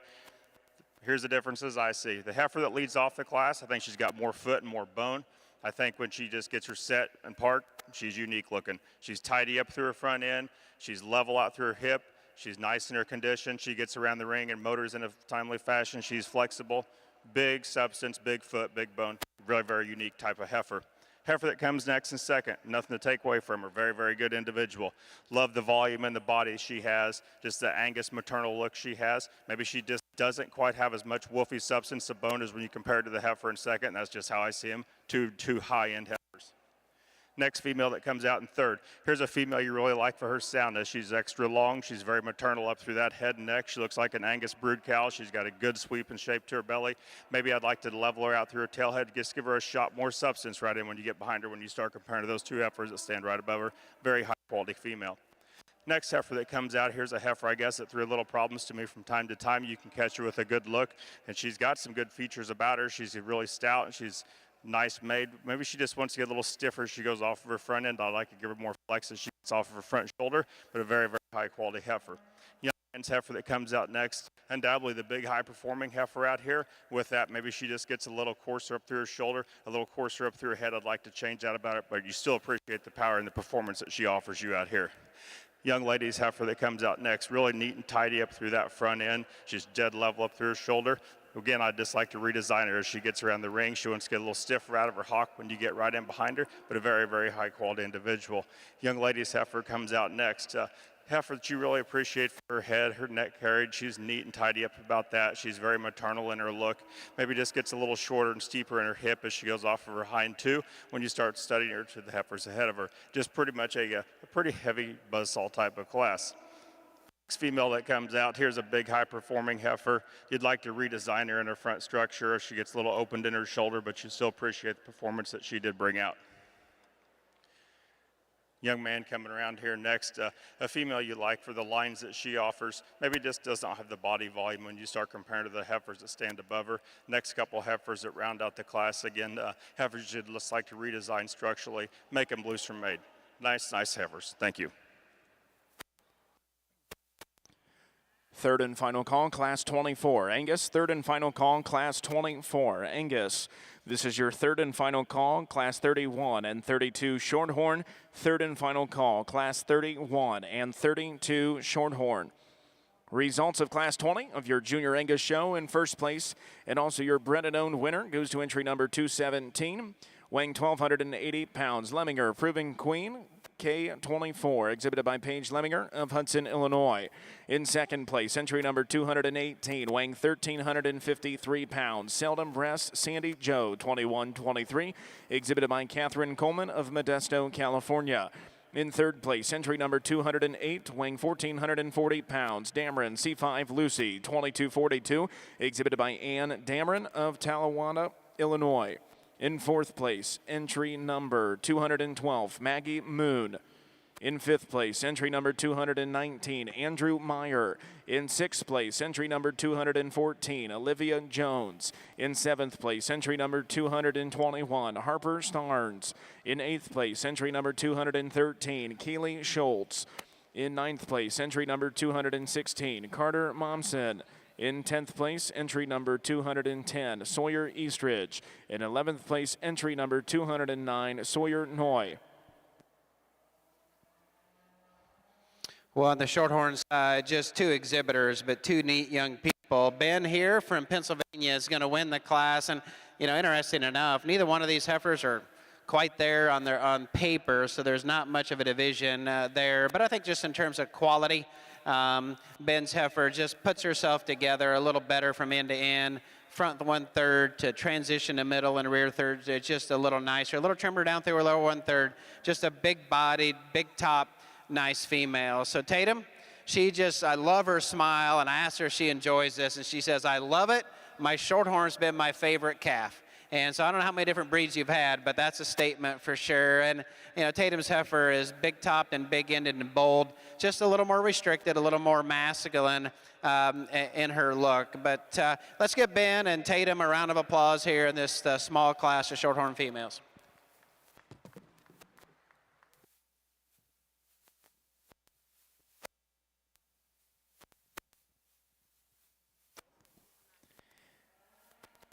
Results from your Shorthorn Junior show.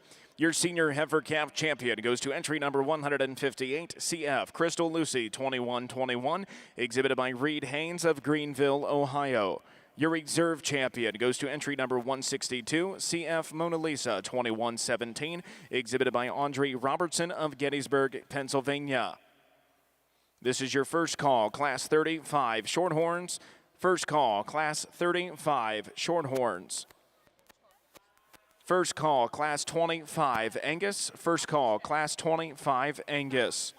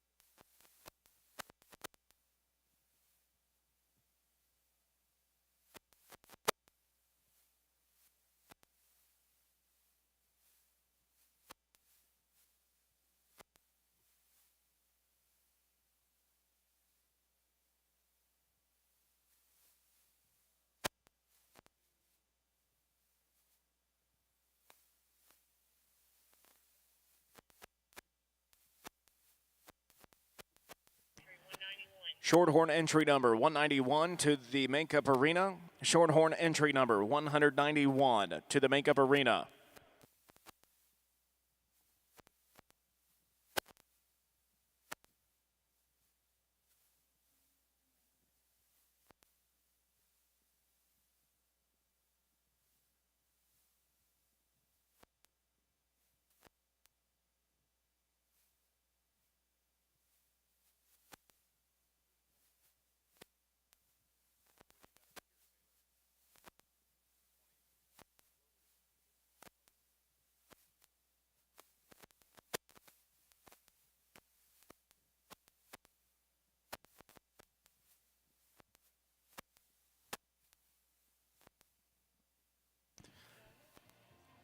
Results of Class 29 of your Junior Shorthorn show. In first place, entry number 172, weighing 1,079 pounds, goes to Armstrong Lady Felicia, WW 2279, exhibited by Benjamin Allen of Saxonburg, Pennsylvania.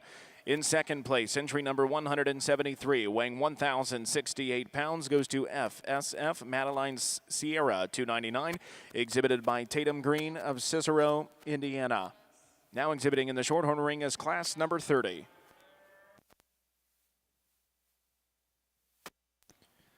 Second call, class 35. Shorthorns, second call, class 35 Shorthorns.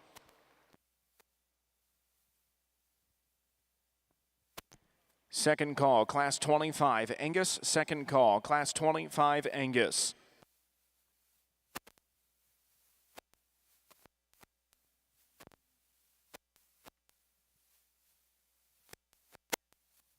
On the Shorthorn side, Tegan, if you didn't know, your applause is your family must be up there, so they're proud of you. Good female, and I think as I her to the second one, she's just a little more elevated. I think she's a little fresher in her makeup, a little more female looking from end to end. Really nice job of showing this one to give presence. Female has got enough power, I think, when you get behind her. She doesn't have as much. There's a heifer that's going to be in second, not as bold in her bone, not as bold in her rib and her muscle shape. I think just overall, though, she's the best combination. The fifth female is just so cool. She's good. She's incredible. I just like to free her up a little bit, smoothen her in her shoulder, give her a little more of a female look out here in this particular class. Heifer that's going to be in third, a little more restricted off both ends. She, too, is a big top, big-ended type of a heifer. I just like to get her a little more ladylike from end to end, a little more flexible, but a good female. Next heifer that comes out, she is a little more feminine than the one that's right ahead of her, and maybe she should go ahead of her because of soundness. Just out here, I thought at this point in time, I don't see as much cow power. I don't see as much punch right in the center portion of her skeleton, and her body shape is what I saw at the top. And so young man's going to complete the class, a heifer. He's taking great care of her, really hairy and nicely presented. Just a little more rigid up in her spine. Doesn't maybe give us the balance from end to end. But another nice class of short females. Besides the fans up here for Tegan, let's give them all a round of applause.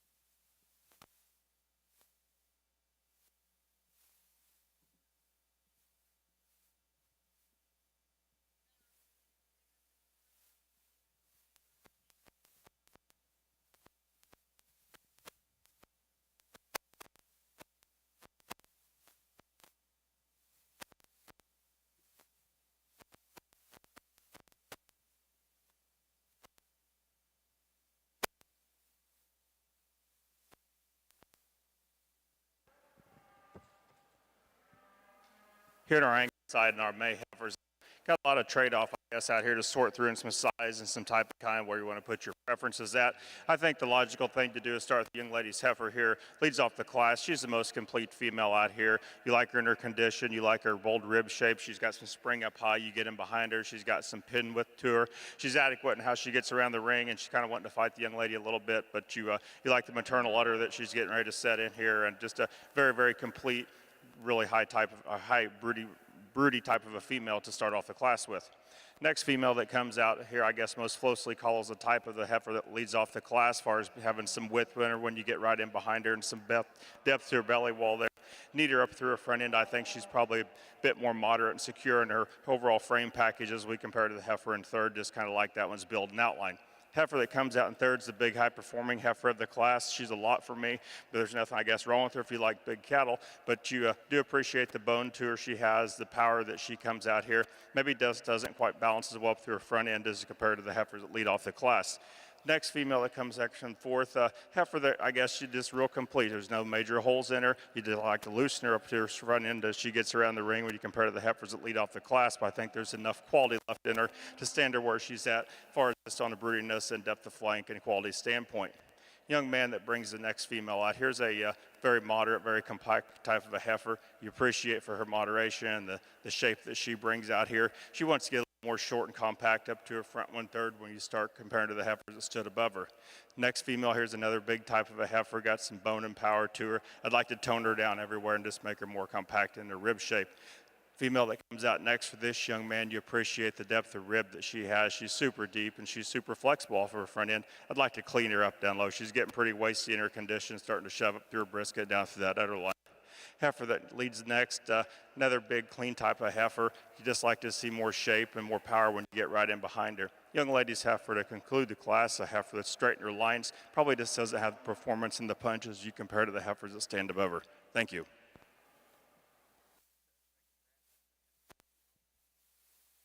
On the Shorthorn side, hey, these look like cows to me, and that's what it's all about. And I think between the two, the one that I'm using is just more female-like in her head and neck and her shoulder, a little leaner, fresher pattern, and just kind of just transitions better into her shoulder through the center part of her body.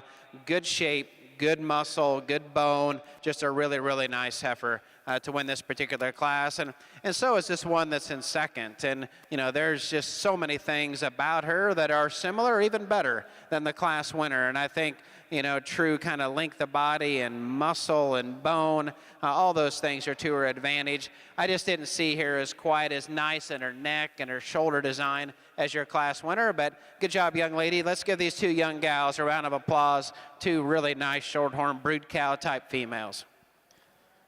Third and final call, Class 25, Angus. Third and final call, Class 25, Angus. Third and final call, Class 35, Shorthorns. Third and final call, Class 35, Shorthorns. This is also your first call, Class 36. First call, Class 36, Shorthorns.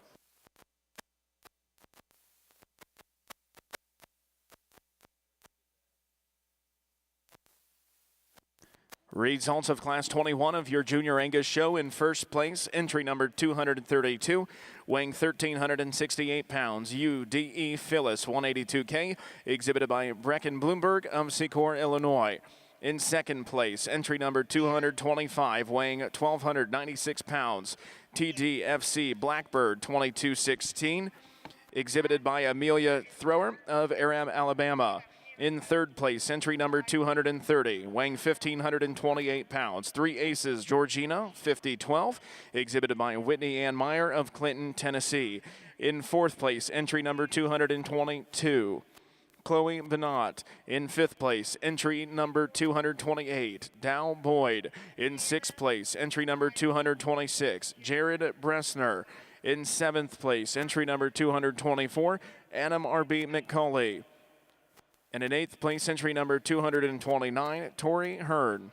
In ninth place, and your bred and owned winner goes to entry number 223, Caitlin Stout.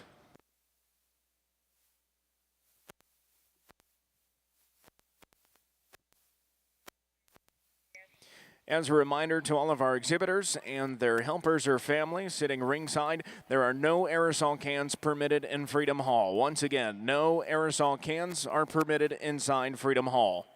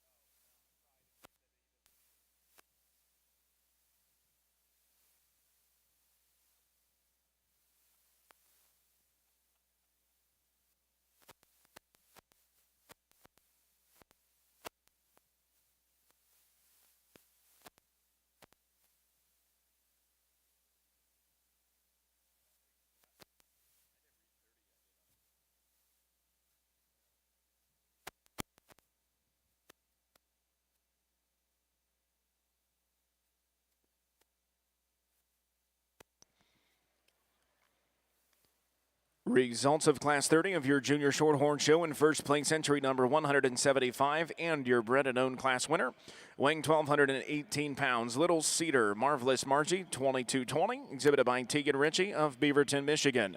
In second place, entry number 177, weighing 1,152 pounds, Creeks Vanessa, exhibited by Emma Helsinger of West Manchester, Ohio. In third place, entry number 179, weighing 1,243 pounds, CF DS Margie, 2114, exhibited by Grace Nolan of Mendon, Ohio. In fourth place, entry number 176, Jacob Bergman. In fifth place, entry number 174, Brady Nolan. Your Class 31 results. In first place, entry number 186, weighing 1,333 pounds, CF Mona Lisa, 2112, exhibited by Michaela Sugg of Alden, New York. In second place, entry number 183, weighing 1,265 pounds, Hunt's Alley Crystal, 235K, exhibited by Macy Hogg of Illinois City, Illinois.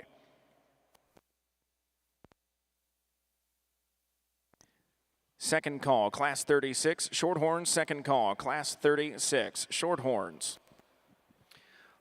Well, on the Shorthorn side, two really nice heifers sorting themselves at the top. But this one that I'm going to start with hit me when she come in. She stayed with me the whole time. And starting to push just a little bit of condition for sure. And you'll see that down in her forechest. You know, I think from a depth perspective, she balances that well back into her forerib and flank. But it pushes out there a little. And it just maybe takes away a little bit of her length of neck. But let's get back to the high quality female. Perfect flat jointed bone. Her bone fits her body well. Depth of rib. Got some dimension when you get behind her. Gets out and moves nice. Nice female young lady. The one that I think that follows her best in terms of just type and the look and the silhouette is certainly this crazy colored one here. I didn't see her perhaps as quite as much middle shape right behind her shoulder. I don't think she shows me as much horizontal skeletal width there as our class winner. That's a good female though, and I thought that she was enough better in terms of her soundness, her elite look, than the next two. I switched these two, and when I had them out here on the side, I was worried about this female's just overall size. She kind of looked out of place here, but I think she's just sounder in her structure. I think she's a little longer sided, and we're going to be okay with what she looks like from a frame size perspective and appreciate the longevity that comes with the balance and the structural correctness that she's got.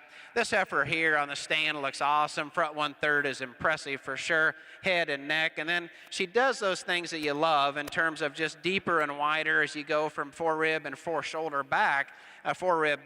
But I get her out here at times, and I just don't get the flexibility off either end that I'd like to have to be able to get her any higher.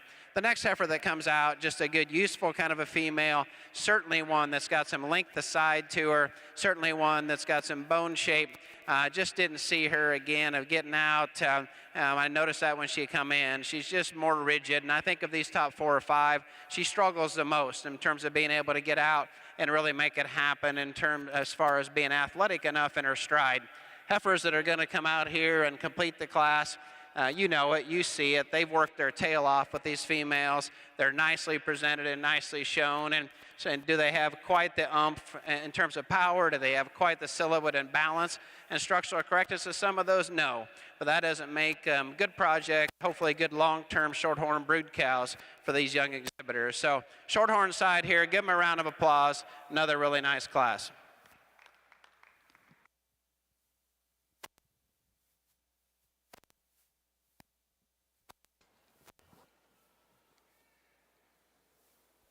Here in this May Heifer Angus class, we've got a really high quality individuals on the top end of this class. We got females that offer a lot of soundness and a lot of genuine shape to them. Here's how I see it.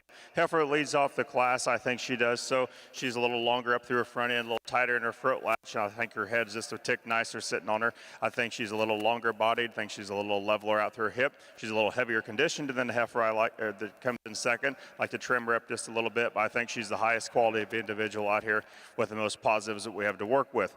Heifer that comes in second, here's a heifer that you really appreciate for the amount of bone and foot sets she has. She gets around the ring and she's really sound. When you start comparing to the heifer I chose to start start off with. I'd like to tighten her up right there and throat latch, make her just a tick whistler fronted, but a heifer you really appreciate for the cleanliness of condition that she does offer out here and the sound structure that she brings to two awful good Angus heifers on the top end. Heifer that comes out next and third, I guess here's a heifer there's really nothing wrong with. She just maybe falls short, maybe some bone work category and some foot size when you start comparing to the heifers that stand up above her. Maybe you just like to smash her down her tail when you get right in behind her, up on her, but a very high quality female that has a lot of positives about her. Next female that comes out, the young man's bringing out here. Here's a heifer you really appreciate as she gets around the ring. She's pretty loose in her back hock, and she's got some step off of her front end. Female, maybe you just like to when you get right in behind her and through her flank and lower, you'd like to stouten her up right in there, clean her up down through there, move her up any higher in the class. Next female that comes out, the young lady has here. Here's a heifer that once she gets this female set up, she looks pretty good from the profile. She's pretty flat and angular through her front end. She's pretty deep and carries down through her flank. I'd like to change her when you put her in motion. She gets a bit steeper off of her front shoulder. I'd like to just free her up off both ends and see her move around the ring a little freer. Heifer that comes out next, real long-sided, deep-bodied type of heifer. I'd like to trim her up in her condition. She's getting a bit waisty down low there for a May heifer, and maybe stouten her up when you get right in behind her. Young lady's female that comes next in this class. Heifer that's got some performance and some rib shape to her, gets a little plainer and uglier up through her front end. I'd like to make her stouter when you get right in behind her, give her more shape when she hits to the ground, but you do appreciate the step that she takes and the bone and foot that she offers. Heifer next in this lineup. Here's a heifer that's pretty straight and lined up. Heifer you just like to smooth up over her tail head. She's getting a bit coarse in her condition. Like to trim her up in that way, make her go easier off both ends. Young lady's heifer concludes the class. Here's a heavy bone type of female, but a female you just like to change an overall look from the side, and she gets a little rigid off her rear pasterns. Nice class winner, nice quality.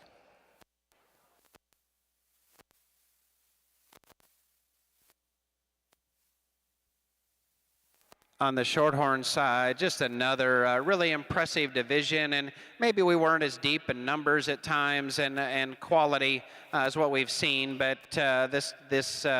these ages, no surprise. But I think as we come out here, we certainly, as you can see from the side or over here, we come out here with some really high quality females. So in essence, a time, as much as I'd like to talk about all four of them, and as much as I think they deserve that extra attention, we'll move on here.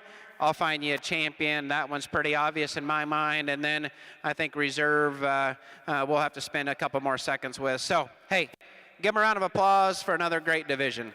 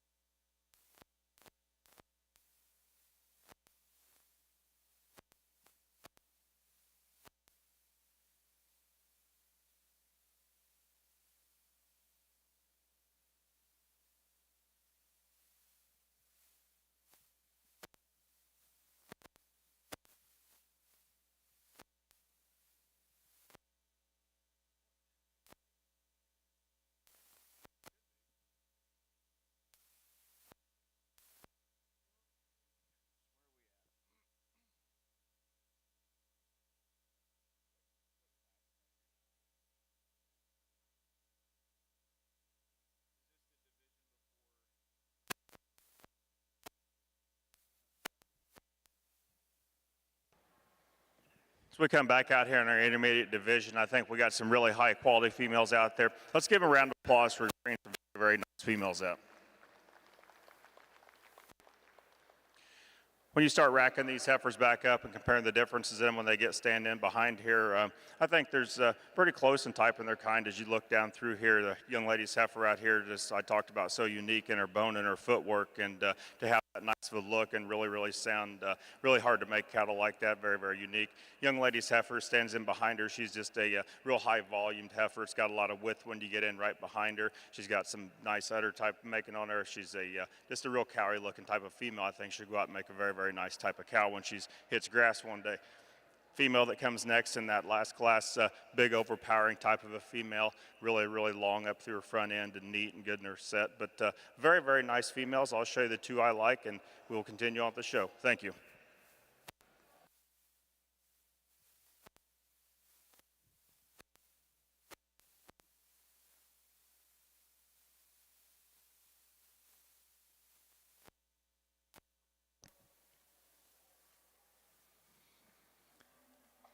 Results of Class 22 of your Junior Angus show. In first place, entry number 239, weighing 1,417 pounds, goes to SSF Envious Blackbird 5022, exhibited by Samantha Van Voorhees of Bowling Green, Ohio. In second place, entry number 233, weighing 1,151 pounds, goes to All Phyllis 254, exhibited by Josie Brooke Phillips of Maysville, Kentucky. In third place, entry number 379, weighing 1,340 pounds, DSC Encore Missy 6K, exhibited by Cadence Hansen of West Branch, Iowa. In fourth place, entry number 236, Tyler Stephen Brown. In fifth place, entry number 240, Annabelle Campbell. Sixth place, entry number 237, Sydney Clayman. In seventh place, entry number 238, Reagan Gilbert. Eighth place, entry number 235, and your bred and owned class winner goes to Taylor E. Jeffries. Ninth place, entry number 241, Eliana Myers.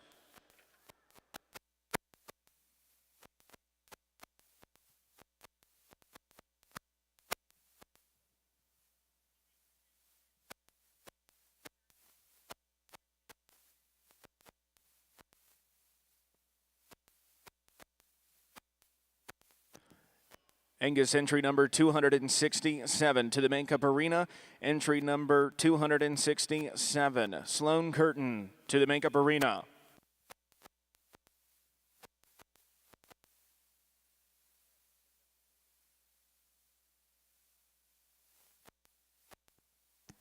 Third and final call, Class 36, Shorthorns. Third and final call, Class 36, Shorthorns. First call, Class 37. Shorthorns, first call, Class 37.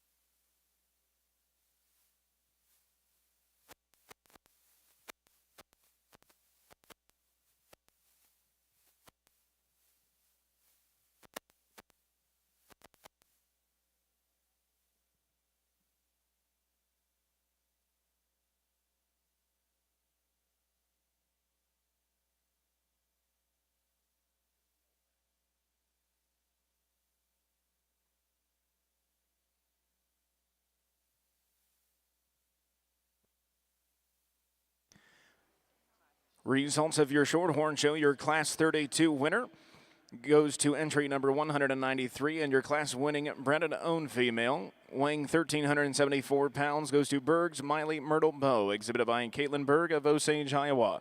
In second place, entry number 199, weighing 1,278 pounds, goes to CF Mona Lisa 2101, exhibited by Miller Smith of Pendleton, Indiana.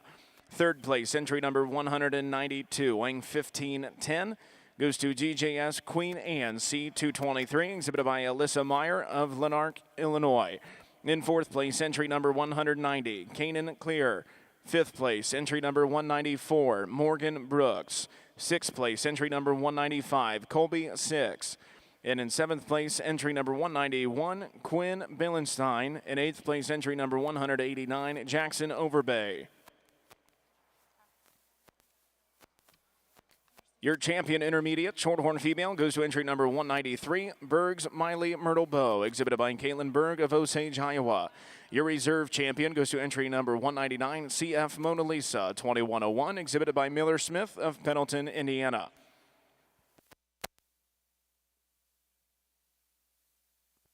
Second call, Class 37 Shorthorn. Second call, Class 37.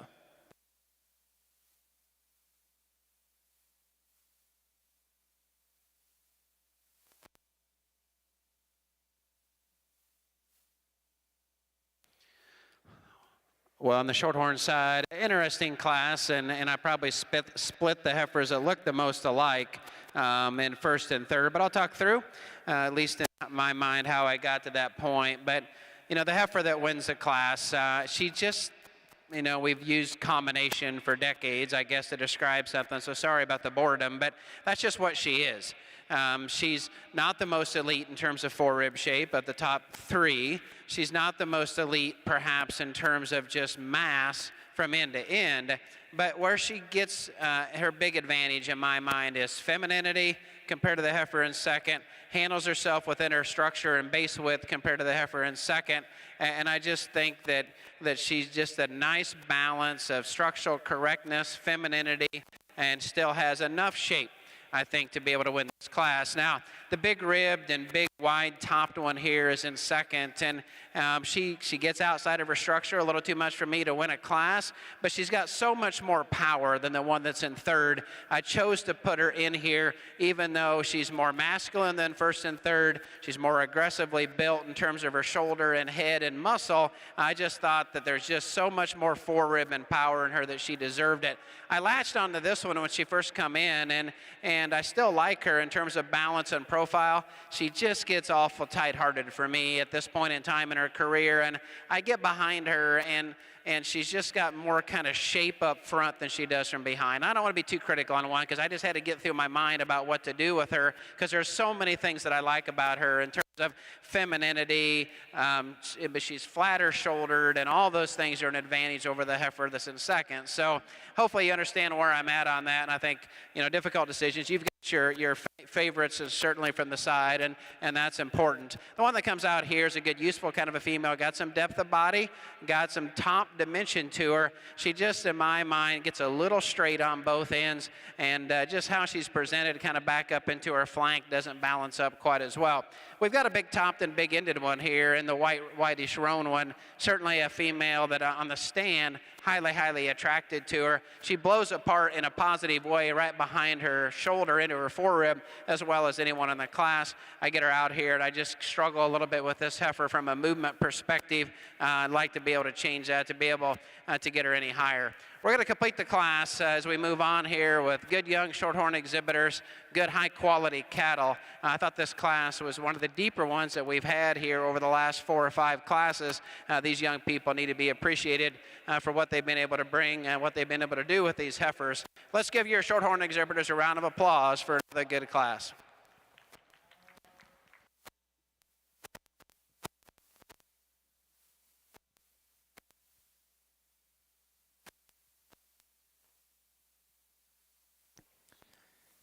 Results of your Junior Angus show your champion intermediate heifer, Division 2, and also your champion bred and owned female. Goes to entry number 217, Lemonager Proven Queen, K24, exhibited by Paige Lemonager of Hudson, Illinois. Your reserve champion goes to entry number 218, Seldom Rest Sandy Joe, 2123, exhibited by Catherine Coleman of Modesto, California. Your reserve bred and owned female goes to entry number 208, Dameron C5 Lucy, 2242, exhibited by Ann Dameron of Towanda, Illinois.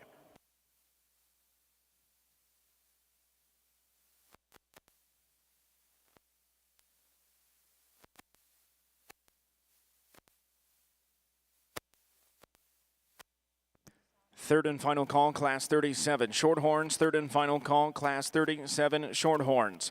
First call, Class 40 and 41, Shorthorns. First call, Class 40 and 41, Shorthorns.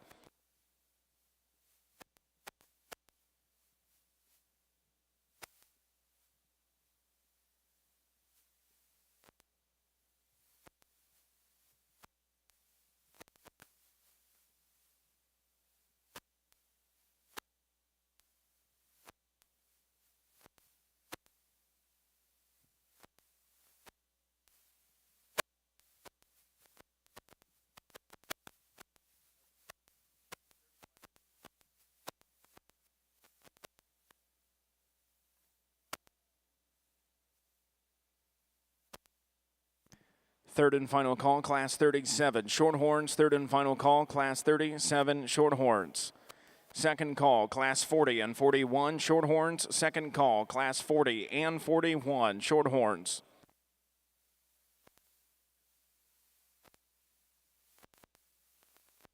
First call, Class 26, Angus. First call, Class 26, Angus.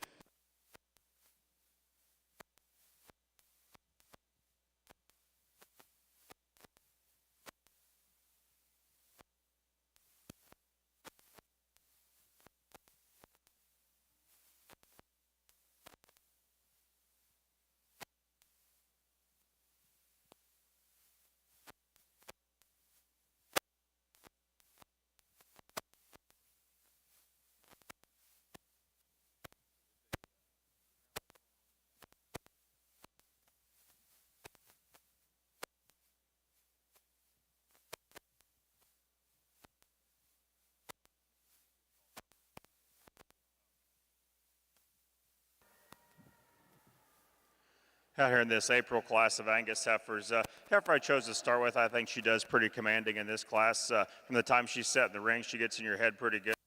Really fresh up through her front end. You like the bone work and the foot size that she has. Composition is right on when you get right in behind her and start studying her. Very, very complete, very high quality, very high volume, good heifer. Heifer that comes out next and second, I guess, is a heifer you really appreciate for the depth of rib that she has from front to rear. She's getting pretty full down there. I'd like to trim her up a little bit when you start comparing to the heifer that leads off the class. But I think her advantage over the heifer in third, she's just stronger in behind her shoulder, keeps herself tied together a bit better on the profile when you compare to the heifer in second or third. Heifer in third, again, another high quality, big middle type of female. You really like for the rib shape and the berryness that she brings out here. Maybe when you get her parked for a while, she wants to get a little easier right in behind her shoulders. You'd like to strengthen her up there. When you get her on the move, you really don't see it as well as when you do when you let her stand for a while. Heifer coming next and fourth. Here's a heifer that just basically a combination type of heifer. I think she's more moderate in her framework. I think she's sounder and better in her angles than the heifers that fall below her. She's just more moderate and easier type of doing female. The heifer coming next, big high volumed heifer. Maybe I'd like to tone down a bit. Maybe I'd like to make stouter, looser made when you get right in behind her. Similar to the heifer that comes around the ring next. Big outline, big high powered heifers. I'd just like to change when you watch them go off their rear too and you watch their feet hit the ground. Next heifer comes out, real high volume, deep sided heifer. I'd like to trim up from a composition standpoint. She's getting a bit cresty up over that neck and down through that underline. Young man's heifer, very highly presented, coming out next. Heifer that you appreciate for her square wedge shape. She just got to go better off of her front end, young man, but I do appreciate she's got some breeding value left in her. Heifer that concludes the class, you just like to trim up over that tail head, make her leaner in her overall composition. Thank you. Shorthorn entry number 221 and 222 to the Makeup Arena, 221 and 222 to the Shorthorn Makeup Arena. This is your third and final call, Class 40 and 41. Shorthorns, third and final call, Class 40 and 41. Well, on the Shorthorn side, these top three heifers are just really high quality. But that being said, the really high quality one is the one that we're starting with in my mind. And my wife always tells me I struggle when I find one that I really like, not playing my cards. But boy, when this one come in, at this point in time in her career, to be this elite looking in the front 1/3 of her body, this fresh made, and then just come down to the surface with that much angle, that much flexibility, and that much comfort. She probably doesn't punch quite as big right behind her shoulder as the top, as second and third in terms of just true width and dimension. Boy, that's just a high quality female. Second, third was closer to my mind, and from my perspective, second just is a longer bodied heifer that's more extended. She looks heavier conditioned, and maybe she is, but she looks heavier conditioned, like down through her sternum. I get behind, and I don't know as if she is any heavier conditioned than the one that's in third. I think that she's just a little more fluid, more consistently fluid off of her rear two and her front two, the one that's in third. The one that's in third certainly is a very attractive, nicely shown female. She's nicer in her neck and down into her forechest, a bunch nicer than the one that's in second. We just give up some length aside in this female as I compare her to the top two, and one at times just wants to get a little more rigid, as you can see, just coming off of her rear two, and didn't think that that freshness up front, there was enough there to combine to be able to get her into second hold. This female here, long-bodied, very extended, good youthful kind of a female, doesn't have the body shape perhaps, and just overall depth of body and massiveness back into her flank and her forerib as those that are ahead of her, but a good female for sure. White one's really nice to look at, there's no doubt about it. Nice headed, nice neck, upright, as you take a look at how she handles herself out of the top of her shoulder up to her pole. Her top line and hip are really nice as well. She's just a female that in my mind didn't get out here and move around, just have enough flexibility, have enough overall look. Heifer's going to complete the class, young man, a deep bodied, a deep flanked. That heifer just looks like going to be the perfect cow for you. She's got brood cow longevity written all over her. If she is fancy in her makeup, if she is crisp in her lines, as some that we've had to use towards the top, no, but hope you're proud of that female. You've done a good job with her. So let's give this Shorthorn class a round of applause. Another fun one to sort through. Third and final call, Class 26 Angus. Third and final call, Class 26 Angus. First call, Class 27. First call, Class 27 Angus.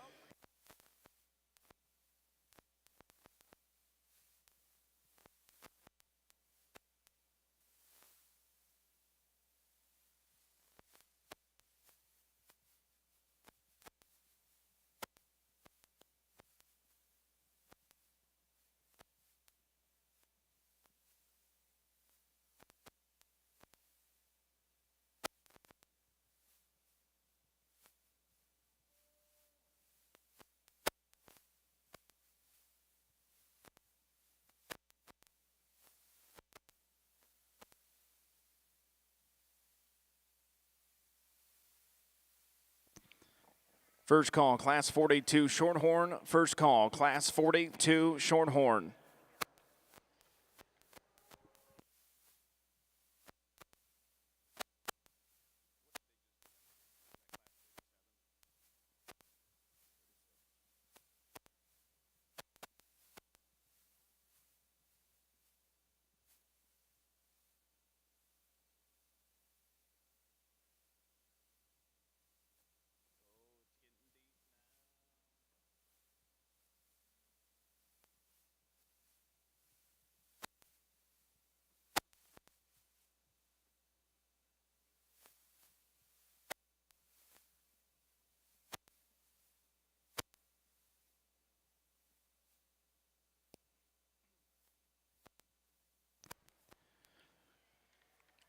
Results of Class 23 of your Junior Angus. In first place, entry number 246, weighing 1,509 pounds. SCC Phyllis, 249, exhibited by Brianna Leanne Bartlow of Monticello, Illinois. In second place, entry number 253, weighing 1,390 pounds. CK3 Barbara, K48, exhibited by Macy Carroll of Mount Carroll, Illinois.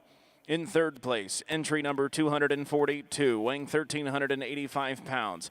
LNGE MLA Proven Queen, 2249, exhibited by Whitney Swaim of Bloomingdale, Indiana. In fourth place, entry number 247, Mason Armstrong. Fifth place, entry number 244, Samuel Wilt. In sixth place, entry number 245, Shelby Greiman. In seventh place, entry number 251, Jadalyn Stotler. In eighth place, entry number 252, Jack Bigoon. In ninth place, entry number 248, Sawyer Keith Eastridge. And Sawyer also had your Brendan-owned class winner. Second call, Class 27 Angus. Second call, Class 27 Angus. Second call, Class 42 Shorthorn. Second call, Class 42 Shorthorn. Results of Class 36 of your Junior Shorthorn Show. In first place, and also your bred and owned winner, goes to entry number 213, weighing 1,430 pounds, Don Ruby, 326, exhibited by Colton Greenhorn of Bellbrook, Ohio.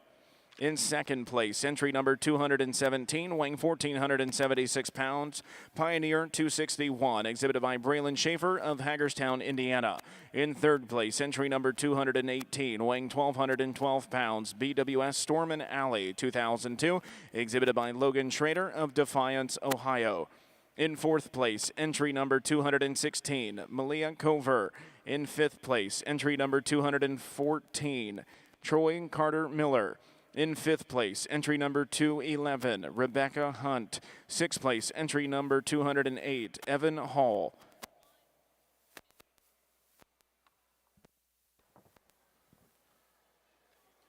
Here on the Angus side of things, we got these April heifers out here. The top heifer in this class, if you people sitting behind me can take a look at this on the side profile, this is a very good animal. She's neat and tidy up through her front end. She's flat in her shoulder. You can just go on and on. She's got rib shape. She's sound. She gets it going on. Nice heifer. Heifer in second here, I think, is the most heifer that ever challenged her in this class. Here's a female I really like for overall stoutness. So you get right in behind her. Her hip is big and bold. Maybe she just doesn't quite blend from her shoulder. She ties back into her forerib and up through her front end. A heifer that leads off the class, but a heifer that's still very high quality in her own right. Heifer that comes next in third. Here's a big, stout, big, wide heifer. Heifer's got some bones, some foot on her. You'd like to tone her down that tail head, like to trim her up down in her navel region, but you still appreciate the quality and the power that she offers out here amongst these females. Young man's heifer that runs around here in fourth. Here's a heifer you really appreciate for the overall dimension that she has. She gets progressively wider back from front to rear, back from her forerib back into her flank. I'd like to trim her up in her condition, though, up over her tail head, down through udder line, but still a heifer that you appreciate the quality and the Angus characteristics that she carry. Heifer that comes out next here is, I guess, maybe just a tick of a problem heifer. Only she can give you a good look from sometimes from side profile. She's real stout in her hip and her bone. I'd like to change her in her shoulders. She gets more opened up at the base of her shoulder. She gets tighter in right in behind her shoulder. Just tighten her up right through there and we could move her on up in class. Heifer that comes out next for this young lady. Here's a heifer that's got some stoutness about her, some levelness of lines from hooks to pins. You just like to make her travel easier if she goes off for a rear two. She gets a little narrower and straighter off there. Heifer that concludes the class. Here's a big broody type of a heifer that's done well. I'd just like to trim her up in her condition and move her up any higher. Thank you. Third and final call, Class 27 Angus. Third and final call, Class 27 Angus. On the Shorthorn side, I think the difficult decision, is there just enough heifer here in our class winner at this point in time in her career? And but I think outside of that, she puts it together the best for me in terms of just head and neck, her top line. She's got enough flexibility up top, I think, to really help her down low. Gathers herself together good down low. And I think there's actually, relative to frame size, as much shape in her as we have the one in second. I'm not sure you would think that looking at from the side. Get behind the heifer. She's really impressive in her top line. She's really impressive in center and lower shape. Just really does some nice things. She gets a little outside of herself out on the move, but I think we got more of a challenge perhaps in that in the heifer than second. She does get out and want to get pretty wide down low, wants to turn a little bit up front, but I don't want to be that hard on one that, if you like one, there's just a little more grow, a little more bone power, a little more substance in terms of just middle shape. She's a class winner because those other things are certainly within the guardrails of a good long-term female. So that was a difficult decision. And really have enjoyed this young gal in the ring today. She's got one that's highly presented, big, bold ribbed, got enough muscle to her. Her challenge is movement off both ends. She just doesn't, I don't think, hold a candle to the top two in terms of being able to get out and be flexible enough, agile enough out here in this particular class. The red one and the roan one here, as you can see, good high-quality females. We're just finishing one that was a little more restricted. I think she had quite the length of body and quite the overall presence as the dark red one that was right ahead of her, but good cattle to finish the class as well. So Shorthorn enthusiasts, give that class a round of applause. Those top 2 or 3 females, really nice. Third and final call, Class 42 Shorthorns. Third and final call, Class 42 Shorthorns. This is your first call, Class 45 Shorthorns. First call, Class 45. Additional results of your junior Shorthorn show. There's a correction and 2 additions to class number 35. In first place, entry number 205, weighing 1,429 pounds. SN Chasing Dreams 229, exhibited by McKinley Evans of Lorenzo, Texas. In second place, entry number 210, weighing 1,578 pounds. Ven SS Revival 703, exhibited by Bristol Bates of Chandlersville, Ohio. In third place, entry number 202, weighing 1,382 pounds. CF Crystal Lady 290, exhibited by Mark Inskeep of Lafayette, Indiana. In fourth place, entry number 209, exhibited by Finley Jones. Fifth place, entry number 211, Rebecca Hunt. Sixth place, entry number 208, Evan Hall. Seventh place, entry number 206, Lane Patrick McCall. And in eighth place, entry number 212, Grace DeBusk. Your Class 36 results. In first place, and also your bred and owned winner, goes to entry number 213, weighing 1,430 pounds, Don Ruby 326, exhibited by Colton Greenhorn of Bellbrook, Ohio. In second place, entry number 217, weighing 1,476 pounds, Pioneer 261, exhibited by Braylon Schaefer of Hagerstown, Indiana. In third place, entry number 218, weighing 1,212 pounds, BWS Stormin Alley 2002, exhibited by Logan Schrader of Defiance, Ohio. Fourth place, entry number 216, MM Annabelle, exhibited by Milia Cover of Bowling Green, Missouri. In fifth place, entry number 214, Troy Carter Miller. And in sixth place, entry number 215, Nathaniel Farmer.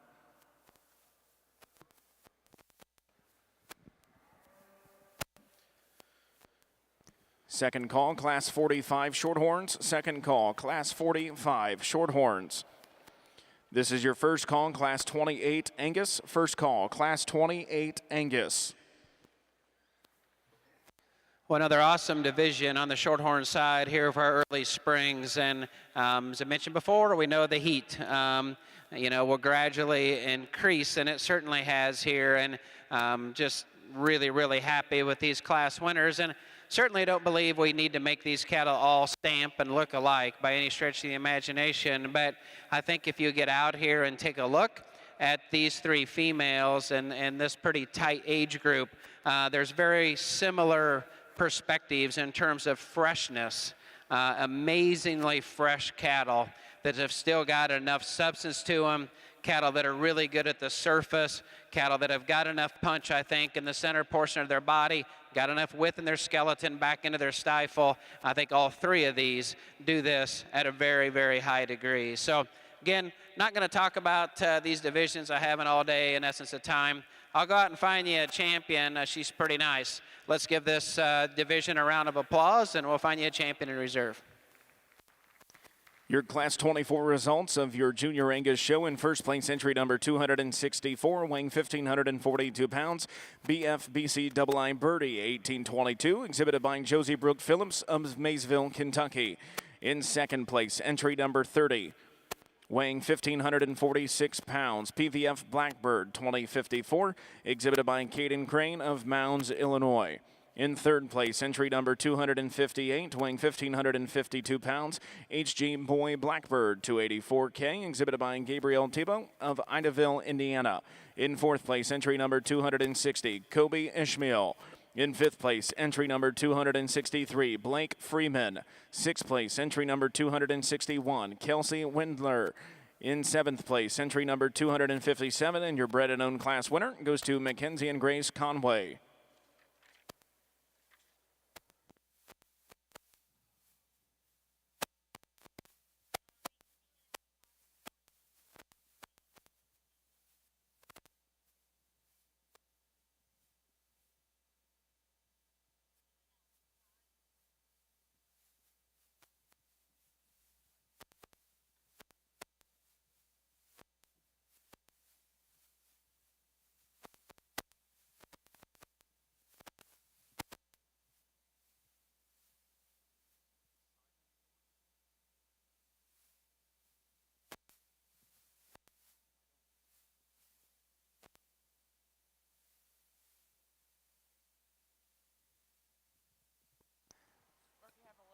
Simon Thorson to the makeup arena. Simon Thorson to the makeup arena.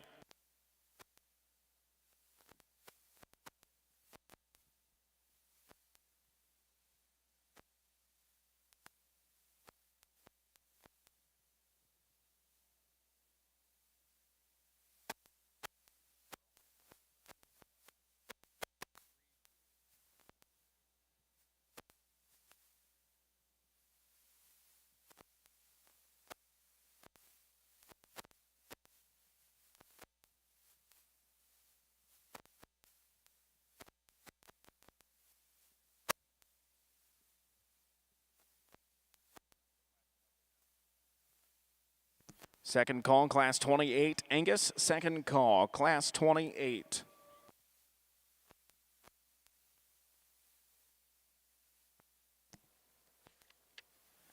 Third and final call, class 45, Shorthorn. Third and final call, class 45, Shorthorn.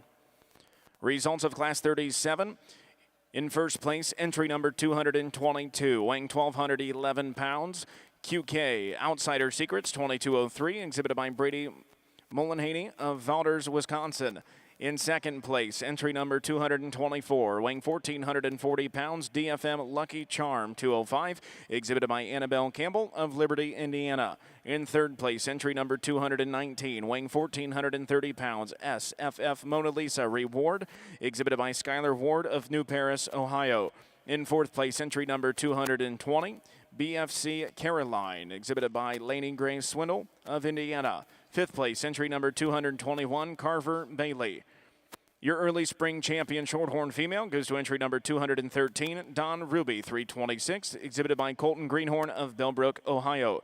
Your reserve champion goes to entry number 205, SIN Chasing Dreams 229, exhibited by McKinley Evans of Lorenzo, Texas.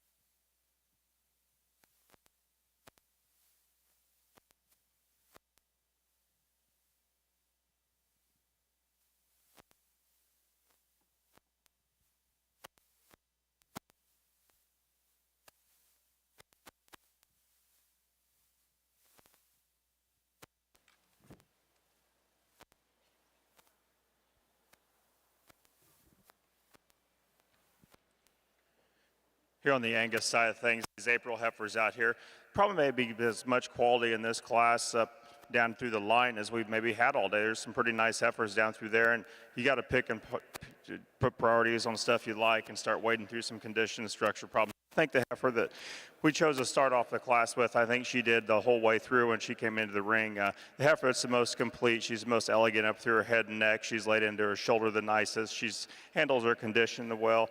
You get behind her, she doesn't disappoint. She's got some width to her, just balance and symmetry, and just very, very nice high quality Angus female. It's got some look to her. Heifer that comes next in second. Here's a heifer that's really stout when you get in right behind her. She's got some width to her pin. She's got some meat and shape down through her top. Maybe when you compare to the heifer in first, you need to free her up off both ends. She wants to get a little straighter in her hock set and up through her shoulder, but you still have to appreciate the quality and the power and mass that she brings out here and what she could contribute to the breed on down the road. Next heifer that comes out in third, I guess she does on the composition standpoint, and you start comparing the heifers down the line. I think she's trimmer up through her tail head and down through her underline, and she got a nice udder and teat placement underneath her. Just a fault-free type of a heifer. Blow you away in any one way, but doesn't have any glaring holes, and I think she's a real sound, nice, eye-appealing type of heifer, and that's why she stands there in third.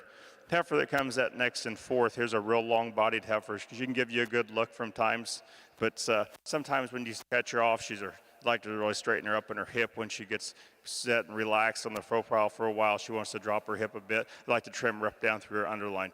Next heifer, here's a big outline, big, tall, long-necked heifer. Maybe I'd like to tone her down her tail head. She gets a little steeper in her hock. I'd just like to free her up, maybe just tone her down a bit through that tail head. Heifer that comes next, big outline type of a female. It's got some width and some power to her. Once again, a female you'd like to trim up on her lower 1/3, make it a little easier as she goes about and smash her tail head down. Heifer that comes next for this young man, a female you appreciate for the levelness of hip that she brings. She just doesn't have the power and the substance when you start comparing her to the heifers that stand ahead of her. Next couple heifers that round out the class, females that do have some volume to them and some presence about them. Females you'd like to clean up in their bone work and make them a little smoother in the joint set. Thank you.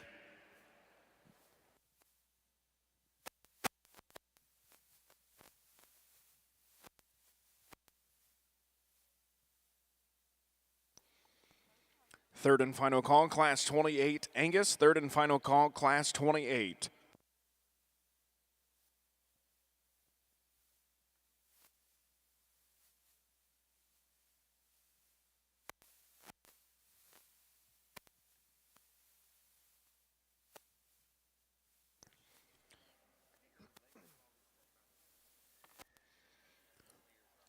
Results of Class 25 of your Junior Angus show. In first place, entry number 271, weighing 1,510 pounds. MLA Proven Queen, 2241, exhibited by Sydney Sanders of Leesburg, Ohio. In second place, in your bred and owned winner, goes to entry number 272, weighing 1,523 pounds. Steinhardt Greiman Barbara, 222, exhibited by Mariah Steinert of Mason City, Iowa. In third place, entry number 266, weighing 1,525 pounds. BNWZ Envious Blackbird, 2363, exhibited by Olivia Jones of Harrod, Ohio. In fourth place, entry number 274, Delaney Jones. Fifth place, entry number 275, Mercedes Ferree. In sixth place, entry number 267, Sloan Curtin. In seventh place, entry number 277, Garrett Bossy. In eighth place, entry number 278, Kirsten Jensen. And in ninth place, entry number 270, Rosalind Kidwell.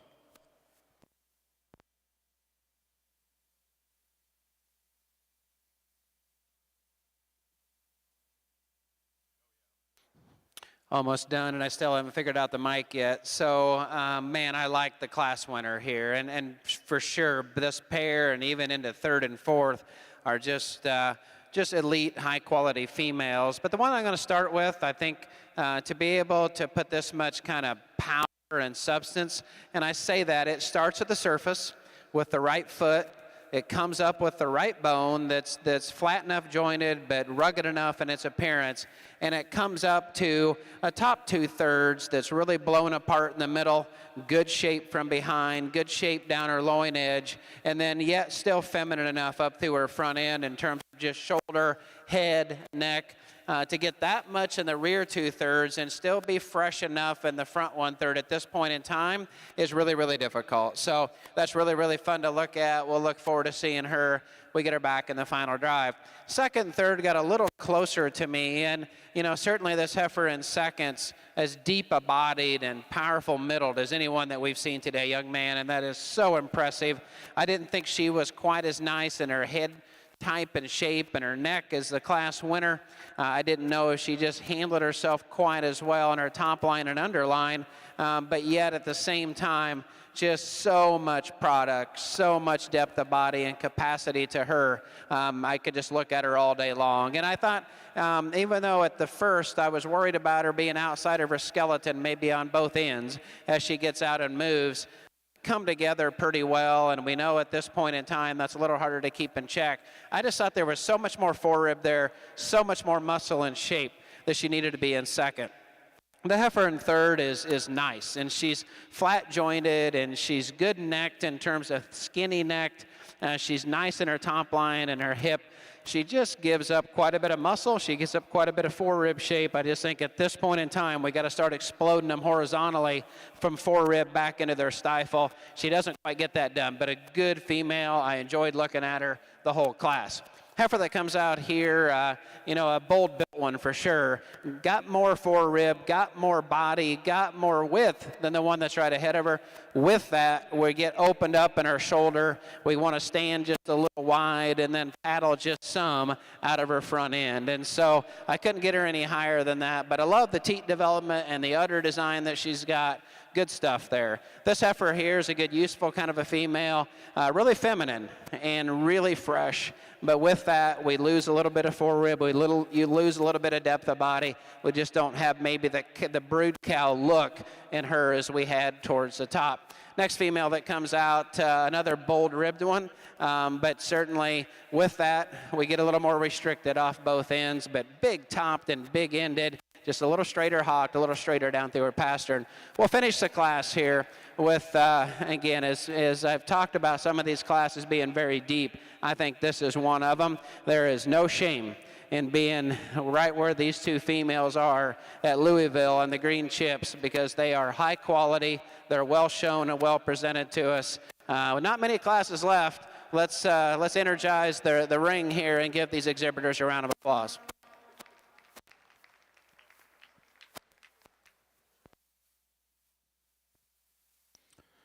First call, Class 29, Angus. First call, Class 29, Angus.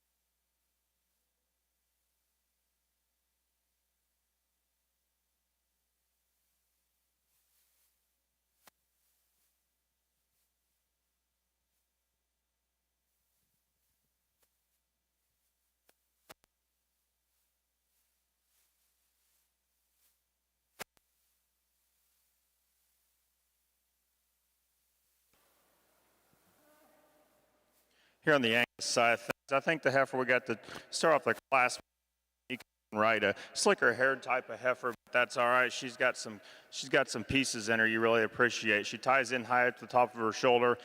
She's leveler in her tail head. I like her back through there when you compare to the heifer in second. Tremendous bone and foot on this female. She gets around the ring and moves in a real nice, smooth fashion. Just a real nice, solid type of female you could see making into a very, very maternal type of a cow. Heifer that comes next in second. Here's a heifer that's really deep in her flank. I'd like to trim her up in her flank in her condition when you compare to the heifer that starts off the class. But a female, I think, has enough more quality to stand where she does. Heifer you really like for her outline, her balance, and her style when you get her on the profile. Probably just doesn't have the overall mass as a heifer that starts off the class. And like we said, I'd like to trim her up in her lower 1/3. Heifer that comes next in third. Here's a heifer you do appreciate for that cleanliness of condition. A heifer that's got some eye appeal from the side and some striking look up through her front end. I'd like to change her when you get right in behind her, make her stouter when she hits the ground, make her stouter down through her lower quarter. Heifer that comes next and fourth. Here's a heifer you appreciate for her muscle shape. I'd like to trim her up in her brisket. I'd like to free her up off her rear leg there on the left, and she gets a little wastier down through her udder and up around her tail head. But you appreciate the power and balance that she offers out here in the class. Young man's heifer that comes out next, I think, holds the advantage over the heifer to conclude the class as far as being just a little trimmer up through her hip, her top, her neck, a little longer profiling and down through her chest. The heifer that conclude the class, here's a female you appreciate, does have some width behind her. She gets through her head and up to that throat latch. I'd like to make her neater up in there. Thank you.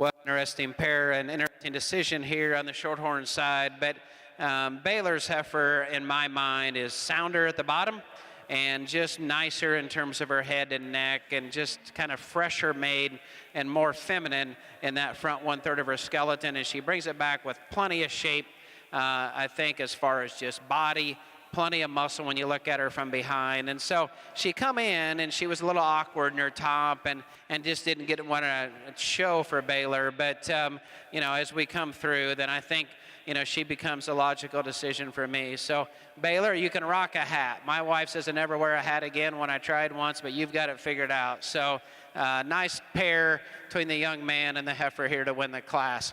Heifer in second, she's got probably more stuff to her. I think she probably just is a little taller and just a more total a mass to her. But with that, we get a little rigid on both ends. We don't maybe have quite the presence in the front of her body. But she's taller fronted in a good way that I think the Heifer that wins the class. She does some really nice things down her top line and out through her hip. Just like to free her up. Heifer in third just got awkward to me a little bit out here on the side profile just based on her forechest and doesn't balance up down at nice as much down low. But hey, let's appreciate her for the amount of foreribs she's got, the amount of width through the center portion of her body, the amount of just overall mass and substance that she's got. She puts a lot of really good things together. Young man's going to complete the class with a roan female. He's just got a really nice, very feminine-made kind of female in terms of shoulder and bone and muscle design. We just don't balance up as well. We don't quite get out and move as well. So those four exhibitors, really good Shorthorn exhibitors. Let's give them a round of applause.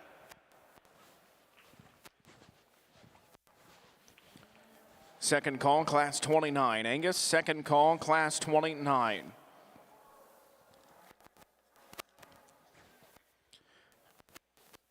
Results of Class 26 of your Junior Angus show. In first place, entry number 287, weighing 1,662 pounds. Cruz, Annie Lou, 91.52, exhibited by Simon Thorson of Knoxville, Iowa.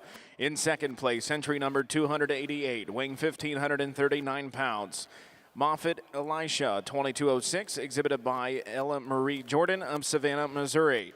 In third place, entry number 282, weighing 1,426 pounds, Conley C4 Princess, 2732, exhibited by Lauren Frederick of Hutchinson, Kansas. In fourth place, entry number 283, Alexia Stevens.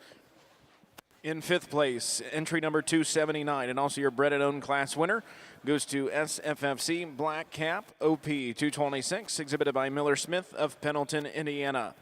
In sixth place, entry number 285, Taylor Jeffries.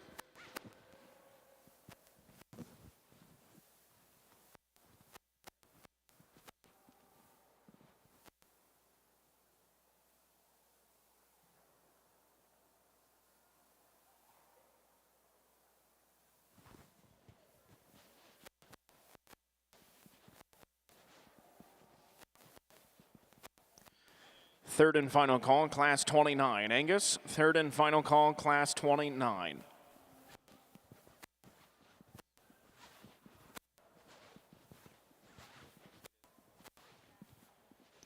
First call, class 30. Angus, first call, class 30.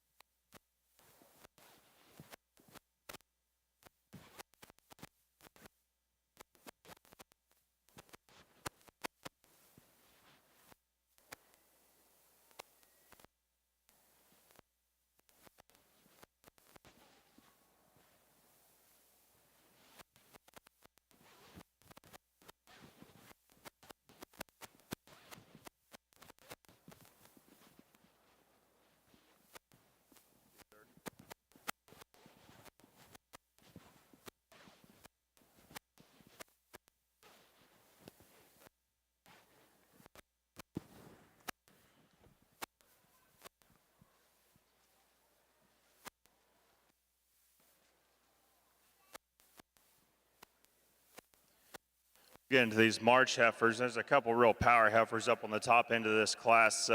Females that have so much depth of rib and spring and sweep of belly to them, almost getting to the point where you could just, that's about all you need, it looks like. But females that, like the first heifer, she's so high tying out of her front end and leaned up through her neck and laid into her shoulder nicer when you compare to the heifer. It stands right directly behind her in second. Blends over that tail head. Really appropriate in her bone set and how she travels around the ring. And when you get in behind her, she doesn't disappoint. She's blown apart and she's got some width. Very, very nice heifer, I think, to start off the class with. Heifer I thought that most followed her type and kind was a young lady's heifer here in second. Heifer that's really wide-bodied. She's so deep back through her rear rib and flank and got some base width under. Heifer that's showing some other development. Like it's in a nice structural fashion. Heifer I'd maybe just like to trim up when you start comparing to the heifer that leads off the class, but I think the two power heifers that have to stay on the top end in this class. Heifer that comes out in third, here's a female that's ultra complete in her design. Maybe she just falls out of bed just a tick when you start getting right in behind her and saying the horsepower of the females that lead off the class right in front of her. A heifer you still like of her ultra all completeness, nothing really wrong with her. She just falls in that third hole in this time. So it's big stout heifers above her. Next female coming next and fourth, a high performing heifer, a female you appreciate for the bone that she's got. Heifer I just need to tone down. She's getting to be a little much for me out here. I like to loosen her up off both ends of her skeleton. Young lady's heifer chose to start or to wrap up the class with female you like for the volume and the dimension that she carries. She just gets a little plainer up through the front end, a little lighter and restricted off the bone work when she travels out the ring. Two really stout heifers on the top end of the class. Thank you. Second call, Class 30, Angus. Second call, Class 30, Angus. Well, on the Shorthorn side, the one that we're going to use, maybe for some, it's like, man, does she have enough forerib? She have enough middle shape? Is there enough brood cow there at this point in time? And good question, for sure. It went through my mind, but I think this pair of females, she's just so much better in her head and neck and trimness of pattern down low. Her top design, her tail head and her hip design are all really nice. She gets out and moves really good. She's a little awkward sometimes out of her shoulder. Maybe just gets a little bold and comes down and meets the surface, maybe a little wider than we get through the middle part of her body, but that's just a really nice female. Female that's going to be second here today, that's the deep rib, deep flanked one for sure. And all kinds of top design, all kinds of dimension when you get behind her. And that was a big advantage for her over the heifer that's in third. Just getting to the point where perhaps she's not as fresh and clean down through the lower 1/3 of her body. Gets a little more rigid perhaps on the move, but that's a good animal. I'd be proud of her. She's a long-sided brood cow that's going to do awful nice for you, young lady. One that comes out here in third, I liked her a lot when she come in, and I still do. Her top line gets a little rough for me, coming out of the top of her shoulder down her spine. Her tail head hair doesn't give her any advantage, perhaps, and so then she just doesn't do some things up high. But man, her head and neck and her trimness of pattern, one that'll get out and move really nice. In fact, I think she'll move as well, if not better than one that's second. But as I got behind her, maybe the more disappointing part is just didn't expand as wide as like I would prefer in terms of true muscle shape. This female here does a lot of things really nice as well.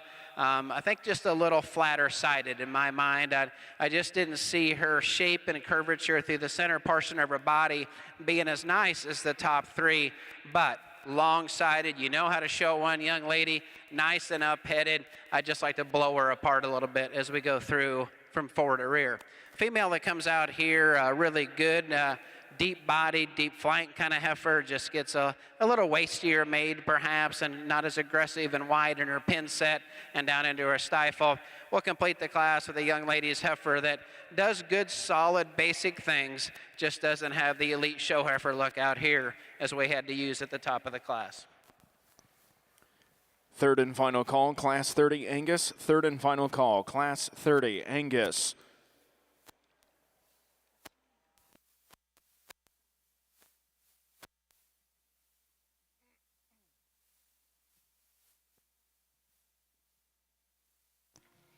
Your Class 41 results of your Shorthorn show. In first place, entry number 243, weighing 1,446 pounds, BF Crimson Fireball, exhibited by Baylor Cowden of West Middleton, Pennsylvania. In second place, entry number 240 and your bred and owned class winner, weighing 1,645 pounds. Pearl's Traveling Blaze 1200, exhibited by Cooper Hetrick of Fremont, Ohio. In third place, entry number 241, weighing 1,474 pounds, Crimson Sweet Lil Fringe, exhibited by Andy Dillon of North Adams, Michigan. In fourth place, entry number 242, Cameron Buckard. Your Class 42 results. In first place, entry number 250, weighing 1,586 pounds, Stack WSCC Chelsea HC, exhibited by Carter Cornegie of Tulsa, Oklahoma. In second place, entry number 248, weighing 1,537 pounds, CSF Margie 2210, exhibited by Jacqueline Thomas of Pikeville, Tennessee. In third place, entry number 249, weighing 1,528 pounds, CSF Lady Crystal, exhibited by Alyssa Carter of Oregania, Ohio. In fourth place, entry number 247, Alexa Turner. Fifth place, entry 246, Caroline Jordan. In sixth place, entry number 244, Emily Adams.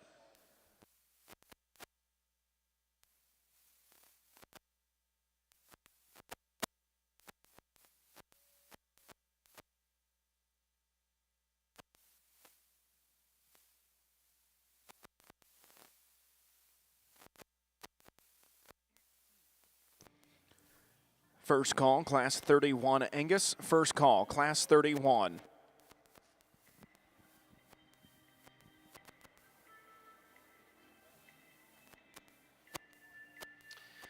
Well, I like when they turn the music on because it gets dead quiet in here at times, but I'm going to interrupt it, and we're going to get ready to pick this division. January's, and again, been a lot of fun, and you know, we haven't had as many numbers as we get older, but certainly as expected. But, you know, we get out here and we get our class winners, and we're obviously starting to show what these Shorthorn females can do in terms of looking like production females, and I think they represent that very, very well. But there's a couple out here that I like quite a bit, and we'll go out and find those for you. But before we get that done, it is no easy task to manage these heifers to this point in time in their career.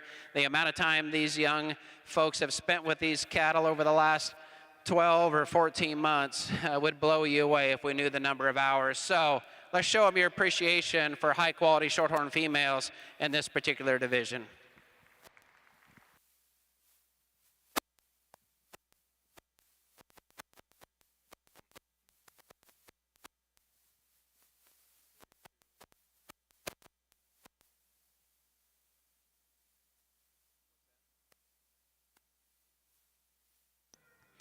And your junior champion, Shorthorn female, out of class number 40, goes to entry number 232.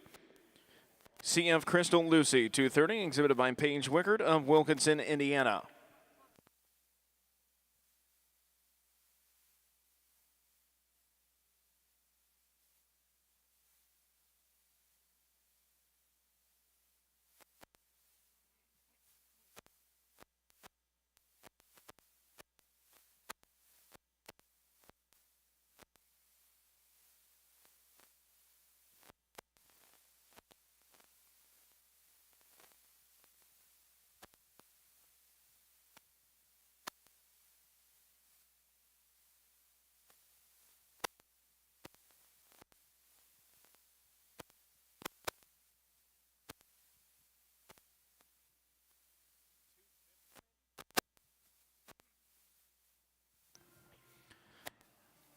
And your reserve junior champion female in your Shorthorn show goes to entry number 250, Stack WSCC Chelsea HC 253K, exhibited by Carter Cornegie of Tulsa, Oklahoma.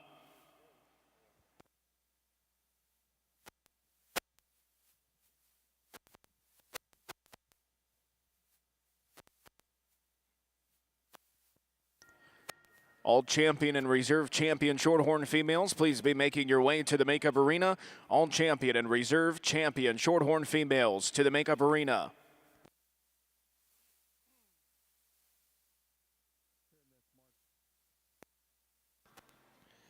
Here on the Angus side in this March heifer class, maybe just the heifer to totally gravitate to for me out here. kind of had to wade through and sort some things out, put some pieces together. And I think the heifer we're going to choose to start off the class with, I think when you start adding some positives to her, she's as complete as a heifer as we have out here. She's the most ladylike up through her front end and her head. I'd like to redesign her out of her shoulder. I'll be the first to tell you, and make her go easier as she gets around the ring. I think when you get them parked and stopped, I think she's the levelest, and she's the most uniform in her body depth and the highest quality heifer of what we have to wade through out here and to sort through. Heifer that comes next in second, she's sounder off of her front end, I guess, than the heifer that starts off the class, but with that she gets a little plainer up through her head and her neck. That's a little square up in her head shape. I'd like to redesign her there, make her neater there, maybe just level her out from hooks to pins just a tick. She wants to round off just a hair, but you do appreciate that female for the condition that she's in. The young lady gets her stuck and shows as good as she can. She gets around the ring and moves at a fairly fine fashion. Heifer that comes next in third, here's a big middled heifer, big outlined heifer. Young man gets her set up. She's nice and pretty up through her front end, got a nice head on her. She falls out of bed for me when you get right in behind her. She gets a little narrow up through her hip and her hooks, and she goes away, and she wants to hawk in a bit. If you could just stouten her up there, we could move her on up in class. That's where she needs to be fixed up. Next heifer in fourth that comes out, big high volume type of a female. A heifer you'd like to trim up. She's getting a little waisty down through her lower 1/3. She gets a little narrower and closer at the ground when she goes away, but you still like the performance and the high quality look that she gives you up through her head and neck from the side. Young man's more moderate heifer that comes out next, kind of a fault-free type of heifer. Maybe she just doesn't have the bells and whistles and the extra bone set and foot sizes of heifers you stand above her, but you still appreciate that heifer for the levelness of top that she has, and so she does have some width. Female that comes out next, a real highly presented heifer for this young man. Has done a nice job with her. A heifer you really like, her turn to her top, and she's got some genuine shape about her. I just need to redesign her off of her front shoulder structure. She wants to get steeper in there. Maybe it just tends to hit her knee every now and then. Maybe just raise her up in her overall size. She gets a little smaller and quicker for me, but she is still a neat looking type of a female. Heifer that comes next, heifer you appreciate the volume that she brings out here. You'd like to level up from her tail head, make her stronger in that loin region, but a female she is fairly attractive up through that front end and has some quality about her. Next couple heifers that round out the class here are females that have some performance to them and some bone work. Maybe just get a little planer up through that front end. You'd like to read structure. Heifer that concludes the class, really beefy, really dense and wide. Maybe just like to make her neater up through that front end and give her a spring look. Thank you.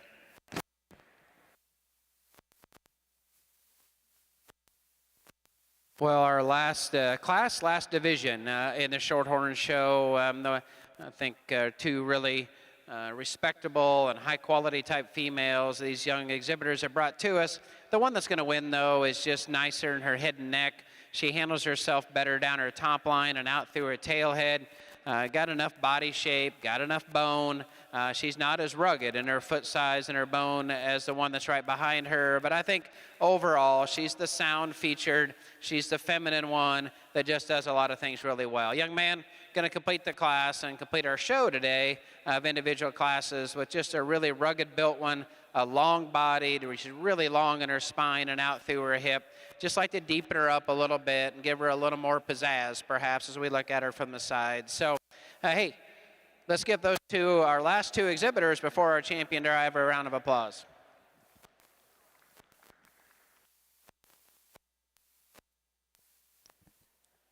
Second call, class 31. Angus, second call, class 31.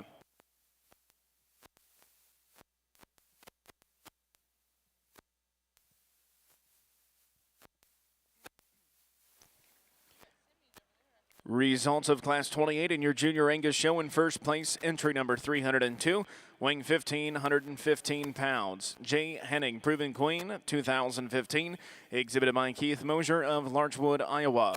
In second place, entry number 306, weighing 1,550 pounds. WHM FCF Phyllis, 218, exhibited by Lauren Wolter of Aviston, Illinois. In third place, entry number 307, weighing 1,486 pounds. Core Annie Lou No Limit, 213K, exhibited by Caleb Reeder of Mason, Michigan. In fourth place, entry number 299, Rob Oakley. Fifth place, entry number 309, Charlie Armstrong. Sixth place, entry number 310, Bryce Mowbray. In seventh place, entry number 298, Riley Suderth. And in eighth place, entry number 300, Reagan Gilbert.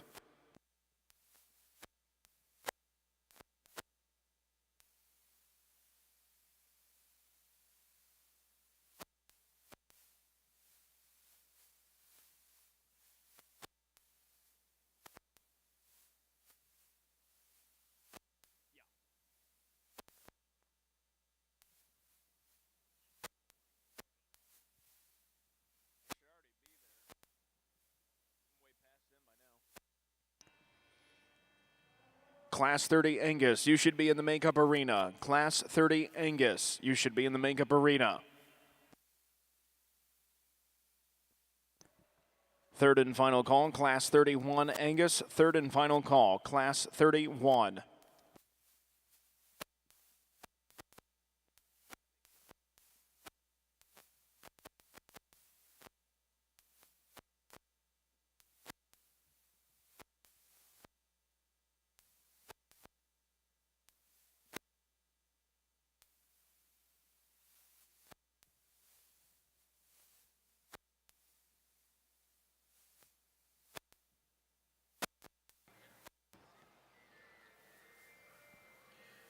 We come out here on our Angus side in this division. Whoa, there's some really nice heifers out here. You get them all back out here and racked up. There's quality from end to end. These females they're good looking. They got some rib and spring to them. They look like they're getting calvy and just bone and shape. They just got a lot of good positive things about what Angus females should look like. Let's give them a round of applause. I'll show you the two I like. I think there's one I kind of gravitate to out here in the division. I'll show you which one it is and we'll move on.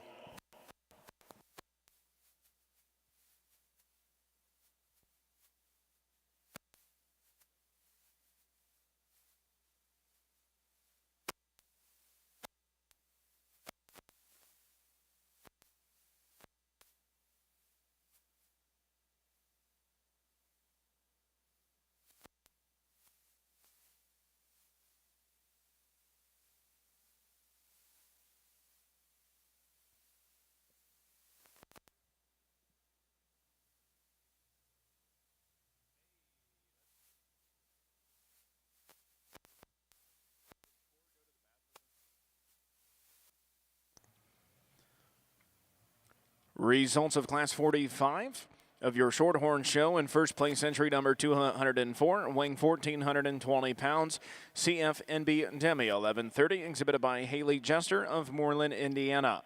In second place, entry number 252, weighing 1,461 pounds, PFC Dottie 127J, exhibited by Jackson Overbay of Whitesburg, Tennessee.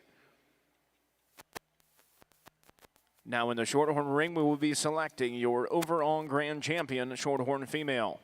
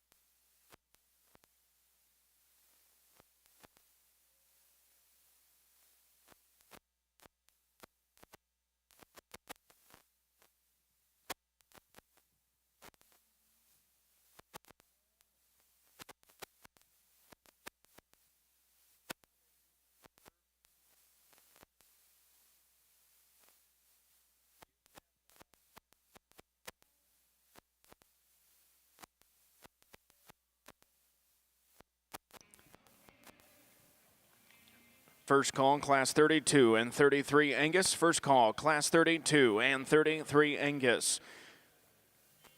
Congratulations to your champion junior yearling Heifer, Division 1, and your Angus show goes to entry 264, BFBCII Birdie 1822, exhibited by Josie Phillips of Maysville, Kentucky. Your reserve champion goes to entry number 30, PVF Blackbird 2054, exhibited by Caden Crane of Mans, Illinois.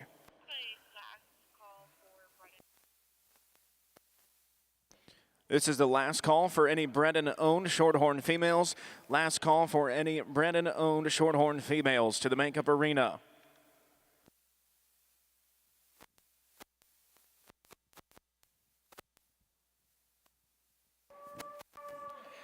Here on the Angus side, we haven't really talked about today, but this is a bigger bred-and-owned division. I think it's really good that these kids, can breed and exhibit their own animals and livestock. So, just give them a round of applause. That's a really nice division here.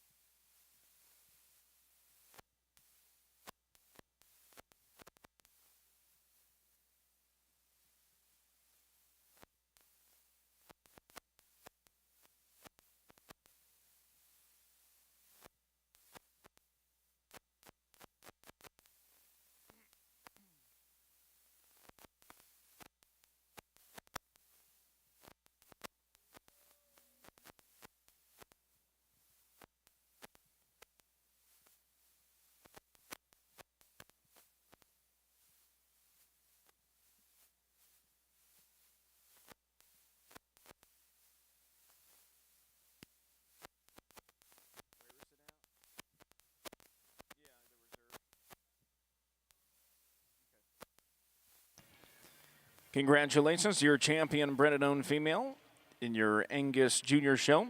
Goes to entry 272, Steenhardt Greiman Barbara 222, exhibited by Mariah Steenhardt of Mason City, Iowa.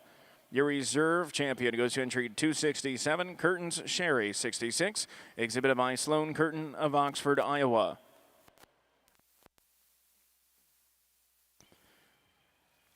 Once again, ladies and gentlemen, we would like to reintroduce our Shorthorn judge today, Mr. Mark Core. Mark is from Pleasantville, where he and his wife, Deb, are the core component of Boyert Core, a multi-breed cow-calf operation focused on producing heifers for the youth industry. Breeds include Angus, Charolais, Herefords, Simmental, and Maine Anjous. Mark is an Iowa State graduate, and he has had the blessing to evaluate cattle at shows such as Denver, Louisville, Kansas City, Houston, Fort Worth, San Antonio, as well as national junior heifer shows and numerous state fairs. He also serves as executive vice president of the Vermeer Corporation, the hay equipment company, located in Pella, Iowa. Ladies and gentlemen, let's put your hands together one last time for our Shorthorn judge today, Mr. Mark Core.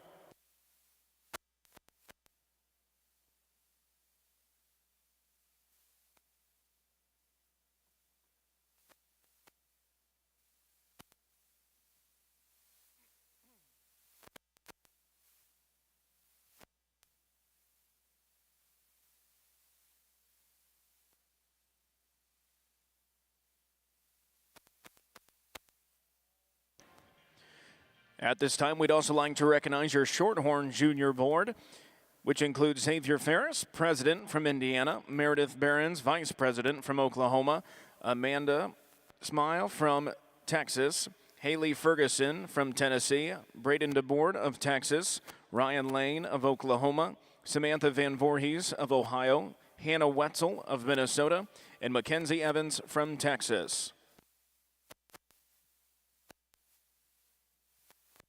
Second call, class 32 and 33 Angus. Second call, class 32 and 33 Angus.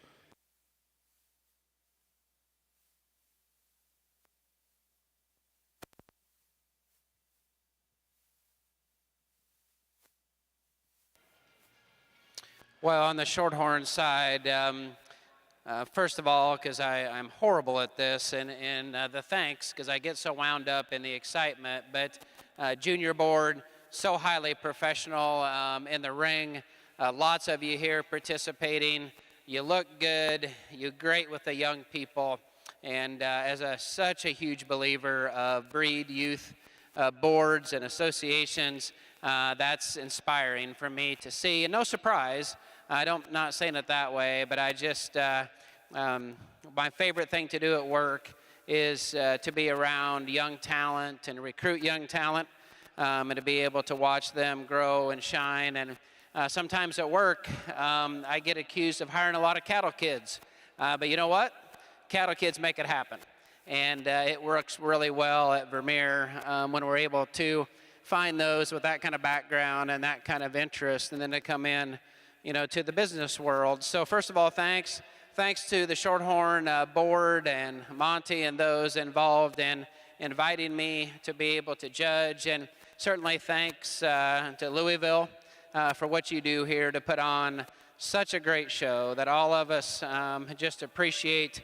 The environment, the spirit, and I've heard several hundred more cattle total here versus last year, and your hard work is being rewarded by even more entries from what it's always been a very big show. And I think we're at 50 head more in the Shorthorn show than last year, and your growth and numbers of this breed on top of such a successful history of being able to develop young people and produce great cattle is just awesome. So I appreciate the opportunity. And when I hear some judges like Shane Bedwell and those that are elite in what they do and get a chance to do so many, just rever the opportunity to be able to be on the green chips and to be in this environment. We do not take these opportunities lightly, no matter how many we've been able to do. We cherish the opportunity, we cherish the challenge, and we learn from it. And I think a lot of times people think judges, this is all easy and it's obvious to us, but they're just, no matter how many you do, there's times like, wow, I'm not sure what that right decision is, and that's what makes it fun. So I wish my wife could have been here. We're all able to watch her judge with my son-in-law in Kansas City, and so that was fun, but she's at a family wedding today. And what I would say that, without a long speech, and it just hit me this morning, that as proud as I was of my daughters in this show ring and other show rings around, the real pride has become watching them be great mothers. And I'd like to think this was a little part of that, and I hope certainly that our grandkids enjoy this, but whatever they enjoy to do, I know they've got great mothers and they've got great fathers. And when one yelled Papa at me this morning, there were some tears in that, because it's so special to be able to go to that next stage of life. Not that I'm old, but to be able to go to that stage of life. So that's enough. It has been awesome. It's been fun. It's been a challenge. Shorthorn folks, you've got it going on. You got it going on with the young people. You got it going on with your cattle. I'm not going to talk about each one of these division champions again, as we've tried to move through this at a reasonable pace. There's 3 or 4 out here that I think are high quality that could go punch their ticket and be great representations here in a few hours to be able to run in for Supreme Drive. I've got to find you one. I got to find you a reserve. Thanks for the opportunity. Let's go find you a champion.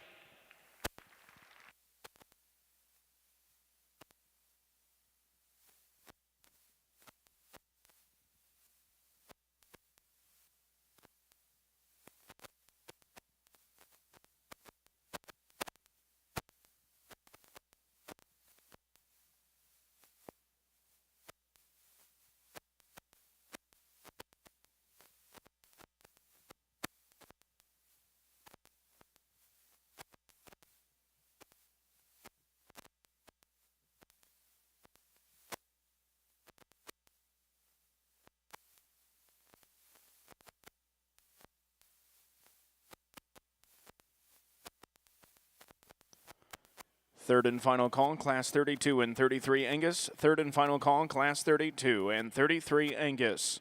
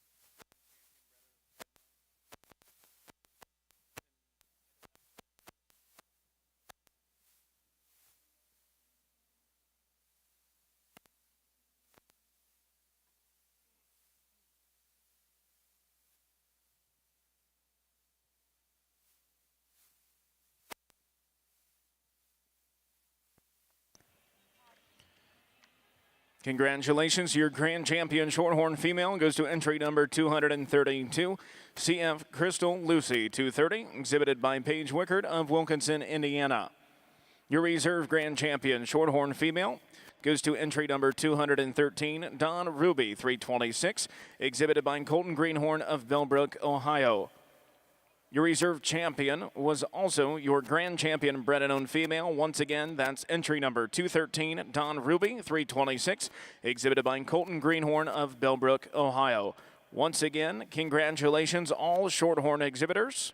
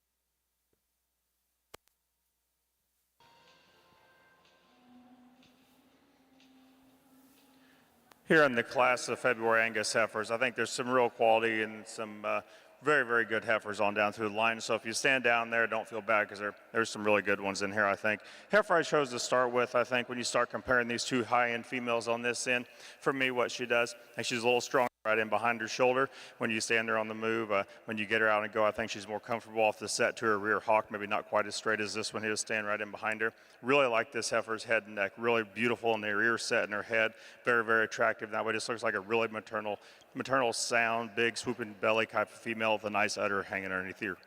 Heifer in second, you know, this female, when she's real striking when you first see her, she's got the wow factor, I guess, if in terms you'd say, neat up through her front.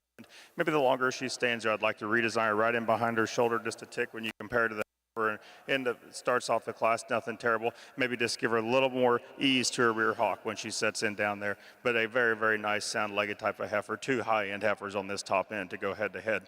Heifer that comes out in third, here's a female that kind of grew me through the class. Far distant cow making 10 points. She's big bellied, she's neat up through her front end, a little shorter eared heifer, but a female that just is genuine and honest. I'd like to trim her up through her lower one when you start comparing to the heifers ahead of her. Maybe just doesn't have the overall wow factor and extension as those do, but a heifer that's very moderate, very wide, should make a nice type of Angus female for years to come. Heifer next in third. Here's a big, powerful heifer, big outline type of female. I think where she falls in fourth, comparable to heifer in third, it stands in front of her. I'd like to redesign her in her front end structure on her shoulder. I think she gets a little steeper in her shoulder, probably not quite as bold right in behind her shoulder. Just true, honest, genuine shape is a heifer that just goes out the ring ahead of her. But a heifer you really appreciate for her outline and the overall pizzazz that she presents out here in this class. Young man here coming next in fifth.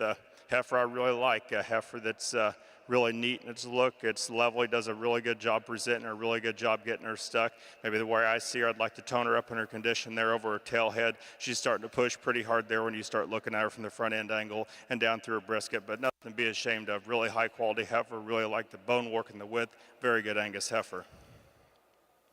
Next female that comes next in line, big outline, big powerful type of female. Maybe just doesn't blend as well up through her tail head and up through her front end when you like to set her on the profile and view her. Maybe I'd like to stretch her out there, level her down her tail head, and we could move her on up in class. But another high quality heifer with depth in this class is just tremendous and unreal what you'll find.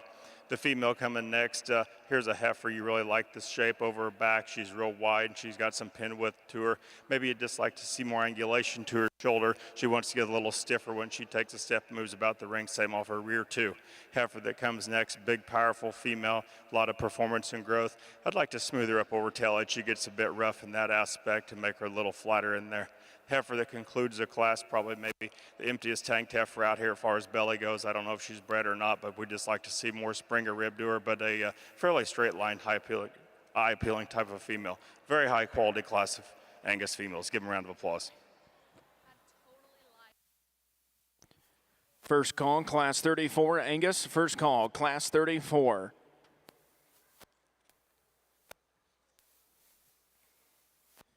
Results of Class 29 of your Junior Angus show. In first place, entry number 320, weighing 1,561 pounds. Gore, Sarah's Dream 2020, exhibited by Mercedes Ferree of Sullivan, Indiana. In second place, entry number 322, weighing 1,555 pounds. Mabel Crest Phyllis 2006, exhibited by Josie Brooke Phillips of Maysville, Kentucky. In third place, entry number 311, weighing 1,581 pounds, DSC Missy Darby 228K, exhibited by Garrett Llewellyn of Adamsville, Ohio. In fourth place, entry number 312, exhibited by Kelly Spicer. Fifth place, entry number 321, Wyatt Phillips. Sixth place, entry number 316, Caden Harris. Seventh place, entry number 319, Olivia Gerloff. In eighth place, entry number 315, Mackenzie Neal. And in ninth place, entry number 313, Cody Heath. Now entering the Angus ring is class number 30.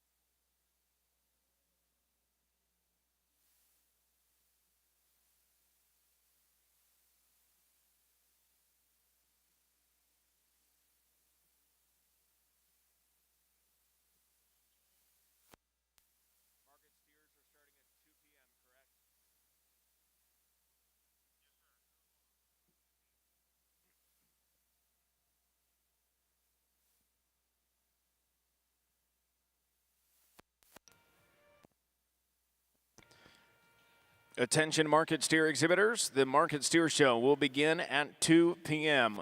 Once again, Market Steer Show to begin at 2 p.m. in Freedom Hall.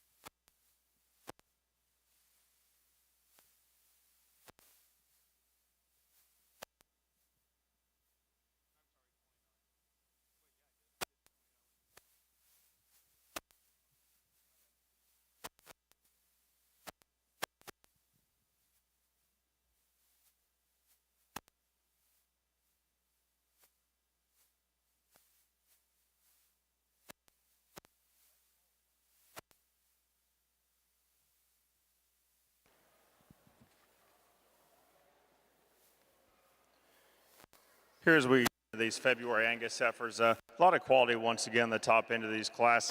And kind of got to start putting some priorities in some places, I guess. And for me, I like width in cattle. I think this heifer here is as complete as heifer as we have to work with out here. And you get in behind her, I think that's where she holds the advantage over the heifer that stands right in behind her. From hock to ground, she's wider. She's wider going around the ring of base. I think she's got more shape down to that lower quarter and up over her back. Just a really complete, kind of fault-free type of Angus heifer that's got some power and some look and some balance with her. Nice heifer, young man. Heifer that comes next in second. Here's a heifer you really like up through the front end. She's really attractive up through that head, and that neck comes up neat out of there. Where I think I'd like to get critical of her and change her, right when you get in behind her, she wants to hawk in ever so slightly. I'd like to give her more shape down through that lower quarter, but a heifer that does have a great amount of presence to her, and she got some look to her. Just fix her in those adders, she could move up, win the class. Next heifer that comes out in third, here's a female that's got a lot of look to her. She's nice and thick, and you got some shape in behind her. Maybe just a little thicker there in her neck from top to the bottom of her jowl. I'd like to clean her up through there and move her on up in class, but I think really nice 3 heifers on the top end of that class. Heifer that comes next in fourth, here's a female that's real long-sided, got a lot of growth and performance to her. Heifer, you'd just like to level her out through her tail head, smash that down in her, make her a tick stouter when you watch her go away from base width, but a nice heifer that's got some balance and some characteristic about her. Female that comes next in line, here's a heifer that's a real stout made female. She's got some extra bone and some extra power to her. She's just got to move better off of that front end and make her a little easier going as she give her some more slope to that shoulder, maybe clean her up there in her head look. Next female that comes out, here's a heifer that you really like for her big outline. She's big and wolfy. She's got some spread to her when you get down through her top. I think a female maybe just like to clean her up in the composition area when you get right in behind her and thicken her from lower quarter when you start viewing her there.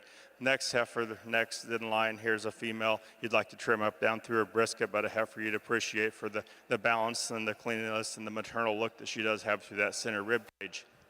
Young man, to conclude the class, nothing wrong with this heifer either. Just fell in a really hard class, bud, but a female you really like for her overall volume. I just like to trim her up in condition when you get right in behind her. Thank you.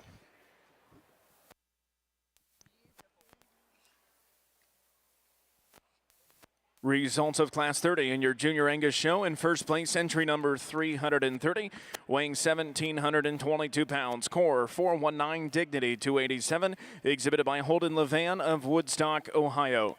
In second place, entry number 327, weighing 1,620 pounds. PVF Proven Queen 2230, exhibited by Ashlyn Moole of Lexington, Illinois. In third place, entry number 323, weighing 1,585 pounds. Boy Sandy 244K, exhibited by Carly J. Tobing of Charlotte, Iowa. In fourth place, entry number 332, Carly Wiggum. In fifth place, entry number 328, Macy Carroll. In sixth place, entry number 324, Kyla Wolf. In seventh place, entry number 335, Cody Robert York. And in eighth place, entry number 329, Bryson Jones.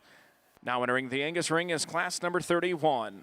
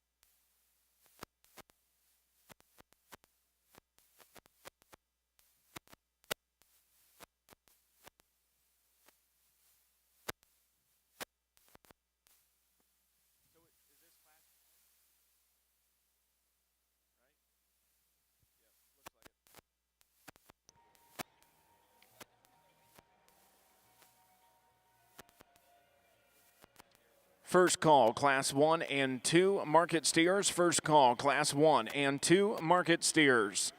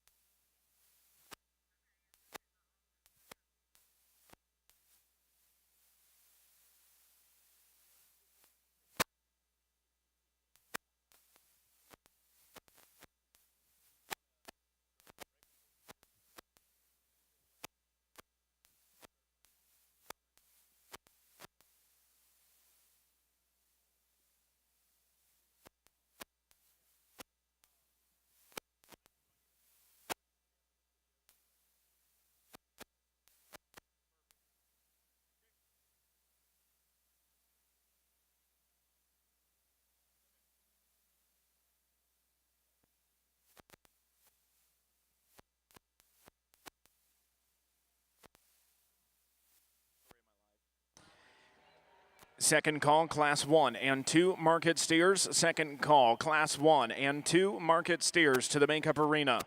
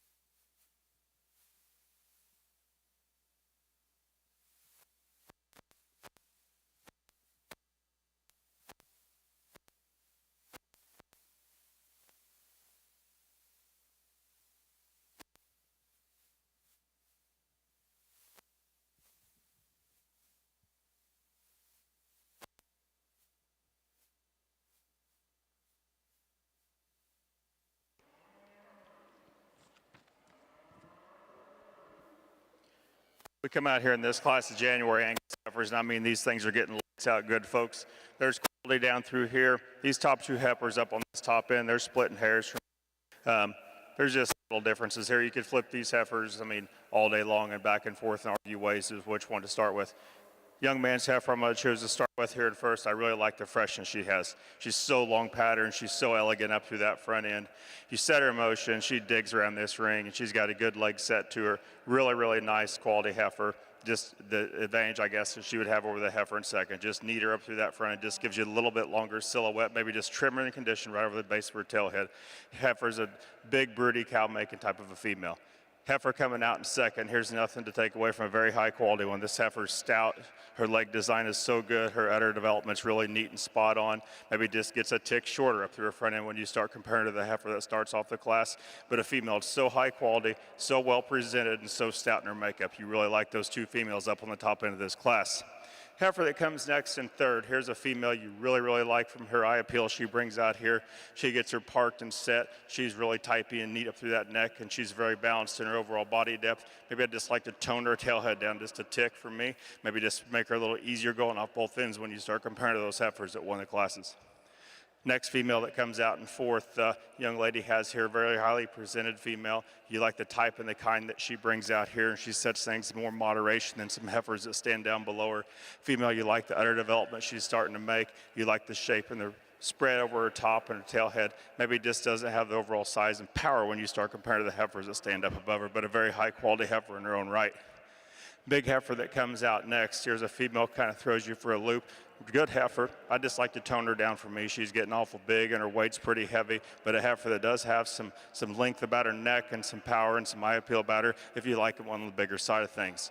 Heifer that comes out next, a female, once again, real rugged in her makeup and got some stoutness about her. I'd like to trim her up through her neck and make her more eye appealing up through that head carriage. Young man's female coming next, big high-powered heifer. Rounding out here as a female, you just like to tone down the tail head. She wants to get poked up there a little bit. If we could smooth that out, give her more angulation to that front shoulder. She gets around the ring and floats, but a very high quality heifer. Next female in line. The young lady has here a heifer, when you come out, she's got some straightness to her top and some bone set to her. Just playing her up through that throat latch. You'd like to trim her up there. Maybe give her more spring to the lower part of her rib. Young man coming out next, doing a fine job with this heifer. Really a nice pattern type of female. You get right in behind her where you'd like to change her, give her more width at the ground, just spread her open all the way through. Young man's heifer to conclude the class with a heifer that probably has the advantage in muscle over that heifer right in front of her. You just like to neaten her up through that front end and make her trim her down through her bottom of her brisket. Real good class. Depth of quality was amazing.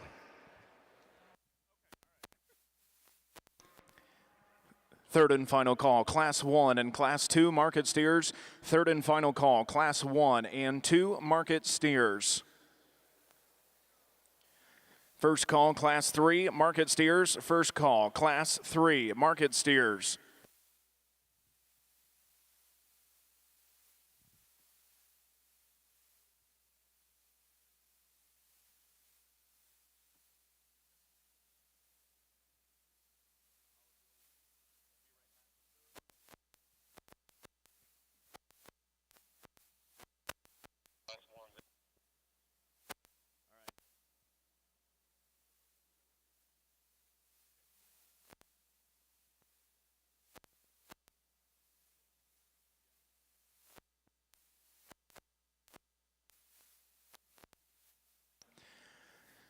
Well, ladies and gentlemen, it is now 2 o'clock. It is time to start the Market Steer Show here at the 50th anniversary of the North American International Livestock Exposition. Before we begin tonight's steer show, I'm going to turn the microphone over here to Mr. Jonathan West with Farm Credit of Mid-America.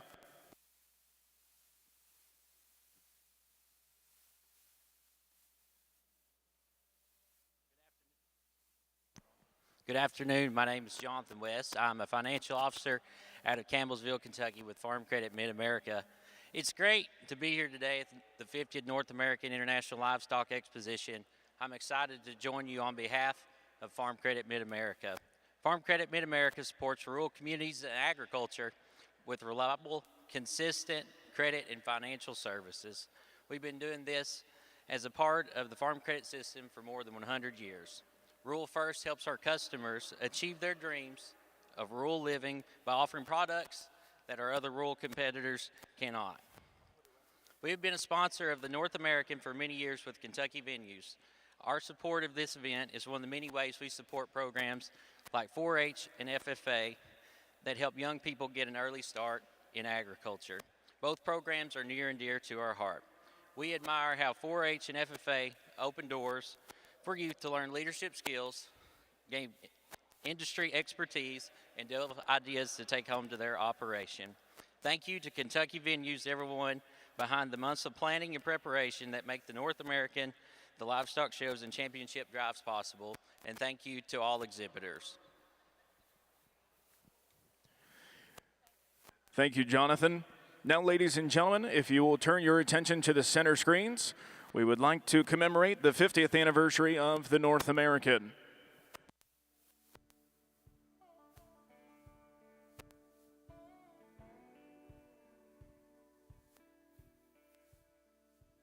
The first North American Livestock Exposition was held in November 1974 in Louisville at the Kentucky Exposition Center. It began as a beef show for 5 breeds with Harold Workman as general manager, a post he would hold for nearly 4 decades. The National 4-H Livestock Judging Contest, held at the legendary International Livestock Exposition in Chicago since the early 1900s, found a new home at the NAILE. From the start, the North American was steeped in tradition, from the now ubiquitous green shavings to a logo that communicated confidence that what began as a beef show would continue to grow and expand to a global reach. The North American seemed destined to inherit the legacies of Chicago, and before long, it was renamed the North American International Livestock Exposition. And the show did grow, with the sheep division coming along in 1975, and dairy, swine, and quarter horse shows following soon after. The National Collegiate Livestock Judging Contest moved to Louisville in 1976, and the North American's early success with all these events right out of the gate led to the honor of being chosen as the new home of the prestigious Saddle and Sirloin Club Portrait Gallery.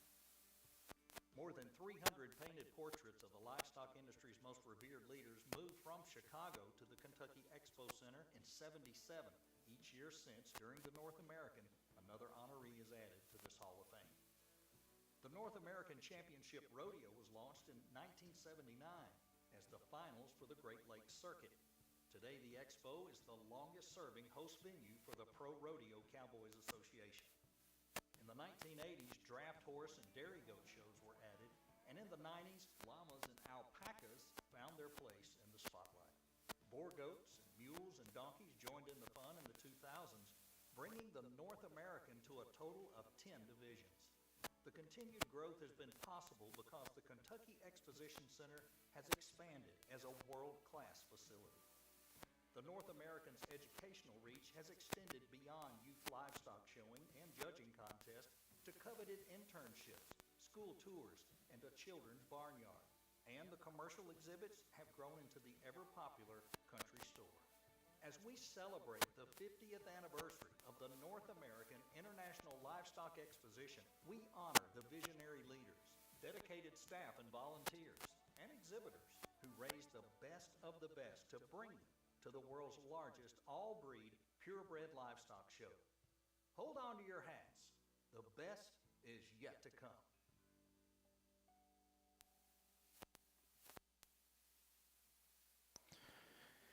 And now, ladies and gentlemen, we'll recognize 3 individuals who have exemplified what it means to serve, not just the North American, but the livestock industry in itself. Raised on a family farm in Livingston County, Kentucky, Harold Workman earned his bachelor's degree in animal science from the University of Kentucky in 1969.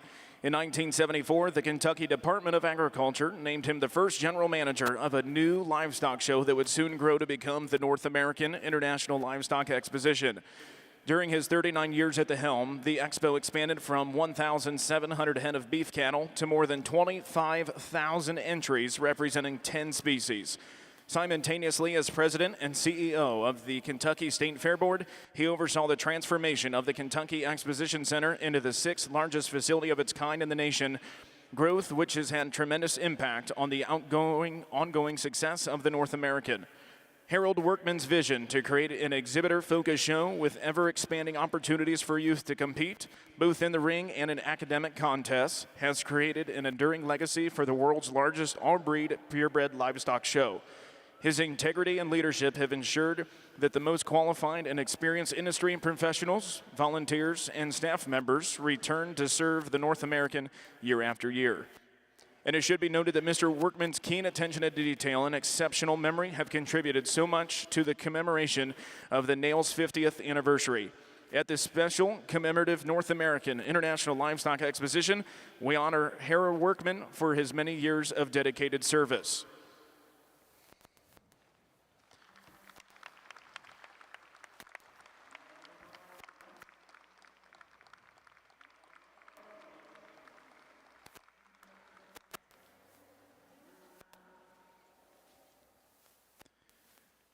And on a side note, Harold, the North American Committee will also be naming this afternoon's Market Steer Show after you. So ladies and gentlemen, put your hands together one more time for Harold Workman.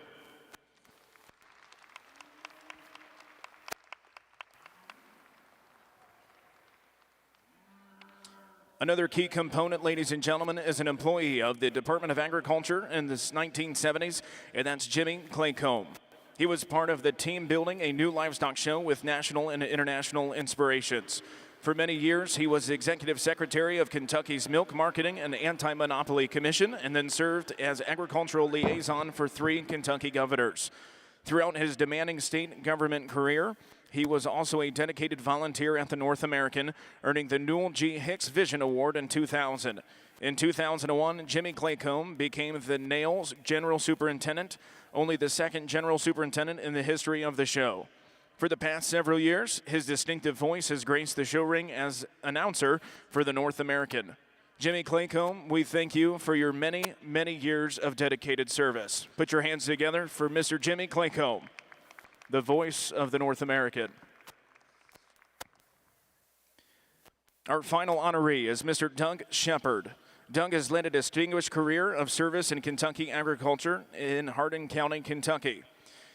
Cooperative Extension Agent for Agriculture and Natural Resources since 1990, a founding member of the Kentucky Beef Integrated Resource Management Program, and a member of the Kentucky Governor's Office of Agricultural Policy and Advisory Committee.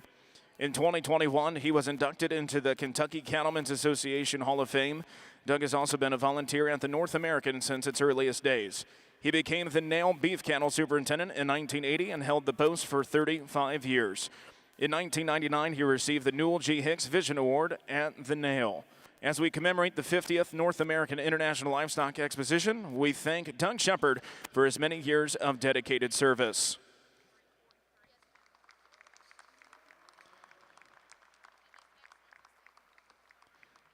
So ladies and gentlemen, if you would please put your hands together one more time for our honorees this afternoon, Mr. Jimmy Claycomb, Doug Shepard, and Harold Workman, for all of their dedicated years of serving the North American.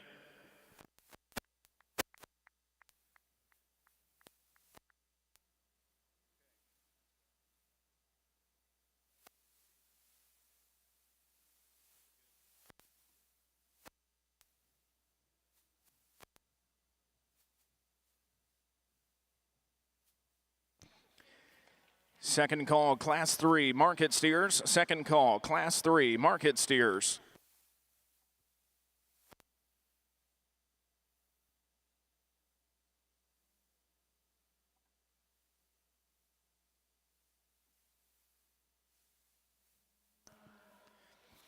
Results of Class 31 of your Junior Angus show. In first place, entry number 343, weighing 1,775 pounds. Core Annie Lou, 24K, 230K, exhibited by Braylon Schaefer of Hagerstown, Indiana. In second place, entry number 359, weighing 1,551 pounds, UDE Queen Ruth, 2001, exhibited by Kaylee Langford of Breckenridge, Texas. In third place, entry number 345, weighing 1,542 pounds, SCC SFC Phyllis 215, exhibited by Suter Clark of Gretna, Virginia. In fourth place, entry number 348, Ashton Dillow. In fifth place, entry number 349, Sadie Ray Poole. In sixth place, entry number 356, Nora Gregory. In seventh place, entry number 350, Sawyer Otto. In eighth place, entry number 344, Brianna Smith. In ninth place, entry number 353, Braxton Tate Cole. And in 10th place, entry number 354, Henry Jackson Throne. Real nice single entry heifer on our Angus side of things. Older December heifer the young lady brings out to us. Got a lot of top weight on her when you get in right behind her and look for that top back through that shoulder. Heifer that's nice and neat up through her front end and pretty good in her condition for this age of a female. I like to loosen her up as she gets around the ring, but very high quality heifer that could have stood a lot more competition here.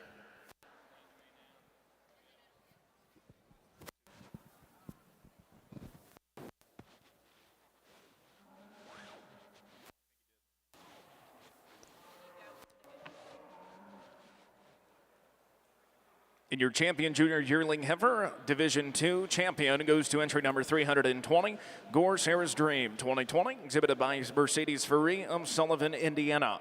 Your reserve champion goes to entry number 343, Core Annie Lou 24K, exhibited by Braylon Schaefer of Hagerstown, Indiana.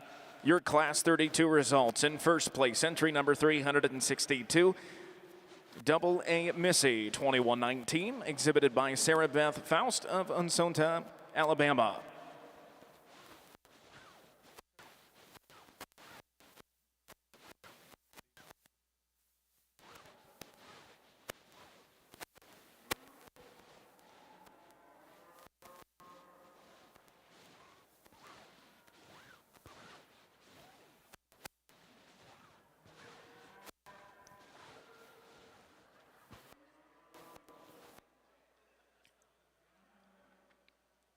At this time, we'd like to introduce our market steer judge today, Mr. Frank Ward. Frank lives in Orland, California, where he and his wife, Christina, and sons, Will and Chance, raise clumb calves. He's an account manager for Ridley Block, a division of Alltech. Frank has judged many shows across the country, including the commercial and purebred heifer shows at the Oklahoma Youth Expo, Junior Hereford Expo, and other national breed shows. He's judged multiple jackpot shows and state fairs, and when they aren't in the show barn or at shows, Frank enjoys hunting, fishing, and going to brandings with his family. Ladies and gentlemen, please put your hands and welcome Mr. Frank Ward to the green chips at the North American. Here on the Angus side of things, we get a couple heifers out here. One hasn't. I think that one we're going to start with is a female that's calved. I think she's got a really nice udder development underneath her. Looks like she's a cow and what her purpose on life is supposed to be. And she's got a really nice heifer calf here coming in behind her. Just a nice project for this young lady. Looks like she's well on her way to being a productive type of a female. Nothing to take away from the heifer that comes out in second. A heifer that probably maybe just a tick more showy, but maybe not as far along in her calf as the heifer that starts off the class, but two very, very nice females.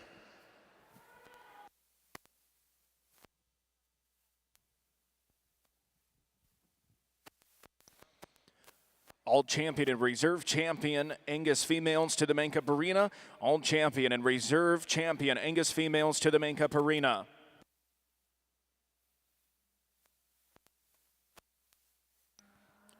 Third and final call, Class 3 market steers. Third and final call, Class 3 market steers.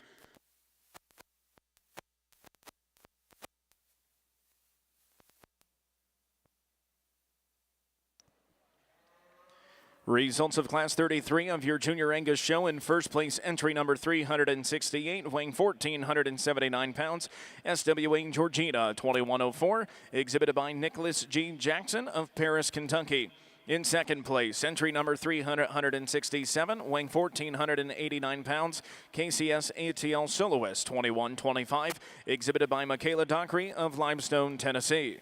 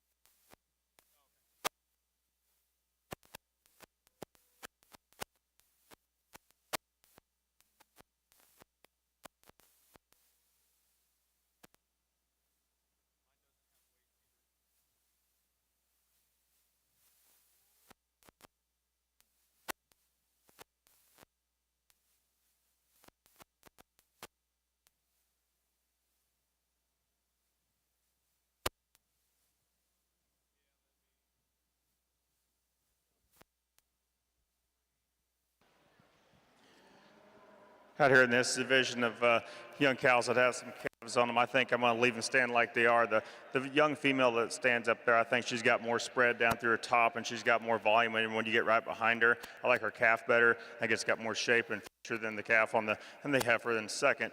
Heifer in second, I think, holds her top line together a bit better when you get her on the move. Maybe just doesn't have the overall mass and dimension when you compare to the cow that leads off the class. But nice set of young females. Thank you.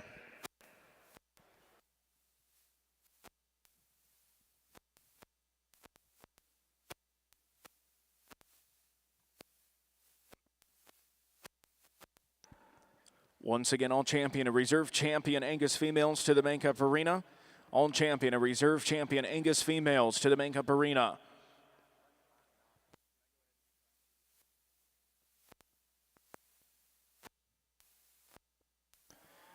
Results of Class 34 of your Junior Angus show. In first place, entry number 374, weighing 1,861 pounds. PVF Missy, 1139, exhibited by Callie Judy Jensen of Plainfield, Iowa.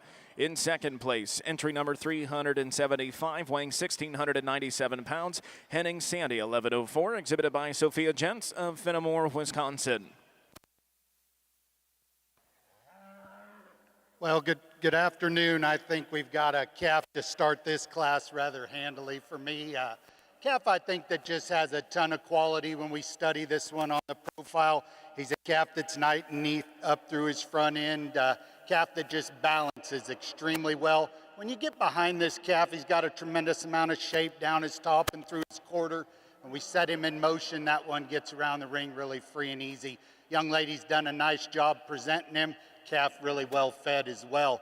Then it gets a little closer maybe in second and third, but I think the calf in second's more market ready today when we get our hands on him. He's a calf that just handles a little smoother right there over his rib. I do think this calf has an advantage in terms of body. When we compare him to the calf in third, I think he's just bolder and squarer down his top. He's got a tremendous amount of muscle as well. I like this one in motion as well. He's got a lot of reach off of both ends. If I could change that one, he's just maybe getting a little too mature to in his head and neck for me, but that's a really stout, sound individual. I love the pattern of the calf that comes in third. This calf's got a great look, especially when we view him from the side out here on the green shavings. He's a calf that's just got tremendous amount of eye appeal. For me today, he just needs to be on feed a few more days. I think 60 days, this is a different calf, and we definitely have a different outcome. Really nice steer, just maybe not quite ready. I like the white calf that comes next in fourth for his length and his power. He's a steer when you get your hands on him. He's got some shape and dimension in his top. I think he's sound enough as he gets around the ring. Just maybe get outpowered here today, bud. Just not quite as powerful. Maybe don't balance quite as well as the three steers directly in front of you. Another real muscular steer comes next in five. Calf that's got a great big back in him, big square hip, tremendous amount of shape. For me today, I just want to soften this calf up in his four-rib and flank. Maybe have him be a bit more flexible as well off both ends. Young lady's done a nice job showing him. The calf that rounds out the class, again, a steer that just needs more days on feed. I think there's a lot of good in this calf in terms of length and extension. Maybe just gives up some terms of condition today. Nice class. As we move into our final division of Angus females here, what's been a really fantastic Angus female show. I think there's a couple pairs out here that were in class. Fit me right well. The champion in this division of the young ladies right here, and we'll just bang right behind her with that cow back there. Congratulations, nice set of females.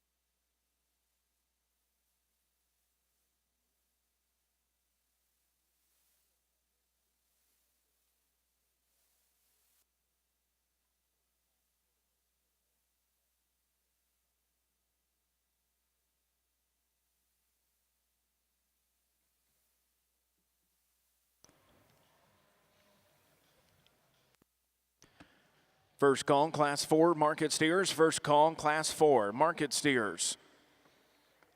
Congratulations, your champion, senior Angus yearling female, goes to entry number 374. PVF Missy 1139, exhibited by Callie Judy Jensen of Plainfield, Iowa. Your reserve champion goes to entry number 375, Henning Sandy 1104, exhibited by Sophia Jentz of Fenimore, Wisconsin. Your bred and owned champion, senior Angus yearling female, goes to entry number 368, SWA Georgina 2104, exhibited by Nicholas G. Jackson of Paris, Kentucky.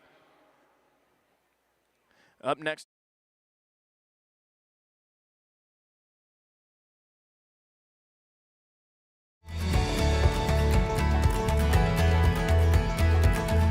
Well, I think it's headed in the somewhat right direction, in the fact that these youth have an opportunity to come here and exhibit cattle in the eastern part, or from any place in North America.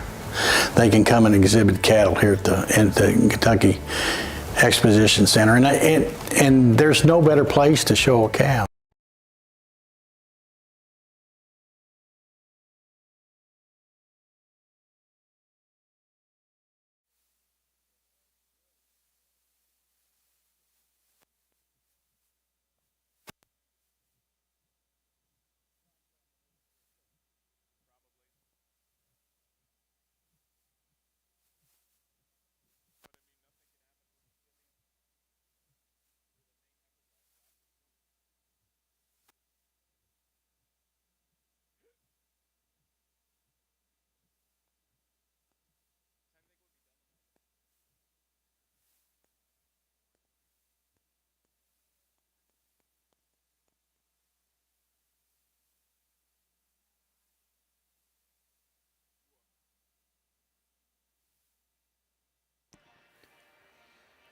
Second call, Class 4, market steers. Second call, Class 4, market steers.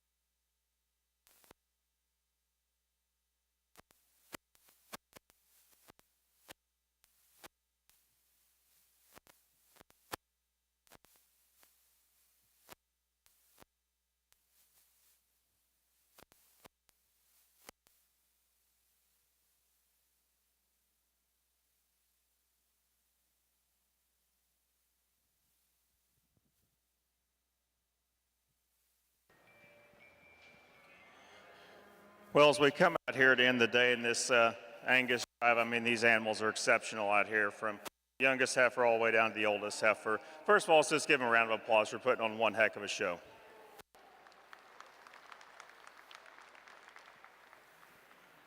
You know, it's been a big show, and there's been a lot of quality run deep through here. These cattle look so good out here on these green shavings. Not a big speech giver. I'll just tell you kids one thing. You know, you want to thank your parents for bringing you here, and thank the ring staff for helping you throughout the day. The junior board members are as good as any board members there are in the country. Thank the association for putting on a nice show and holding such a high regard, and a breed association that can offer you kids events such as this and as you go across your show career. I'll just leave it to you one word, just make good choices. There's every day you make choices. We live in a nanosecond world.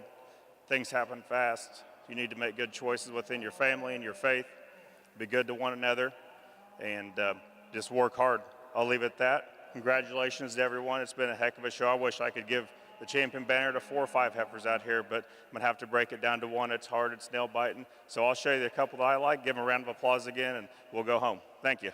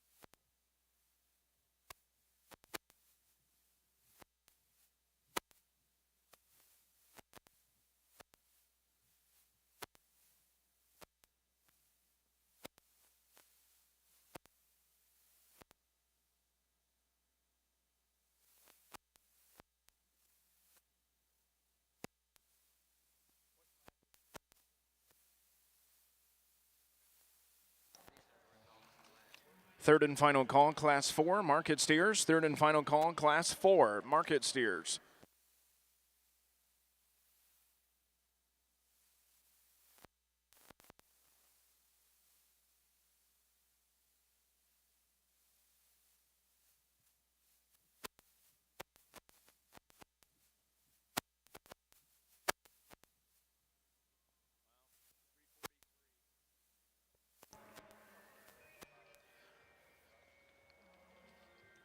Results of Class 1 of your junior show steers.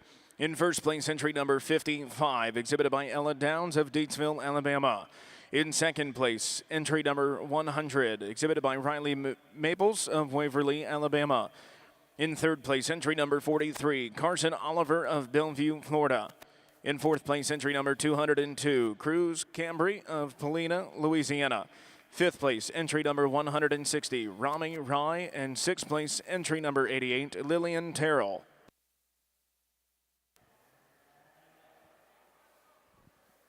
I think we've really got 3 good calves on the top end of this class. I think the calf that wins just surfaces because he puts all the good together.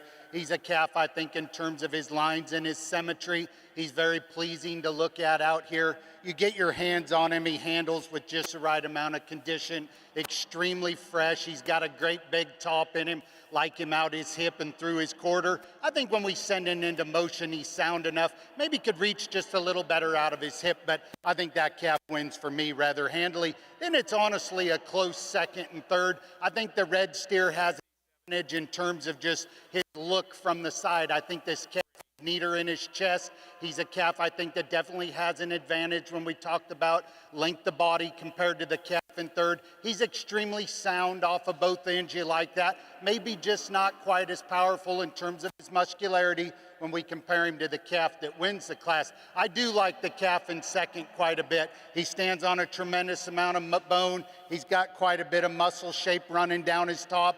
out his quarter. He's a calf for me when we get him on the side view. He just doesn't balance up quite as well as the two steers directly in front of him. Maybe just gets a little shorter in his hip as well compared to those two steers in 1 and 2. I like the muscularity in the calf that comes out next and fourth. This calf's got a great big top in him. He's very wide pinned and wide quartered when we watch him leave. But for me, he wants to get kind of outside of himself as he goes. He is a calf, though, that's got a tremendous amount of quality. I love his foot size and his bone. Maybe not as attractive about his head and neck as the steers directly in front of him. The black and white calf that comes next in line, this guy's thick and stout. He's got a tremendous amount of shape and dimension.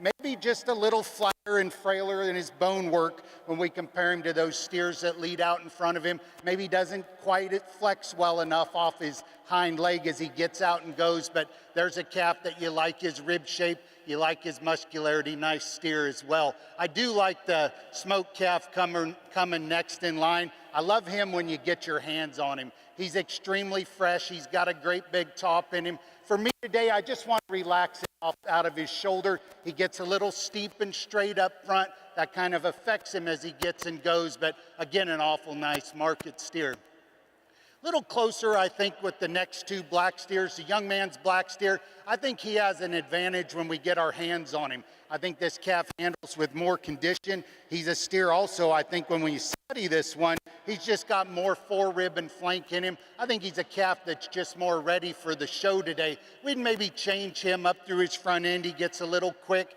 maybe not quite as attractive as the steer directly behind him. This might be one of the biggest footed, stoutest boned individuals that leads out next. The young lady steer directly in front of me here. He's got great big feet, a tremendous amount of bone. I love him up through his front end. Today he's just a little dry for me in terms of his rib, center portion of his body, and when you get your hands on him, just needs more days on feed. I think in 60 days, that's a very competitive show steer right there. I guess as we round out the class, the red steer, I liked him in terms of his muscularity. I'd like to change him in terms of his skeletal makeup. He's a calf, again, it gets too steep and straight up front, gets a little round out his hip and maybe a little more rigid off his back leg, but there's a calf with a tremendous amount of power, lots of muscle. The blue roan steer leading next in line, again, a steer that's very attractive from the side.